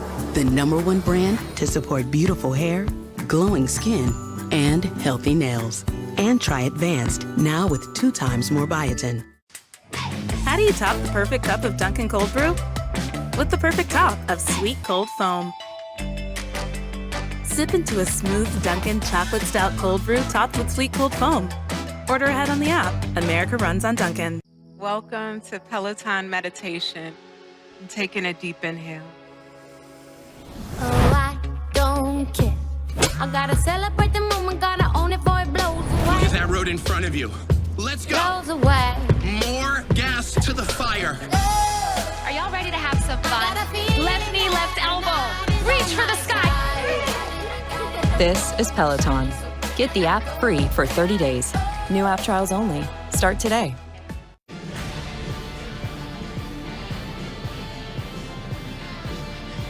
Aaron George on for the Tigers. You see his numbers. Making his 10th appearance. And we'll try to quiet these Wildcat bats.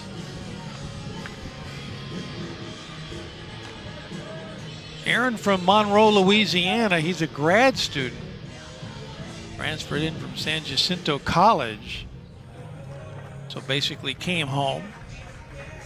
6'5", 226. And his reliever number 4 on the day, so he will face the right-hander, Reuben Church.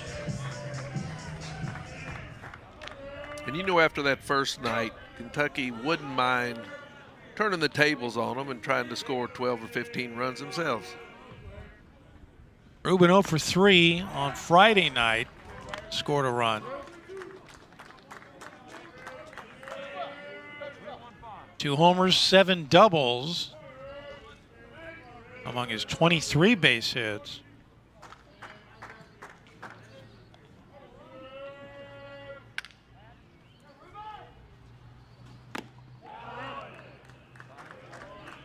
Wildcat bullpen is quiet.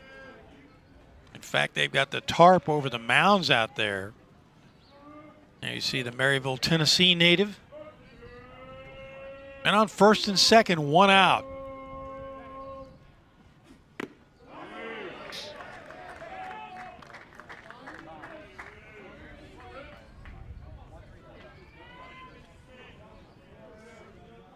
Next up for the Tigers, a home game with Grambling Tuesday. Then on Thursday, they begin a 3-game set at home with South Carolina. And we're back here Tuesday with Bellarmine again. Bellarmine University, that's correct. Wildcats have already faced the Knights once this year. Bellarmine moving up to Division I baseball. Division I all across the board. Then it's a road trip to Georgia. Runners go. That's going to bring home another run, and you may have called it, Pro. Doty pressed into service after pinch hitting, and his first throw of the day finds center field. Now it's a 10-3 game. Chase Estep scoring, and Ritter at third. The Cats were on the move. And you've just come into the game and probably haven't had a lot of time to warm up or throw.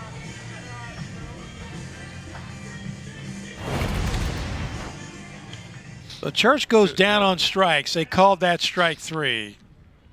But a run still comes home, and now Cam Hill will try to keep things going. You know, when you look back on the replay, both runners got such a good jump that they weren't going to get anybody. He probably, on hindsight, would have been better off just not throwing, but maybe why he threw to second, thought he had a better shot. And now Cam Hill finds his way on. Wildcats have batted around here in the 7th inning. That brings up Schultz, who reached when he was hit by a pitch about 10 minutes ago or longer. Actually had 2 pitching changes, so much longer. Austin 2 for 3 on the day, a 2-run homer and a single.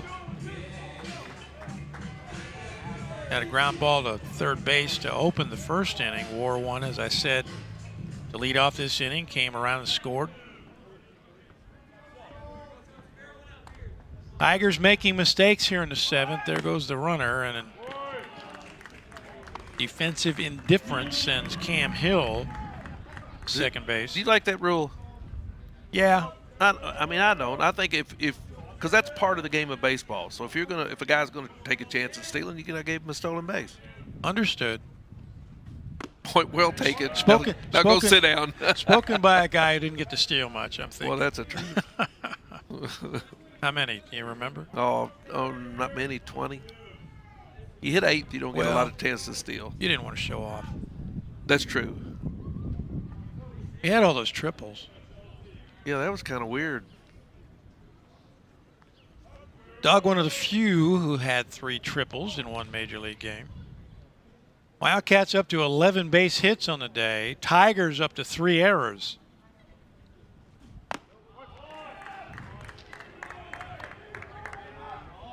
Maybe seeing some guys getting a little work that hadn't been working too much.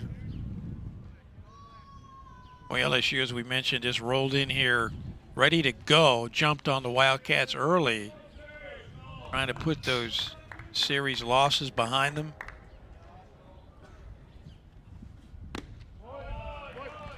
Now Schultz with another freebie. Tigers opened up with a Series loss at home to Mississippi State, outscored 9-1 in the first 2 games before they won 8-3, and then in Knoxville suffered a sweep at the hands of the Vols and lost the second game 9-8 and 11. Lost the third game 3-2 in a game shortened. It went 8 innings.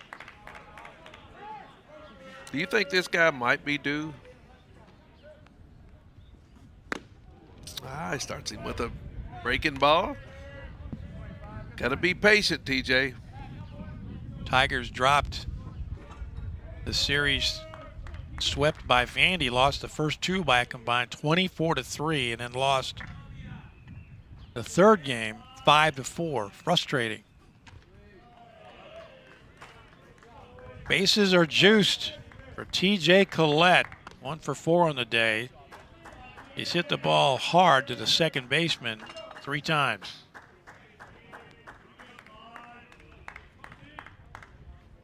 You know, one thing about TJ, and I know he's excited to get up there, but you hit Cam Hill, and then you throw 4 straight balls to Schultz. Oh, that might clear him. Into the corner it goes. Collette makes the turn. Here comes the throw. Flying in safe is Schultz. It's a 3-run double by TJ Collette. Give him 36 runs batted in, thanks to his 5th double of the year, and make it 13-3 Wildcats in 8-run 7. Boy, got a pitch up in his zone. Just muscled it. Pretty good swing. If you see here, wow. That ball's probably lucky it didn't go out of the ballpark, because he hits a BB down there, and Schultz is on his horse, and there wasn't any doubt he was going to try to get in there and score. Well, running on contact with 2 outs, all kinds of speed. Still close, somewhat close at the plate. Closer than I thought it might be. And now here comes Paul Maneri. He does have somebody loosening, a right-hander.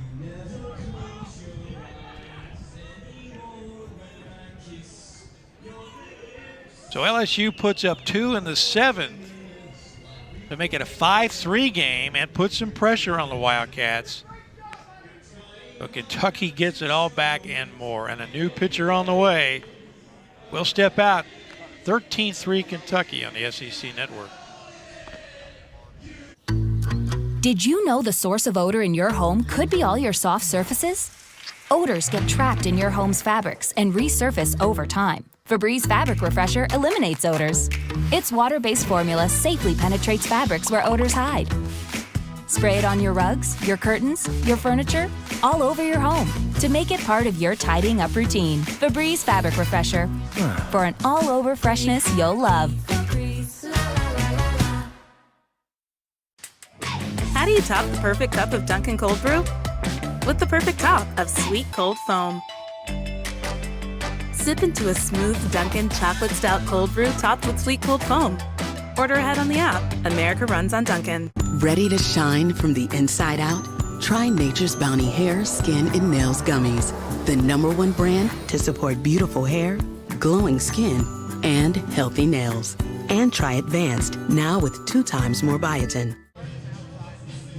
Trent Vittmeyer is the new pitcher for the Tigers. We saw him on Friday night. He closed the game out, went 1 scoreless inning, gave up a hit, and struck out 1. There you see his numbers for the season. He'll just try to eat up whatever he can here for Paul Maneri as the Wildcats lead it by 10. After LSU had made it a 2-run game, and as we mentioned more than once, this being the SEC, you just never know what's going to happen. But Kentucky kind of turned that around on us. Yeah, they really did. You know, if you look at the scores over the weekend of an SEC game, you might see one team beat another one 14-2, and then the next night the opposite happens. So it's just it's a tough league, and you start getting into these bullpens and guys start swinging it. Just let you know every game is so important, and this one we said was a big game for Kentucky after getting beat the first 2, and they have come out swinging the bats, especially in this inning. 4 extra base hits, 6 stolen bases. Some big hits with runners in scoring position as John Rhodes stands in for the 2nd time, and his first time up, a key at-bat in this inning, as he grounded to shortstop with Schultz in motion and Rhodes with lots of speed forced Jordan Thompson to unleash it maybe a tick early, and he threw it away. Schultz came around and scored. That means that 4 of these runs are unearned.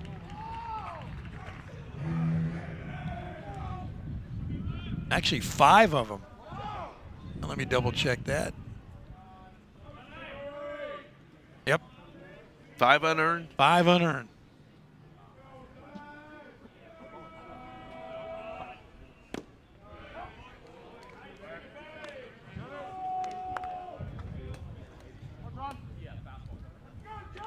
Bittmeyer, the senior from Pittsburgh.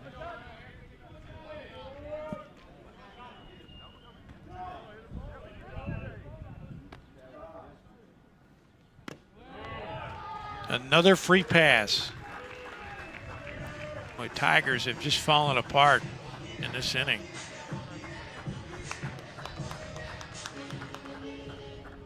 Kessler coming to the plate, 13th hitter to bat here in the 7th.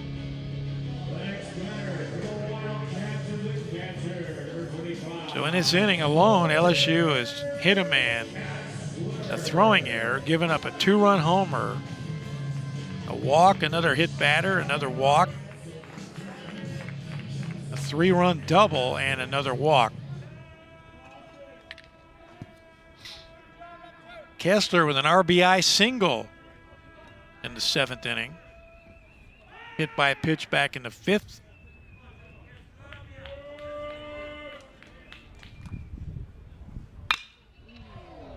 Oh, he put a good swing on that. Ball tailed away from him just a little bit. But jumped on that first pitch. Well, if this holds up, the Wildcats will take away a little bit of confidence, a feel-good win, not just a win, but what looks to be a convincing win. Game ain't over yet.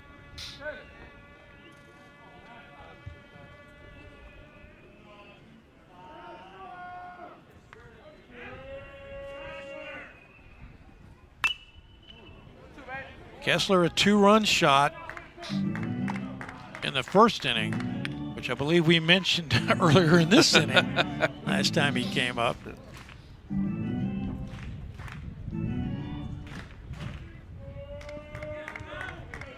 Well, that average, it's still at over 400. Yep. Seen more of Paul Maneri today on the field than he would have liked. Man who led the 2018 U.S. Collegiate National Team to a series win over Cuba, Japan, and Chinese Taipei. A Hall of Famer. American Baseball Coaches Association Hall of Fame.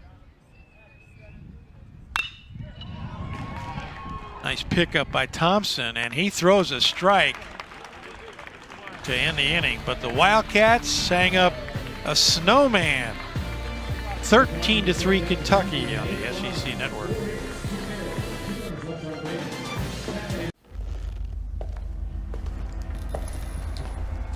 So, are you gonna buy the car? Please, if I could just go home and discuss things with my wife. I've been here all weekend. You can leave anytime you want.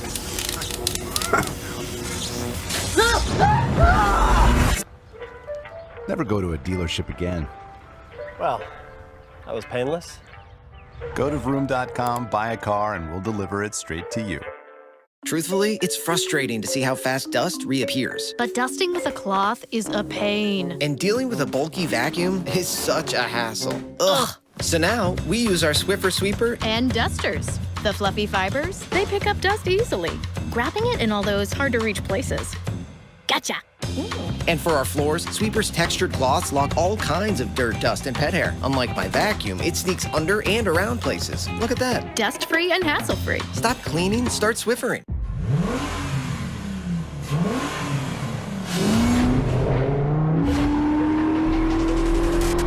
Right now, get $1,250 customer cash on a new fun-to-drive 2021 Camry. Toyota, let's go places. I think the sketchy website I bought this turtle from stole all my info. Ooh, have you looked on the bright side? Discover never holds you responsible for unauthorized purchases on your card. That's my turtle. Fraud protection. Discover something brighter. Nick Mingione turns to his bullpen again, and it produces this young man, Austin Strickland. Impressive numbers, Doug, especially strikeouts to walks. Yeah, you're going to see a good fastball from this youngster. Once he finds it, he's one of the promising young pitchers that the Cats have on the roster. But he likes to just rear back and bring it. Plus, he's got a couple of other pitches, but right now he's just going to focus on throwing strikes with that good fastball. Winchester, Ohio native, one of those three outstanding arms. The Wildcats recruited from the Buckeye State, the numbers 1, 2, and 3 pitchers from that state, depending on what agency you favor. But Strickland has been as good as advertised, and they have not hesitated to turn to him in tough situations. Opposing batters just a 146 average, has given up a couple of homers, and has hit 3 men. There you see the recruiting rankings. Hudipole, who we saw yesterday, Strickland, and Seth Logue. They have all acquitted themselves well so far in their first season of college baseball.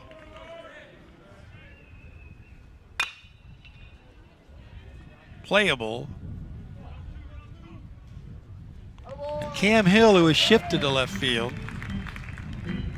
makes the grab. Jaron Shelby is in at the game in right field.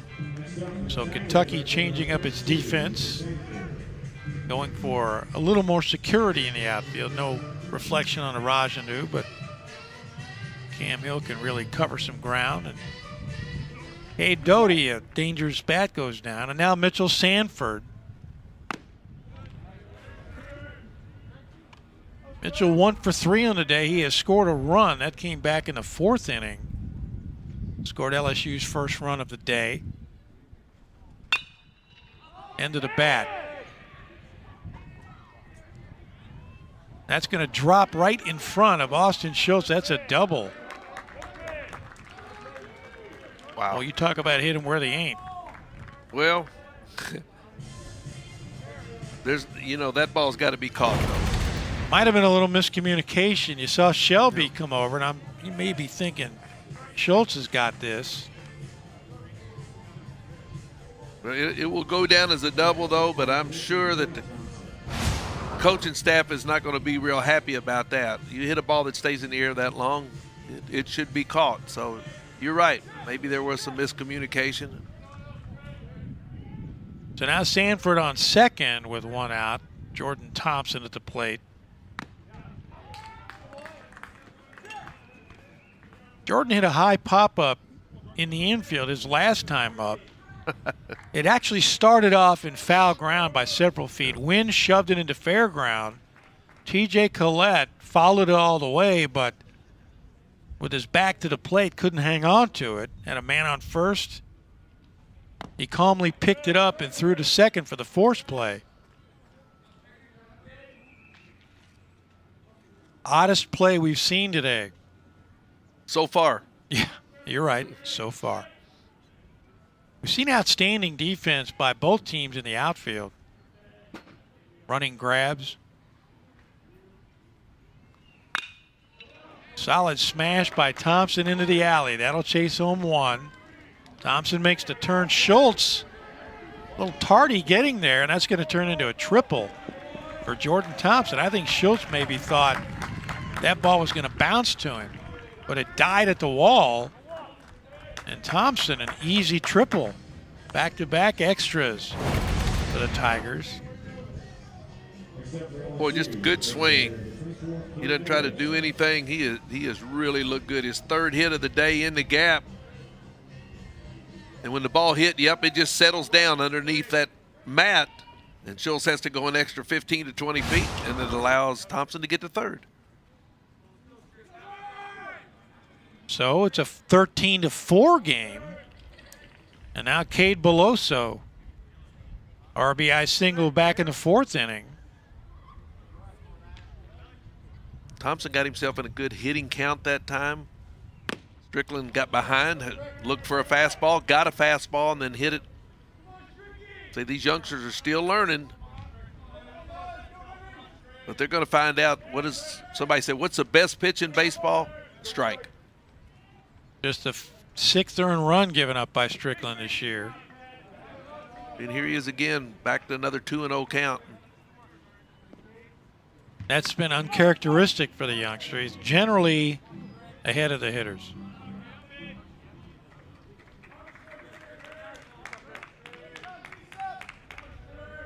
Wildcats with an 8 spot in the 7th inning. You're keeping an eye on the Masters. You know that's called a snowman on the golf course. I know it well. Now 3-0 to Beloso.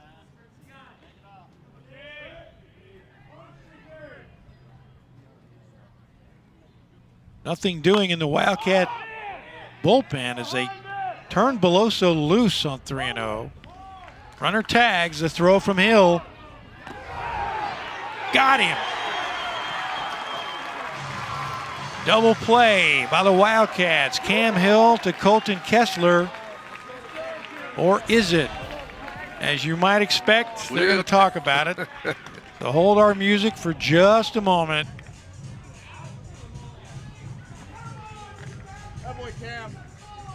Mentioned that Nick Mingione shook up his defensive alignment for just such an occasion. Looked like the throw might have been up the line a little bit, maybe high, but Cam throws it all the way in the air. I think we're going to have a little argument on that one, maybe. If he got him, he looked like he got him a little high. Throw is down now. It's going to be a lot better. We're going to take a look at it probably several times. You see the UK team out there on the field looking up at the scoreboard. The throw is going to be up the line a little bit. Is a foot? Oh, I don't know. Tough to tell on that angle. Boom. If he got him, yeah, it's tough. It's one of those, might be, if he'd have called him safe, he couldn't overturn it. Yeah. And now another one of those, if you can't overturn it, so we'll see. That would be a big boost for Strickland, obviously. Oh, yeah. LSU has been teeing off a little bit on it. Alrighty. Man, that is tough. I'm going to say safe. This one, and I say that because I haven't called one right in our whole year of broadcasting. Well, it's tough to tell on that angle. See, I don't think he gets him until there, if at all. Maybe a little too far up on the body. Yeah.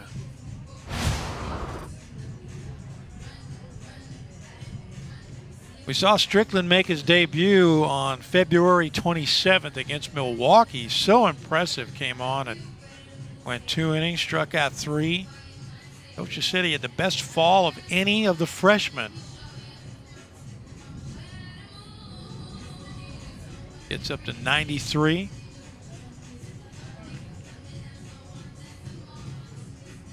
You know, and it's hard to anticipate. The longer it takes, you wonder, is that good or bad? And I just saw the umpire tell him, told Strickland go out there and start throwing a little bit. I don't know if that's a bad sign or not, but. Well, it's a 9-run game, but you owe it to LSU to give it every chance. It just might be too close. Out. Well. So the play holds up. It's a double play as the Wildcats give up 1, but they end the 8th, and they lead it 13-4 on the SEC Network. A lot of folks ask me how to get their dishes as clean as possible. I tell them, try Cascade Platinum, plus the power of Oxy. It breaks down food soils to clean up to 99% of visible and invisible food residue for a hygienic clean you can see and feel. Cascade, plus the power of Oxy. Moment of truth. The dishes are clean, but are they dry? Yeah, they are. Thanks to Cascade Power Dry Rinse from the #1 most trusted brand. Get your dishes clean, dry, done. With Cascade Detergent plus Power Dry. One for me and one for me. Introducing buy one, get one for just $1 at Burger King. Grab a flame-grilled Whopper or Impossible Whopper and mix or match it with your favorites for an extra $1. Go ahead. You deserve it. Buy one, get one for $1. Your way, way better. This is how you become the best. Try to be best, cause you're only a man, and a man's got to learn to take it. Try to believe, though the going gets rough, that you gotta hang tough to make it. You're the best around. Nothing's gonna ever keep you down. You're the best around. Don't get mad. Get E-Trade and take charge of your finances today. Everything coming up Wildcats today on the Sunday game of a 3-game series. Tigers have already won it, but the Wildcats salvaging at least 2 innings away a win on the last day of SEC play this week. Kentucky leading at 13-4 thanks to 8 runs in the 7th. Jaron Shelby will lead things off for the Wildcats. First at bat of the afternoon. Batting in the 5 hole for Araj Anu. Araj with a 2-run homer back in that big 7th inning.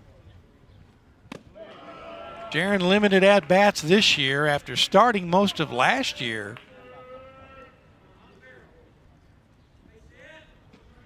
Former Kentucky Gatorade Player of the Year.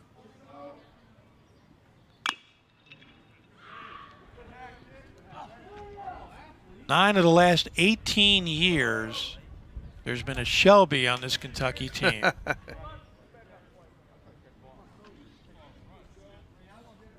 Are we sure there's not any more? We have to call T-Bone. You got to ask T-Bone and Trina about that. The shortened year last season, he led the Wildcats with 6 steals. And, well, you see the bat speed he can generate.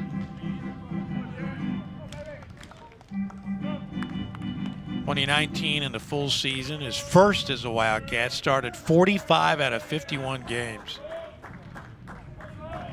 Holds the ballpark record for steals. Stole 5 bags the night this ballpark opened. He hit it hard, but Cruz in his tracks. 1 out.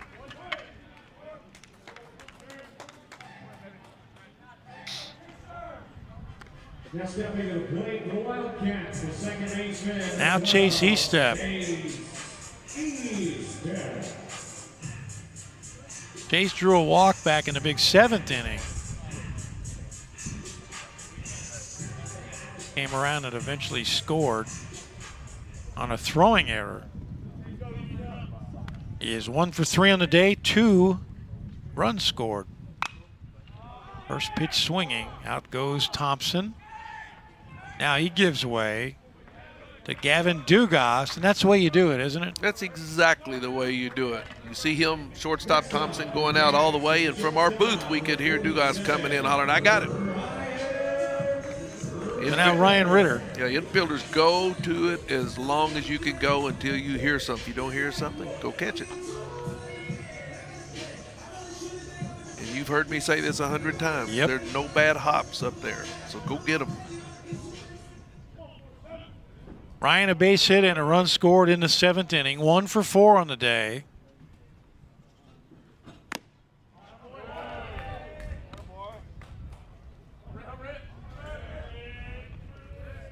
John Logan College transfer. And a guy we were told about back in the fall. He didn't say anything about his hitting. All he heard about was his defense. But you turn an 0 for 3 with 2 punch outs into a 2 for 5. And that's the way you do it. And that's the way he has been doing it over the last several games. You know, that's a great point. Ryan was 0 for 2 after 2 ABs today, both strikeouts, and then bounced out to shortstop. But each of his last 2 appearances, base hits. And with 2 outs, that brings up Reuben Church for the second time today. Struck out his last time up. And he was swinging to protect runners on a hit and run and ultimately led to the throwing error. In that big inning, the Tigers committed 2 errors, and now Church is on base.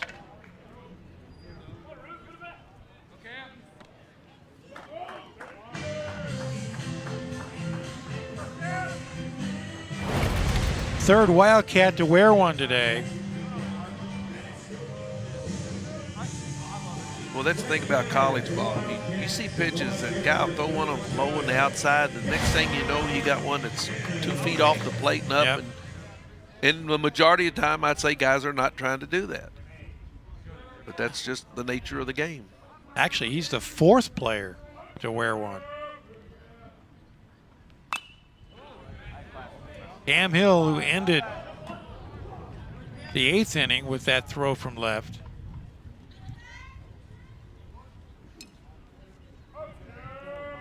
He got hit by a pitch back in the 7th, came around to score. Bunt single in the 3rd inning, scored ahead of the home run by Austin Schultz. Did That's he get it? high and deep. Nope. But Sanford circling, and that'll do it. Wildcats threaten again. They leave 2, will go to the 9th. 13-4 Kentucky on the SEC Network. Did you know that every single flush flings odors onto your soft surfaces? Then they get released back into the air, so you smell them later. Ew, right? That's why Febreze created Small Spaces. Press firmly and watch it get to work. Unlike the leading cone, Small Spaces continuously eliminates odors in the air and on surfaces, so they don't come back for 45 days. Just imagine what it can do with other odors. I think the sketchy website I bought this turtle from stole all my info. Ooh, have you looked on the bright side? Discover never holds you responsible for unauthorized purchases on your card. That's my turtle. Fraud protection. Discover something brighter.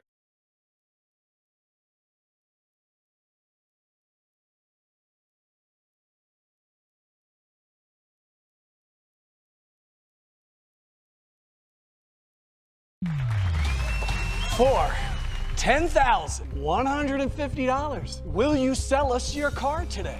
I don't know. Tick tock, tick tock. Sell it, sell it, sell it, sell it. Never go to a dealership again. I sold my car to Vroom. Just like that? Mm-hmm. Go to Vroom.com to sell your car and get an offer in minutes. Wildcats 3 outs away from a victory over LSU after dropping the first 2 games in the series. Cats come back with a vengeance, leading at 13-4, thanks to a big 8-run uprising in the bottom of the 7th inning to Gabriel Doug Flynn. And you got a good look at both coaches as Austin Strickland works to Zach Arnold. So Paul Maneri, should this score hold up, anytime you win a series on the road, you're happy. Nick Mingione not happy about dropping a series at home, of course, but I guarantee he'll be impressed with the way his team bounced back. Good point. And you've already mentioned today the games that the Cats have been in, lost down at Mississippi State, close ball games. Yep. Had another close one here with these guys last night. Strickland pitched in that Mississippi State series in the 4-3 loss. Pitched a scoreless inning, struck out 1. We can see he's got a good breaking ball, just hadn't been able to locate it like he wants to yet. Picked up a win in relief at Auburn in the series sweep of the Tigers. Couple of innings, gave up an earned run, walked 2, but struck out 3.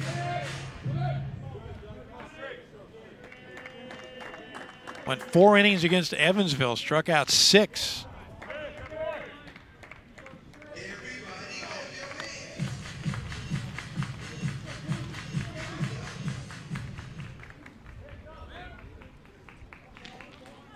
Well, you have to be impressed with his poise he's shown this year. Doesn't look like a freshman. Doesn't throw like one either. No, he's going to be very good. That time we got a chance to see good heat, and then also come back with the breaking ball. Once he starts mastering that, he may come up with another pitch. You know, they may teach him a change or something too. This is nasty. Yeah, it just never gets there. I don't know. That almost looked like a change or a slider that just didn't slide, but whatever it was a good one. Braden Doty, batting for the second time, came on in the 7th. Popped out to the second baseman. Couple of base hits this year for the senior. Backup catcher. Strickland from Archbishop Moeller High School. Good pitch as he runs it down and in on Doty. Well, you look at him. He's got the ball ready to go, too. Get that sign down there, Colton, so I can throw it. Well, you're going to love this. Comes from a family that plays soccer. Oh, boy, he had him the whole way. I'm glad you let me know that. Thank you. Mr. Flynn prefers baseball to soccer. This young man in 2018 broke both his wrists in a weightlifting accident. Oh.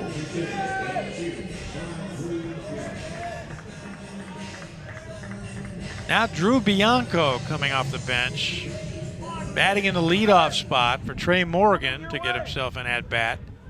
Oxford, Mississippi native. Doesn't get cheated. Gets a good rip. He's got 2 home runs. Driven in 6.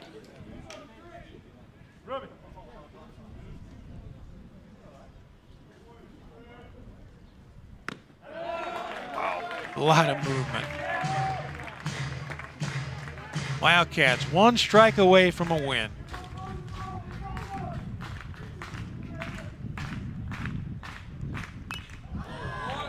Another good slider. Left that one up just a little bit. You see Kessler was sitting outside, and that one came right over the heart of the plate.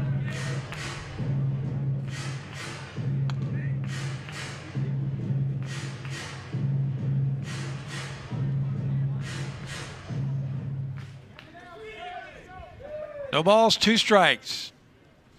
What a way to finish. Austin Strickland strikes out the side, and the Wildcats salvage a win by beating LSU 13-4, avoiding the sweep and giving them momentum as they enter the upcoming week. Tell you, Dick, they saw a lot of good things today, especially the bounce back after getting beat a couple of games, and then yesterday, an emotional game where they're close, but they don't quite get there to win. But today they got some timely hitting, some power from the Cats today. 2-run home runs, got some good defense, the pitching looked very good, and they've come away with at least 1 win in this series. So next up for the Wildcats, the Bellarmine Knights. We will have that one for you right here on SEC Plus. It's a 6:30 game on Tuesday as Kentucky moves to 20-9, 6-6 in the SEC. LSU falls to 20-12 and 3-9. Now for our crew and for my pal Doug Flynn, Dick Gabriel, thanks for joining us. Final Kentucky 13, LSU 4. That's it. So long from Lexington.